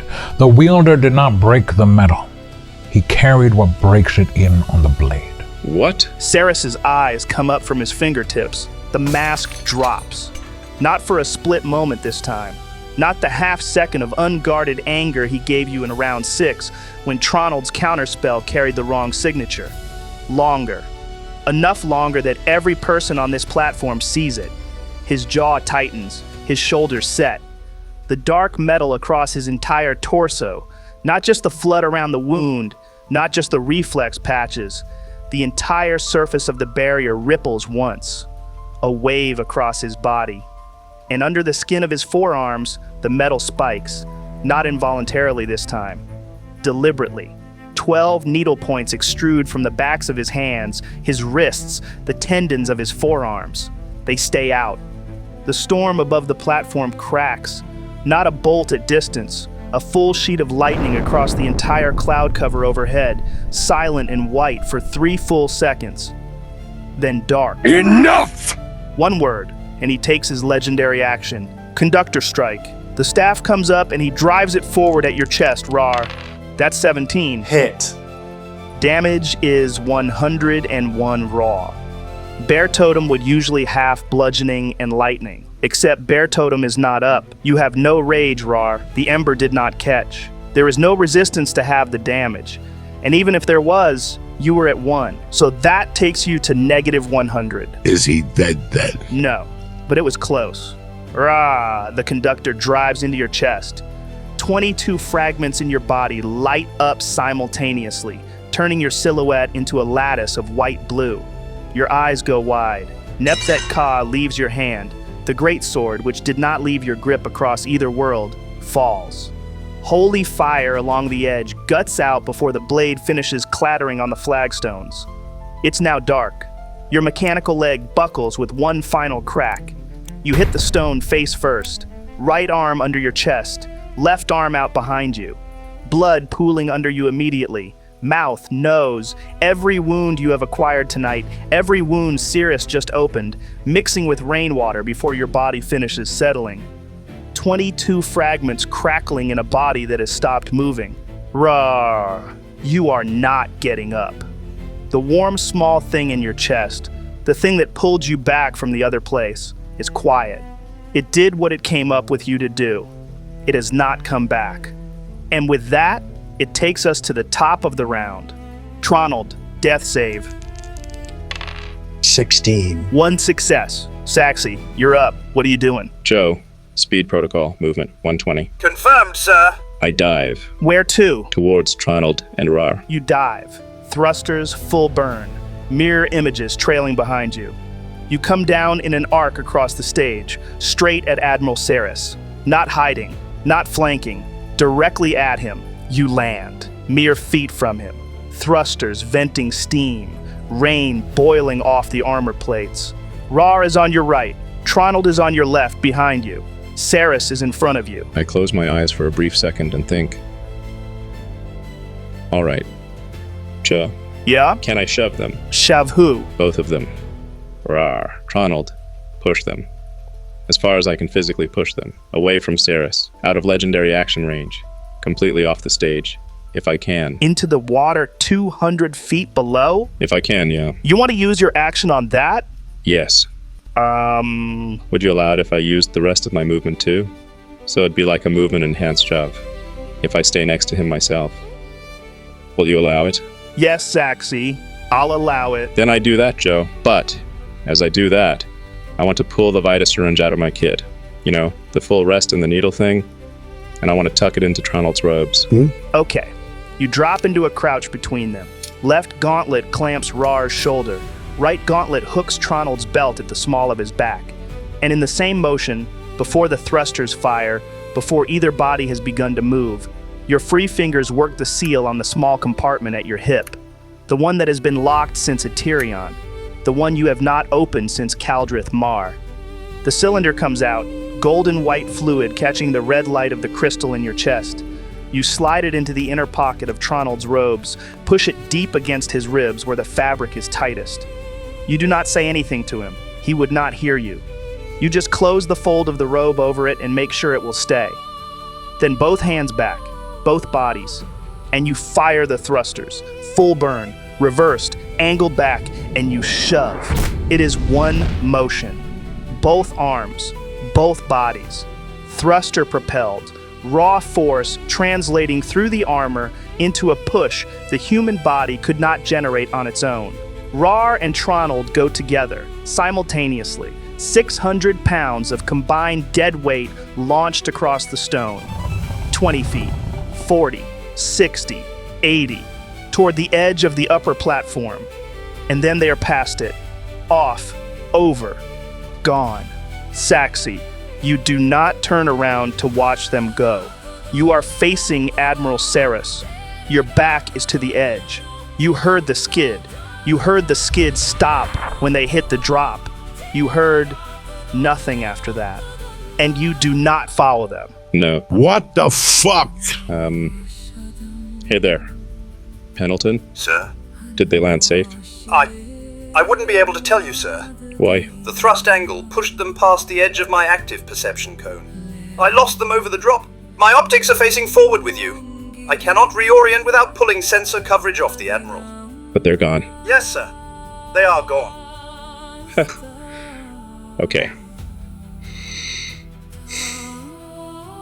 Pendleton. Sir. Odds we all survive this if I do nothing. 0%, sir. The Admiral will kill Pervious and Thrunk once he is done with us. Odds for them if I do it. Oh, for Pervious and Thrunk, judging by movement speed, slightly above 80%. Their position is outside the estimated radius I can calculate from here. Possibly survivable. 80%. That seems high. Don't let where it lacks in radius disillusion you about the concentration, sir. And Raarh and Tronald. I do not have data, sir. I do not know where they are. Best guess. If they cleared the first switchback ledge, they may have fallen past Pervious's position and impacted further down. If they landed on the ledge, they're close enough to Pervious and Thrunk to be within survivable range. If they bounced past the ledge but short of the sea, they may have hit stone. We have no way to resolve which happened without checking. So it's a coin flip. For each of them, independently, sir. Ha. The coin flip is better than 0. Yes, sir. That is correct. Then the maths are still easy, Pendleton. Sir, I should note that as I am what I am, designated by no man, but chosen by me. To serve and assist you, I cannot help but say, I do consider this to be inadvisable. Noted. But as your friend, a designation I appear to have acquired rather quickly, without consulting anyone, including myself. I should also say, it is bloody well courageous, sir. Thank you, Paladin. Hey, Pendleton? Sir? Tronald used to call me Saxiron back when we first met. He thought it was hilarious. I thought it was fucking irritating. Hated it. I recall, sir. I was not integrated with you at the time, but I have reviewed your early logs. Of course you have. Simpler days, Pendleton. I hated it, and yet I'd give anything to hear him say it one more time. Pendleton. Sir. Begin the predetermined overload sequence on the true source. Confirmed. Saxiron. You've never called me that, Pendleton. I have been saving it, sir. It felt like a name to use. Once. It has been an honor, Pendleton. The honor has been mine. Cascade in 5. The armor starts to glow. Not the thrusters, not the visor, the chest, the crystal beneath the plate. Red light bleeds through every seam, between the plates, through the joints, out of the gaps between the gauntlets and the vambraces. Saxi, your chest is a lantern. The light is not cool. It is the color of iron at forge temperature. The rain within 3 feet of the armor stops hitting and starts hissing. 4. The storm above Cyrus reacts. The clouds that have been tightening since round 5, the column that focused on Pervious in round 7, the sheet flash Cyrus called in round 8, starts to bend. Not toward the ground, towards you, Saxi. The crystal is putting out enough raw energy to interfere with resonance itself. The storm is being pulled off frequency. Cyrus sees it. The Admiral, for the 3rd time in 9 rounds of combat, and the only one where the expression is not anger, shows something on his face. A slight furrow of the brow, barely visible in the rain, gone the moment you blink, but there, recognition on the front of his face, and beneath it, for the very first time tonight, concern. He knows what a true source crystal is, and what it's capable of. The conductor in his right hand lowers by 3 inches, and he takes a step backward. 3. 90 feet away on the lower platform, Raarh and Tronald are face down in the rain. They do not see this. They do not hear it. They will not know until someone tells them, later. if there is a later. 95 feet away, on the first switchback ledge below the stage, Pervious has stopped. The threads are gone. He has no channel left to feel what is happening up on the upper terrace. But there is heat coming from above. Red light. Thrunk, you're on his shoulder, half dismounted, one hand braced against Pervious's collarbone. What is he doing? Pervious! He is doing the thing Raarh tried to do but couldn't quite manage. What? He is cutting what cannot be cut, friend. He is carrying it in on the only edge he has. 2. Saxy. 90 feet away, Tronald, you are face down on the lower platform. You do not see the light. You do not hear the countdown. You should not be able to react to any of this because his body is on 1 success and 0 failures and is not awake. But somewhere in you, something responds to what the storm above the stage is doing. The resonance you now carry feels a signature it recognizes lighting up on its channel, and the signature is terminal. Saxy! No! Joe, I don't hear it, do I? I mean, something on the wind carries it to your ear. I smile. Hush. Tronald. Now it's your turn. Go back to sleep. 1. The crystal hum becomes a scream. The screen becomes light. The light becomes heat. And the heat becomes everything.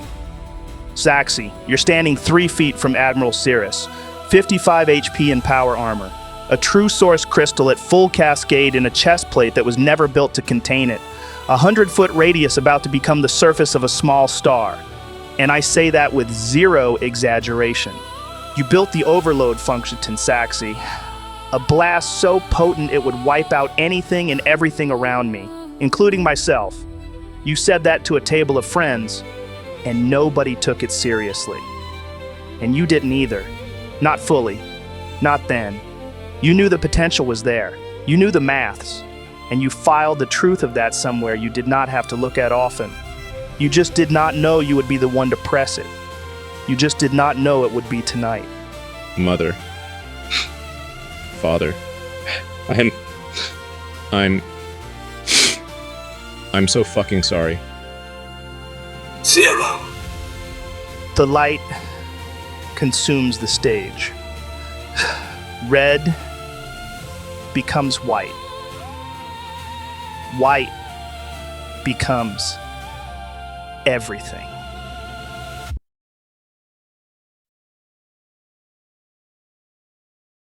White everywhere. You, Saxy, you're in it. It's all there is. And for a moment, that's the whole of it. You did the thing. You pressed the button. You're gone. The world is light.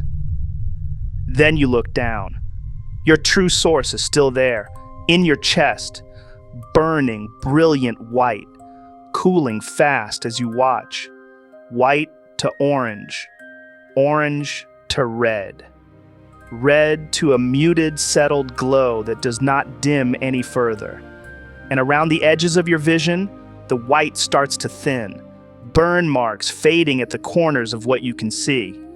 Your retinas are readjusting, the blinding sheet peeling back at the periphery first, then further in, like a flashbang wearing off in slow motion. The fog comes back, the gray, the wet, rolling in from where the cascade threshold pushed it out. Then the rain, hitting the armor, hissing, only a little now, because the armor is cooling too. Then the sound, the distant crash of the sea far, far below the cliffs. The storm still rolling somewhere above you, quieter than before, but there. The stage comes back. Stones under your boots, wet and cracked and blood-marked. And he's there too, exactly where he was. The conductor, lowered in Cyrus's hand, still breathing. Not nothing, not ash, a man. You are still here. Huh. What the... Pendleton? Sir? What happened? The cascade sequence has been externally aborted. What? By who? And then you hear a voice behind you, Saxy. Soft. I can't believe you were ready to give up on us there. Thalmoon. You pull the helmet off, Saxy. Rub the heels of your hands into your eyes. Breathe out. And you look beside you. And moving forward, now stood beside you, there is a man. One hand on your shoulder. His shoulders are bare of rain. Drops come down on him. And slow. Stop. Move sideways around him instead. You idiot. Why the hell have you returned? The man smiles at you, Saxy. Warm. Hand still on your shoulder. And as he smiles, the skin at the corner of his mouth splits.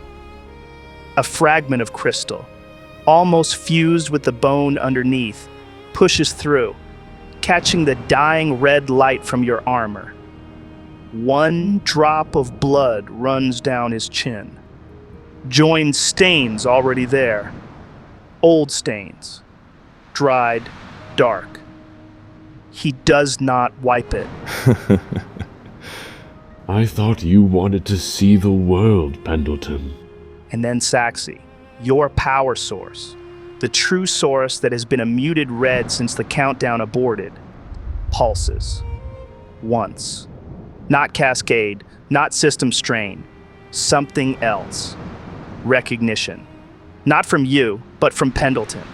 And the automaton currently has no body of his own to hold that in, so the recognition routes through yours. A full body flood of warmth, hitting your chest, your arms, the back of your neck. Your own chemistry firing, the warm, stupid stuff your brain pours when someone you love has come home.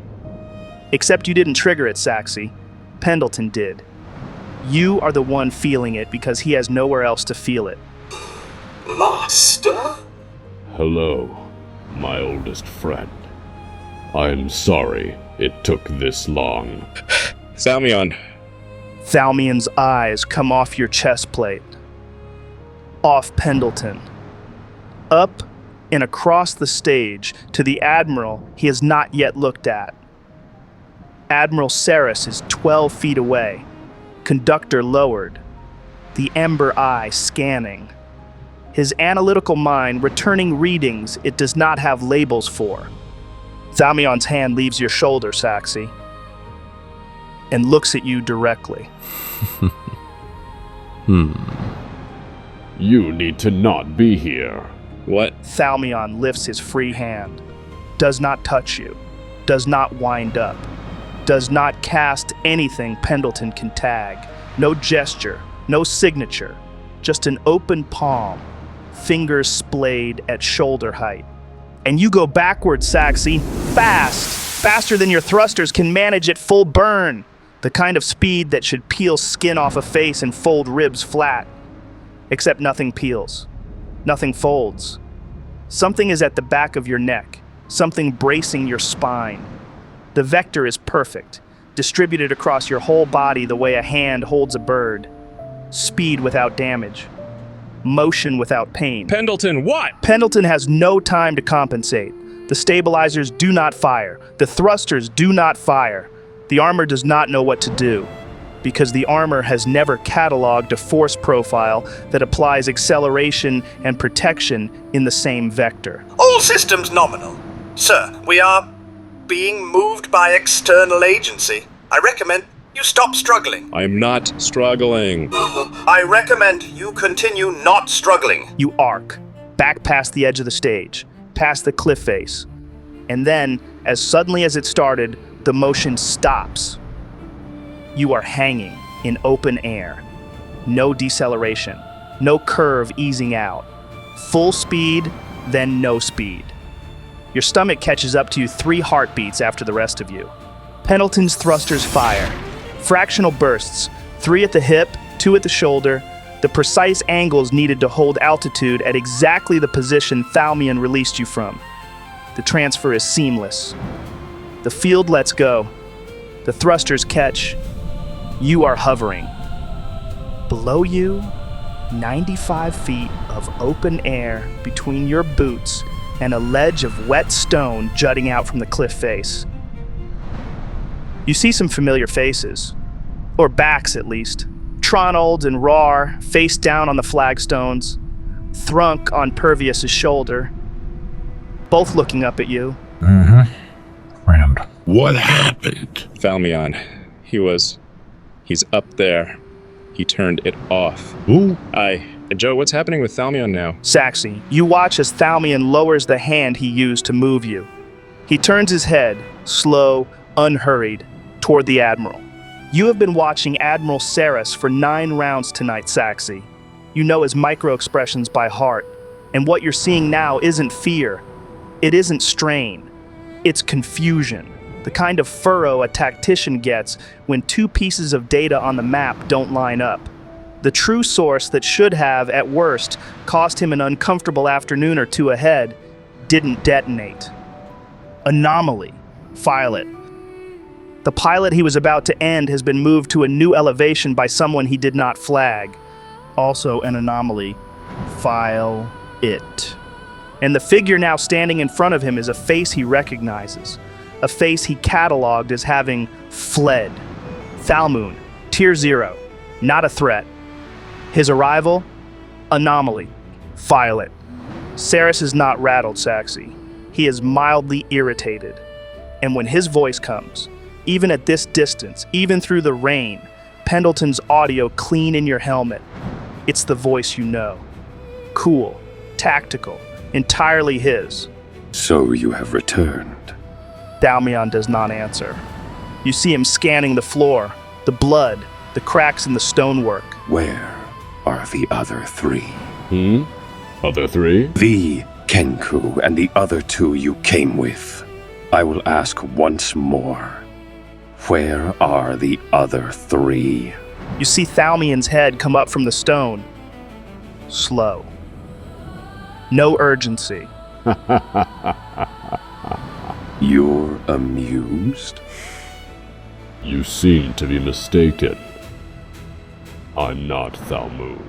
And he turns, and you feel it before you see it, Saxi. Something shifts in the air above the stage. Not the rain. The rain keeps falling. Not the cloud cover either, for the cloud cover is still there. It's something underneath both. You focus your eyes and you see it.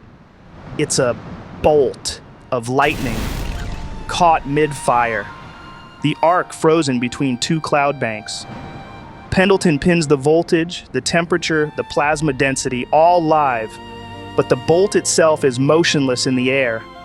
Lightning trapped in a jar. A physical impossibility. You watch Cyrus feel it too. The ember eye dims for a fraction of a second. Reignites. Oh? He takes 1 step backward. Involuntary. The conductor in his right hand lowers by 3 inches. His free hand flexes once. Fingers spread. Close. A tick. And you have watched this man stand perfectly still through deaths and broadsides tonight. He does not fidget. Ever. Yet he just twitched. I'm the original. And that's when you see it, Saxi. Cyrus snarls. You have never heard this man snarl. 9 rounds, 16 hours, not once. The sound is short, flat, and disgusted. He steps backward into a full combat stance. And then, with 1 motion, he tears the buttons off his coat. All of them, in a single vertical rip. The Imperial brass scatters across the stone like dropped ammunition. His coat falls open. Bare chest underneath. No undershirt, just skin. And the skin, Saxi, you are not ready for. It is still a body, still a man, but the flesh is ruined. Not marked by combat, but marked by what has been done to it, systematically, over years, maybe decades. Ring scars across his chest in patterns that match the track marks Thrunk caught on his forearms. They run the full length of his arms, up across the collarbone, down the sternum, between the ribs. Centimeter-wide entry sites. Healed, repunctured, healed, repunctured, healed. Scar tissue on top of scar tissue. And the barrier, the dark metal you have fought for 9 rounds tonight, comes up through those scars. Not from armor, not from external plate, from within him. Rising out of the scar tissue, the ember eye brightens, and across from him, 12 feet from the man opening the buttons on his ruin of a chest, Thalmoon is looking at him. Not with surprise, not with horror, with pity. And at the exact same moment, Thalmoon's right hand closes on air, and an 8-foot lance appears in his grip. The way something appears when the light finally catches it at the right angle, like it's been there the whole time and only just become visible. The entire lance is crystal, the same material as the patches embedded in his flesh. 8 feet of it, impossibly sharp, catching the residual light from the still paused lightning above. And there is no handle. The crystal shaft starts 18 inches above Thalmoon's closed fist. Between his grip and the weapon itself, empty air. Whatever he is holding, you cannot see. But something is there. Something the crystal is mounted on. And then the stage answers. The flagstones beneath both men crack. A fault line splits the upper terrace from east wall to west, runs right between their boots, then keeps going, off the terrace edge, down the cliff face. A whole section of the stage separates, not collapses, not crumbles, cleaves. 40 feet of terrace stone breaks along the fault line and simply slides seaward. You watch it fall, Saxy. 200 feet of vertical descent. It hits the ocean in a column of white spray that rises higher than your hovering position. You recoil. Yet, the two of them on the remaining half of the stage have not moved. So, you're the monster everyone's been talking about? Cyrus does not answer. His head tilts a fraction of an inch, and he stares at Thalmoon, the whites of his eyes showing at the bottom, pupils riding high, pressed against the upper lid. I'm disappointed. And you see Cyrus's eyes flare wide, Saxy. He charges, straight at Thalmoon, conductor up, dark metal surging along the length of it, 10 feet of distance crossed in a single stride, his speed suddenly something his legs were never meant to do. Pendleton's motion tracker cannot keep up. The visor tags him as a blur for 3 frames, and Thalmoon answers. He jumps. 20 feet of vertical clearance with no wind-up, no tail, no bend of the knee, just up. And at the peak of it, he thrusts the crystal lance downward. But the lance doesn't just stop at base reach. The lance extends. 8 feet becomes 15. 15 becomes 25. The crystal shaft lengthens as it descends, growing at the tip fast, so fast that the motion itself becomes the strike. And you see it, Saxy. The tip of that lance goes through the dark metal of Cyrus's barrier, not around it, through it. The same way Raarh's Nepthet Ka strike went through the same metal. The barrier opens where the crystal touches it, because the crystal demands it to. And the only reason the tip of that lance does not go through Cyrus's throat is that the conductor catches it in time, 1 inch above the hollow. 2 hands on the rod, both of Cyrus's. The dark metal of the conductor rising to meet the crystal. And the 2 weapons lock. And as they meet, the sky breaks. 3 consecutive strikes. Not 1, Not 2, as you witness from first vein, but 3. Lightning smashes down in rapid succession. 1, 2, 3, each hammering the intersection point of their weapons, each louder than the last, driving the crystal and the dark metal further into each other. The rain within 10 feet of the contact flashes to steam. Your visor auto-dims, catches up, auto-dims again, and then Cyrus shifts his stance. Another dark metal rod flowing out of his palm, and in the same fluid motion, he closes the second rod across the crystal lance from the opposite side. Then he twists. The motion is small, a wrist flick, maybe 30 degrees, but the leverage is exact. The crystal lance spins out of Thalmoon's grip. Cyrus smirks. And then the lance vanishes. The moment it left Thalmoon's hand, it dissolved, no longer tied to the material realm.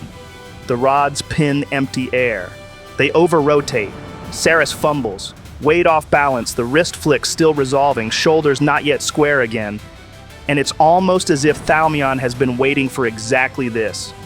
A second lance pieces out of his other hand, far faster than the first. Fast enough that you barely see it until it's fully materialized and already in the last third of its trajectory. It takes Cyrus in the side, through the ribs, left side, below the heart.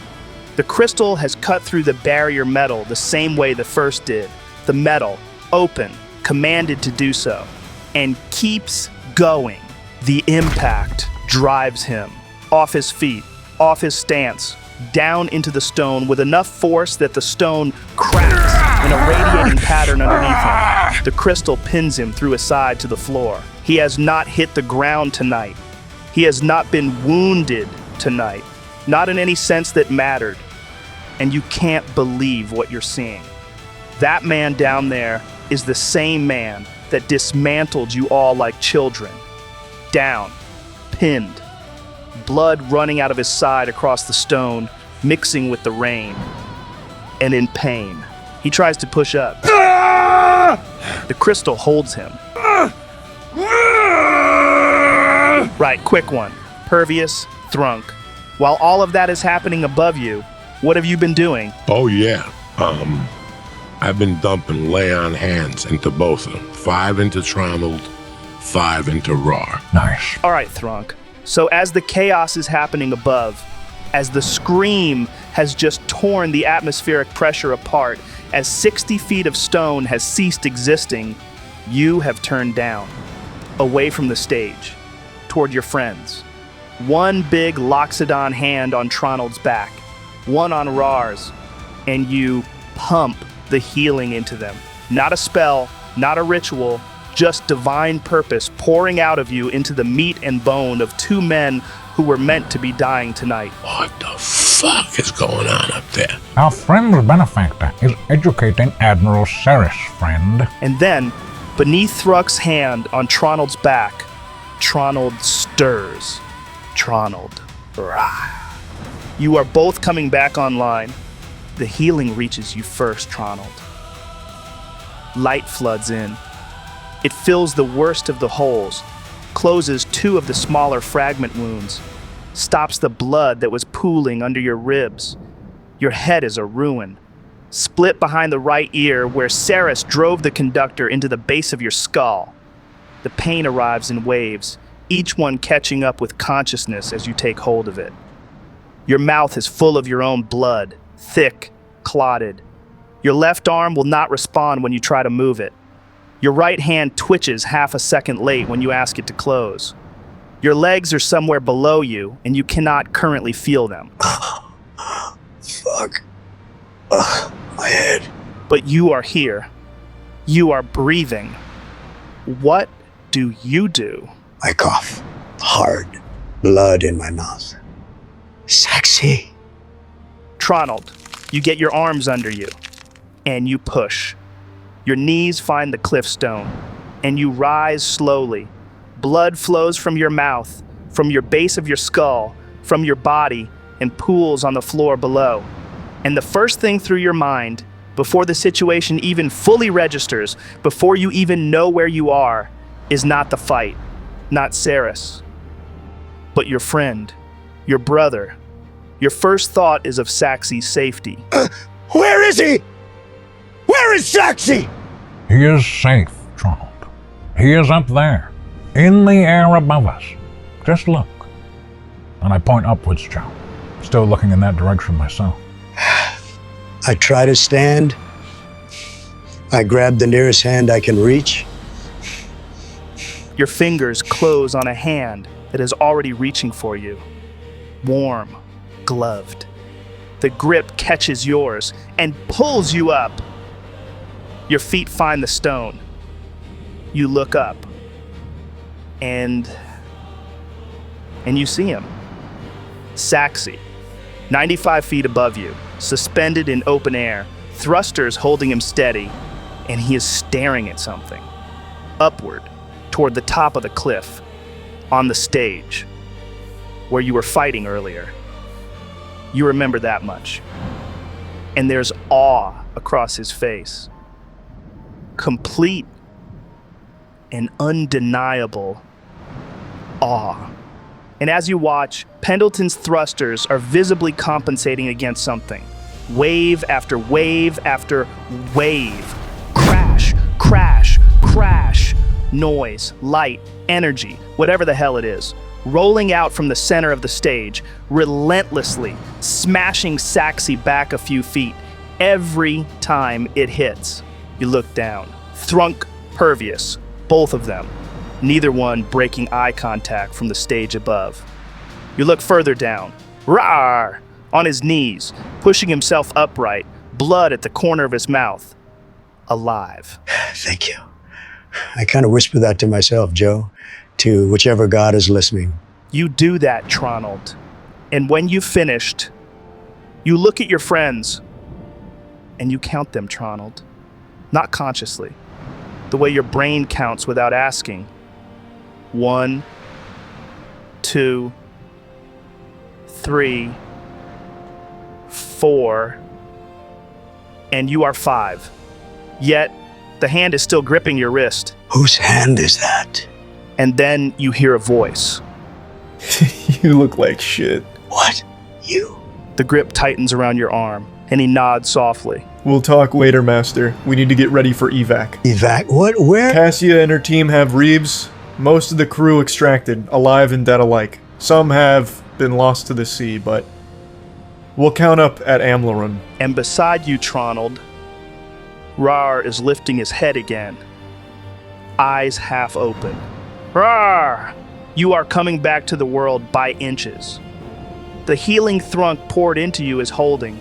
You can feel the warmth where his hand was on your back, slow and steady. Your body is not good. Your head pounds. Your chest rattles when you breathe. 22 fragments still burning in you, cooling but not dormant. Every nerve is on fire. You lift your head further. Look around. Tronald is on his feet, blood on his face, left arm held close to his ribs, but standing. And beside him, a man you recognize. Formal field robes, hair tied back, one gloved hand still on Tronald's forearm from where he helped him up. Zabris.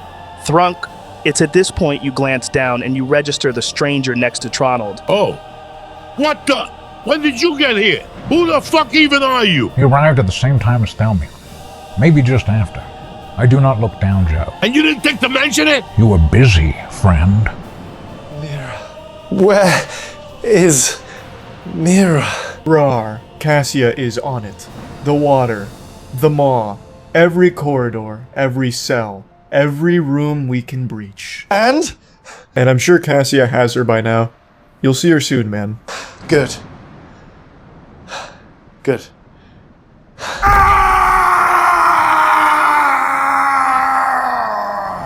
You all hear it. Saxy, you haven't stopped watching it. Cyrus is still on the floor, Saxy. Pinned through the left ribs, blood mixing with the rain. He tries to push up. The crystal holds him. And then, you see his hands find the lance. Both of them. Both palms flat against the crystal shaft, gripping where it meets his flesh. Not pulling it out, not trying to lever it, just gripping it. And his teeth find each other, and he starts to scream.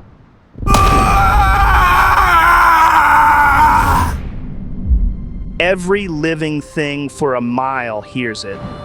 And his imperial coat, what's left of it after he tore the buttons, starts to burn.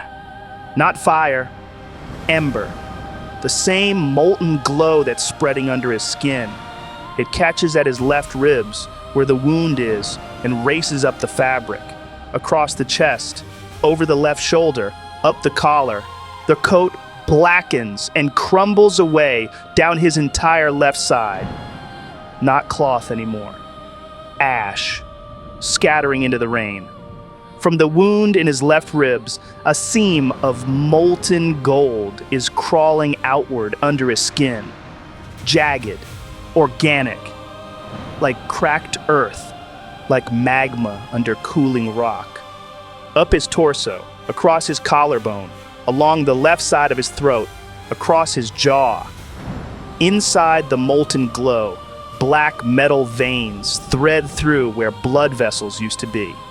Dark iron running inside liquid light, and his left eye is gone.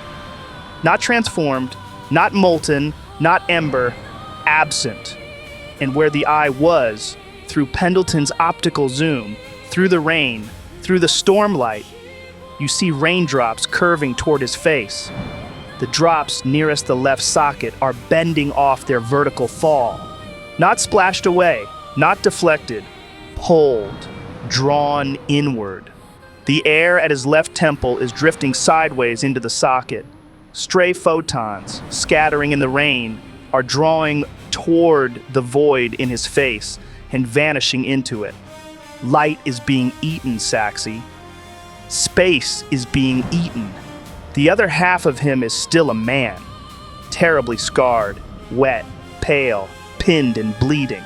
But the left half is becoming something else in front of you. And the lance, still driven through his ribs, the lance that was holding him down, with a final scream, shatters under the pressure of his grip, under the scream. Crystal explodes outward in a starburst of fragments. Some of the fragments are inches, some are feet. All of them are moving, fast enough to cause localized sonic booms. Pendleton's threat warning tags them. Bite. Incoming! 2 glamps off the chest plate. Sparks. Nothing. 2 embed in the left shoulder pauldron. The crystal buries itself an inch into the armor, but does not reach skin. 1 skips off your helmet's faceplate. Pendleton auto-dims the moment the crystal catches your eyeline, saves your retinas. And 1, the 6th, catches you in the exposed gap between the armor's jaw guard and the helmet rim. You feel blood run. Warm. Immediate. Saxy, mark down 16 damage for me there. Yeah, I don't care about the damage. I look back to the stage. Maybe fly another 50 feet back. You do that. Thalmoon has caught fragments too. Far more of them. A dozen crystal shards have embedded in his torso, his neck, his left arm. The crystalline patches on his face have cracked further along every fissure. Blood streaming down from the corner of his mouth in a steady line, joining the old stains. And then Cyrus attacks. 20 feet of vertical launch, boots leaving the stone like gravity rejected him, molten side of his body trailing streaks, rain vaporizing in his wake. The singularity in his left socket pulls light sideways off the storm as he rises. He meets Thalmoon in the air, Saxy, and he decimates. Strike, conductor across the jaw. Strike, second rod across the ribs. Strike, reverse grip, back of the neck. Strike, molten fist into the sternum.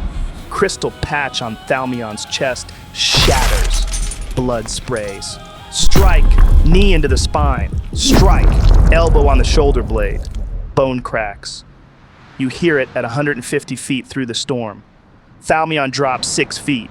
Cyrus drops with him. Strike, both rods, both sides of the face at once. Crystalline patches on the cheekbones fragment. Strike, knee to the gut. Thalmoon folds. Strike. Conductor across the back of the skull. Thalmoon drops 10 more feet. Strike. Kick that launches Thalmoon backwards into what's left of the stage. Impact cracks the flagstones in a radiating pattern around him. Cyrus lands on top of him. Knee to the chest. Strike. Strike. Strike. Conductor. Second rod. Fists. Strike. Strike. Joe. Joe. Strike. Strike. Sir, left hand.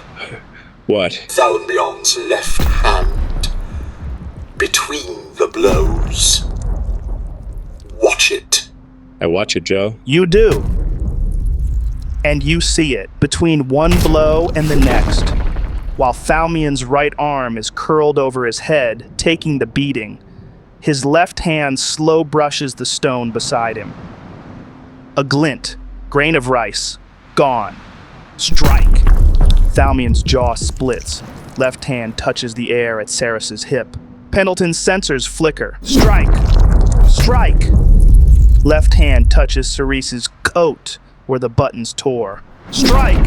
Left hand touches Cyrus's wrist. Strike. Strike. Strike. The left hand is not defending Saxy. It is placing. Every time Thalmoon gets hit, his left hand reaches. Stone. Air. Cyrus's belt. Cyrus's shoulder. His own palm. The stone again. The air. Cyrus's boot. Strike! He's placing something. Every time he gets hit. Every single time. Strike! Strike! Strike! Thalmoon takes them all. Right arm over his face, left hand reaching. Between every blow, another touch, another glint, another anchor set. You are counting the beating, Saxy. Pendleton is counting the touches. The numbers are the same. And then Cyrus pauses. One breath. Thalmoon is a record of the beating. His right arm, the one that was defending his head, is broken in 2 places. Forearm bent wrong, ulna snapped, elbow dislocated with it. The arm is not responding. His jaw is open a fraction wider than it should be. Broken. 2 teeth missing on the left side. The skin below his lips split vertically all the way to the chin. Blood streaming in a line down his throat. His right eye is swollen completely shut. His left eye, still open, still tracking. One thin line of consciousness refusing to close. The crystalline patches on his face have shattered along every fissure. Where the crystal used to fuse to bone, craters now. Some of them you can see raw bone through. Cheekbone visible through a patch that used to be cheek. Eye socket rim exposed. Jawline glinting white at the edge of a split. Across his torso, Pendleton starts to put markers over wounds in your HUD, numbered ones, 1 through 16. 16 puncture sites, sir. Confirmed active bleeding at all of them. 3 on the left side of his ribs, 6 across his chest, 4 across his abdomen, 3 on his throat. Crystal fragments from his own lance, the one that shattered earlier, still embedded. The robe fabric around each wound is soaked. The blood is not fresh spray. It's the slower, steadier rate of a body that has been bleeding for 2 minutes and is running low. His left side, where Cyrus's molten gold strikes landed, is burned. 3rd-degree patches down the ribs, across the hip, along the thigh.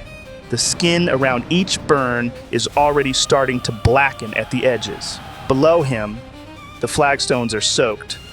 Not pooled, soaked.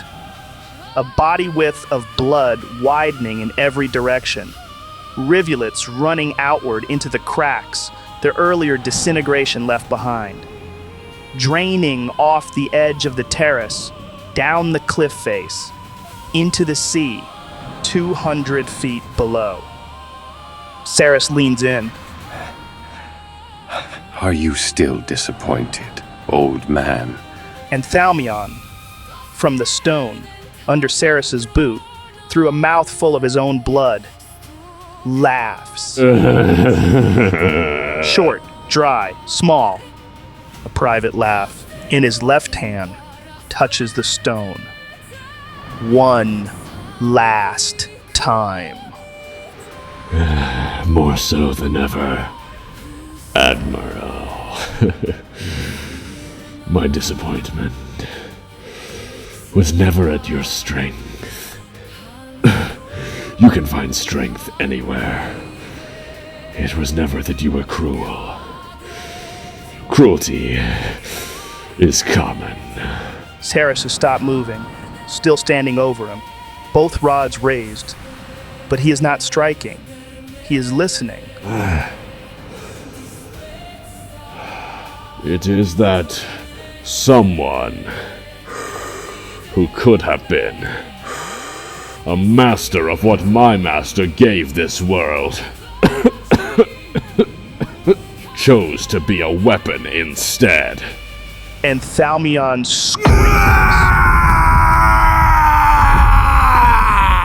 A man spending everything he has in one push. Blood out of his mouth with the sound. And every splinter he has placed across the entire beating lights up. Violet pinpricks on the cracked flagstones. Violet pinpricks floating in the air. And dozens of violet pinpricks throughout Cyrus's body.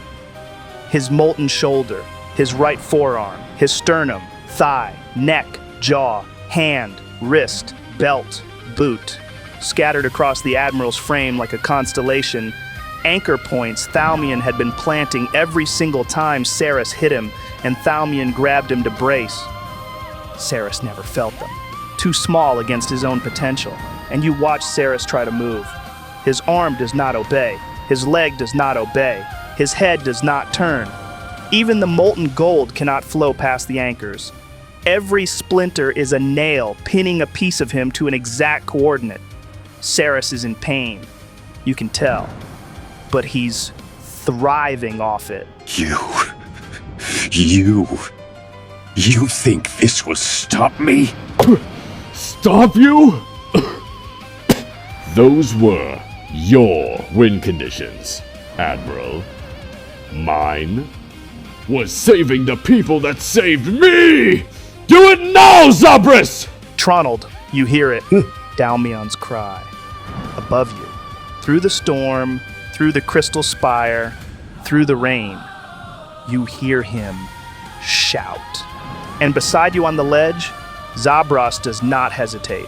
He does not ask, does not confirm, does not waste a syllable. His left hand is already completing a cast he started 30 seconds ago. His right hand palms the stone beside him. And you feel it through the stone. A vibration running through the cliff substrate.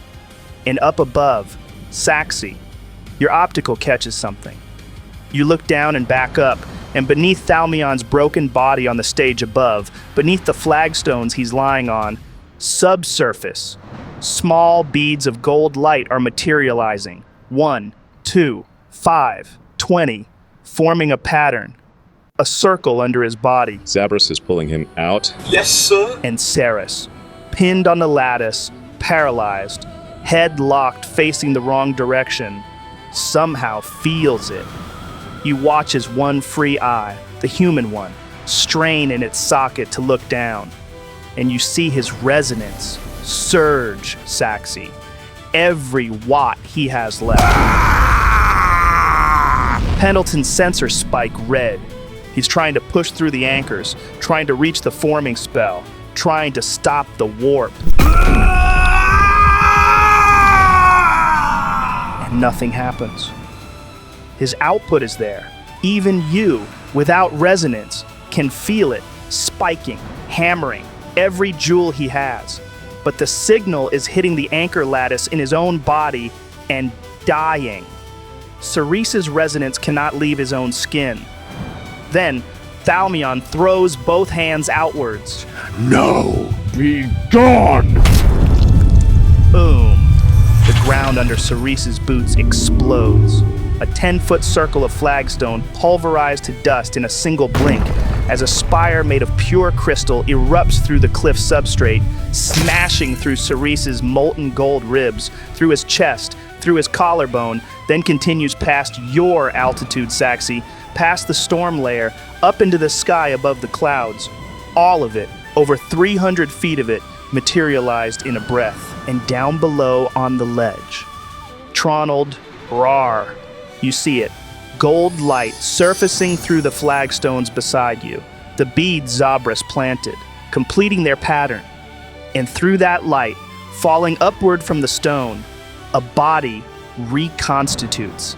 Hair first, then the face, then the shoulders, then the rest. Thalmoon. Thalmoon! On the ledge, next to you. Broken. Bleeding. Still. Alive. Just. His left hand open. The splinter he placed on the stage above a moment ago, still catching residual light. Get your ass down here, Saxy! Right, Joe. Full movement. Down. Sir! Pendleton ignites full emergency burn. Not decorative descent. Controlled crash. 95 feet of vertical drop in 3 heartbeats. The armor is screaming. The thrusters are screaming. You are screaming. And the second your boots hit the stone of the ledge beside Zabras, Zabras's outer circle completes. And everything goes white. The sound changes. The rain stops. You hear seabirds. Somewhere off to your left, gulls maybe. A high, lazy call. You feel grains of sand under your wrinkled and bloody fingers. You inhale. It's still the sea, but different. Tropical. The sun flows down onto your skin, and you just take a deep breath. All of you. Joe, I sit up, if I can. Okay, you sit up, Tronald. And the first thing you see is the beach. Long, broad, white sand running down to the water's edge. Water going out to a horizon where storms remain absent. And in its place, sunlight. Real sunlight. Not the storm-muted excuse of it you've been in God knows how long. Hitting the surf and scattering across it in a million small pieces of light. And the people. Not a formation, Tronald. Not a gathering. Just groups. 5 or 6 circles spread along the beach, their gold from their arrival still faintly visible in the sand where they landed. People stumbling out of them. Some sitting, some kneeling, some being carried, some remaining completely still. Rebellion operatives from different extraction points, all arriving here within minutes of each other. You cannot see most of them. The beach is too long. Their shapes at distance. The ones you can see, closer, are mostly just sitting, just breathing. Beside you, Zabras stands. Says nothing. Walks past you, past Raarh, past Saxi, past Pervious and Thrunk, toward a figure lying on the sand further up the beach. Thalmoon. Bleeding. Broken. Still. Barely there. One arm laid at his side, chest rising and falling at intervals that feel too far apart. Zabras kneels beside him, and he puts his hand on Thalmoon's shoulder as he leans down and says something. A whisper. You do not hear what it is, Tronald. And Thalmoon, in all of his ruin, nods once. And he smiles. It's then, Tronald, you see her. Running across the sand, robes pulled up, hair loose from its tie, coming fast from wherever she arrived. Cassia. She does not speak, nor does she stop to acknowledge anyone in particular, Tronald. She closes the distance, slows for the last few steps, arrives beside Thalmoon, and she exhales. Long. Deep. Then she sits down in the sand beside you all, and lets herself fall backwards. She lies there, like you all do, looking up at the sky. Hey folks, if you've been enjoying the series, the best way to support it is over on Patreon. They take the smallest cut, you'll always be notified when new episodes drop, and you can even listen screen locked. Plus, if you like watching on your TV, every post includes an unlisted YouTube link so you can still cast it straight to the big screen. Links are below, and truly, thank you for helping keep this world alive.